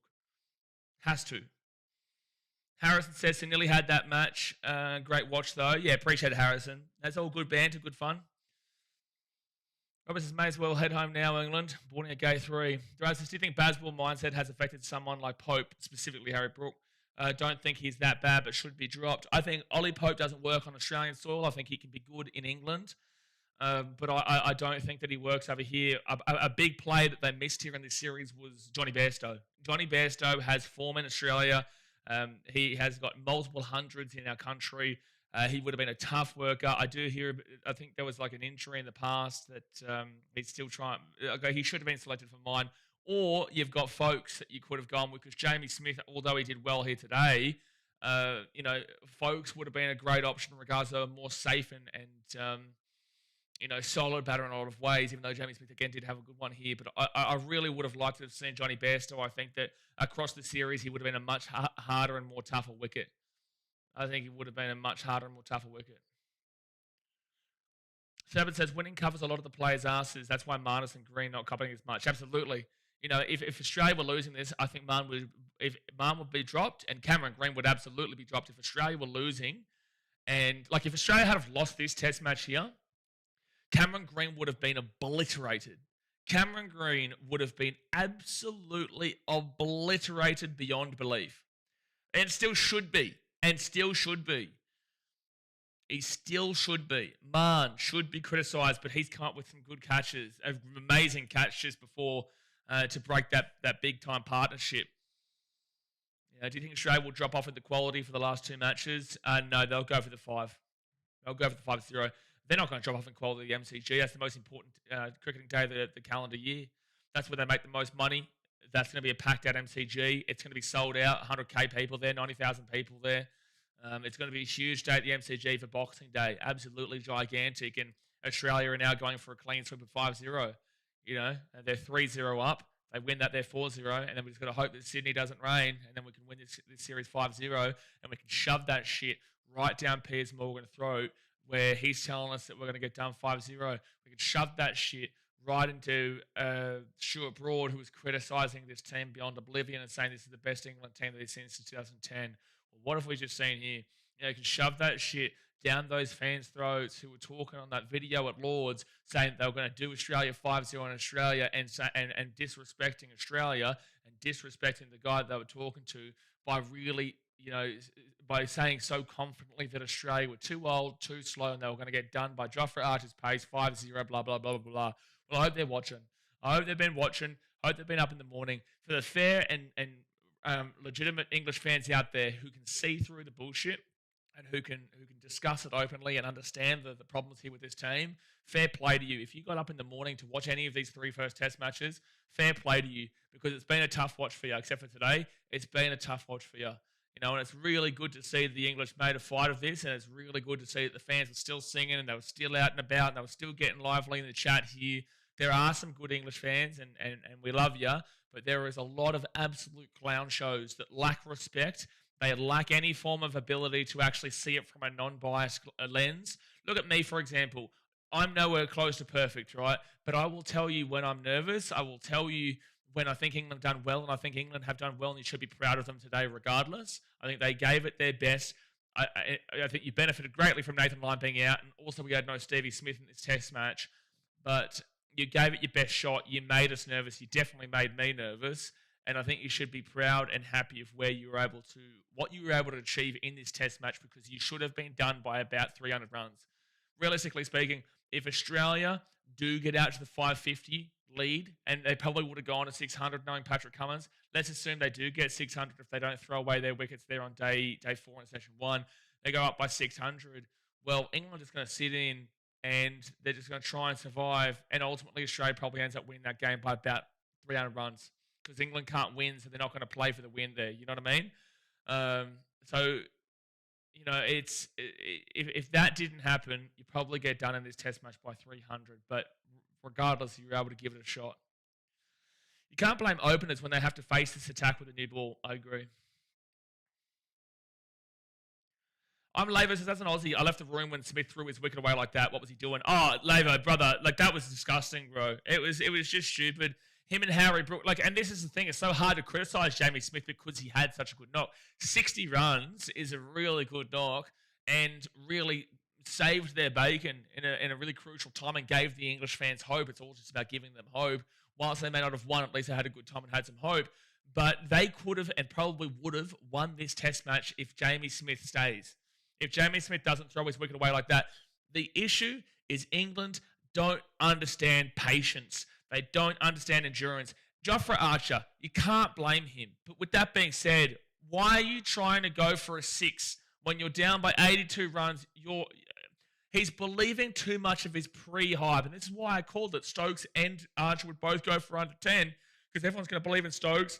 And I feel like you can't rely upon him all the time, and he's going to get done over. And Nathan Lyon bowled him well. Then you look at Archer, and you definitely can't rely on him as the 10th batter.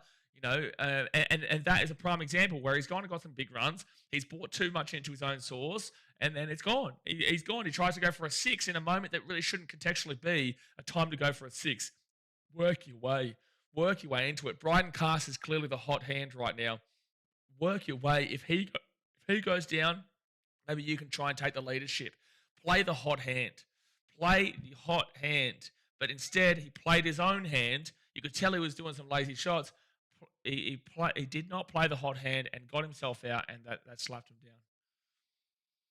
See you later, Chris. Appreciate you, man. Again, English fans, we love you. We love you. It's good fun with you guys here, and obviously it can get tense. And where's that buddy flop from before, by the way? What was his name? Where was that flop from before saying, well, basically Australia weren't going to win and that I was talking shit for this entire test match? Where is he? Not you, Chris. Chris, you're a good bloke. Where is he? Where is his absolute flop? I can't even remember his name. Oh, that one shadow. That's one shadow. Well, how about you fuck off, man? How do you like that one? How you like that one, man? My gosh. No, it wasn't Harrison. Harrison's good, bro. Harrison's good. But it's very funny that old mate disappears. Alex Carey's the man of the match, is he? Have they called Alex Carey the man of the match?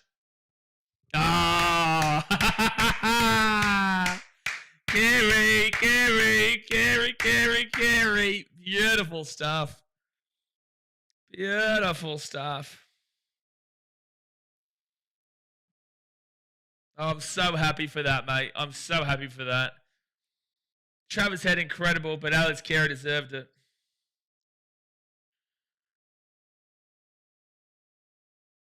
People's champ, Serpent. He's one of our best wikis of all time. I'm saying it. He really is. He's so underrated. He is so underrated. 5 catches in the first innings. over 100 in the first innings. Got another 50 plus, 60 plus in this second innings. It's unbelievable.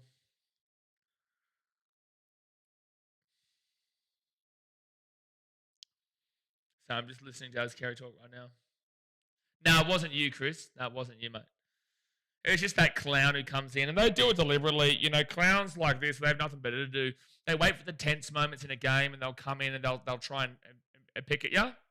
And like, I don't care if you pick at me, but to question the authenticity, you know, like to question the authenticity of what I say, it's like I'm authentic with how I react to the game. It doesn't mean I'm going to be right, and it doesn't mean that I am perfect by any means. You know, like. But to question the authenticity of the commentary is just diabolical. At no point would I not back anything I've said that has come through at the exact time of when it was. Like, it's just the authenticity that gets questioned that really ticks you off. You know, like there was just no need for it, especially in that time. Yeah, only 100 runs and stuff like, and you know, he just wanted to come in to be a dick. Mr. Martin says the middle order usually have had batting time before they face a new ball, but still not easy. Australia definitely better in the bowling department. Absolutely, and it was unfortunate that we lost Nathan Lyon. I was starting to worry with Travis Head, our spinner. I really was. I was starting to worry that Travis Head was going to give up a few too many runs, but luckily Paddy took him out at the right time, and we brought in Scotty Boland and Mitchy Stark, and the rest is history, mate. The rest is history. Snicko evened out, didn't it, for both teams? Don't get him started, mate. Don't get him started. Carey got a big assist from Snicko. Oh, you've done it, Skeletors. That's on you, mate. That's on you. Oh, based in reality with this Snicko as your man of the match. Did the ball touch the glove before the helmet? That's all I ask. Did the ball touch the glove before the helmet? A to B to C. Let's get a yes or a no. Come on now. Personally would have had Josh Tungman in the match, but good on Carey. Played great. Oh, Carey, unbelievable. Moral victory for the Poms. Like, in a way, you can argue a lot of it. Like, you really can. But anyway, guys, that's going to be it here for this test. Alex Carey, man of the match. Very happy with that one. Really had a great deal of fun with you guys the last 5 days. We're back on Friday, lads. Like, the next test is on Friday.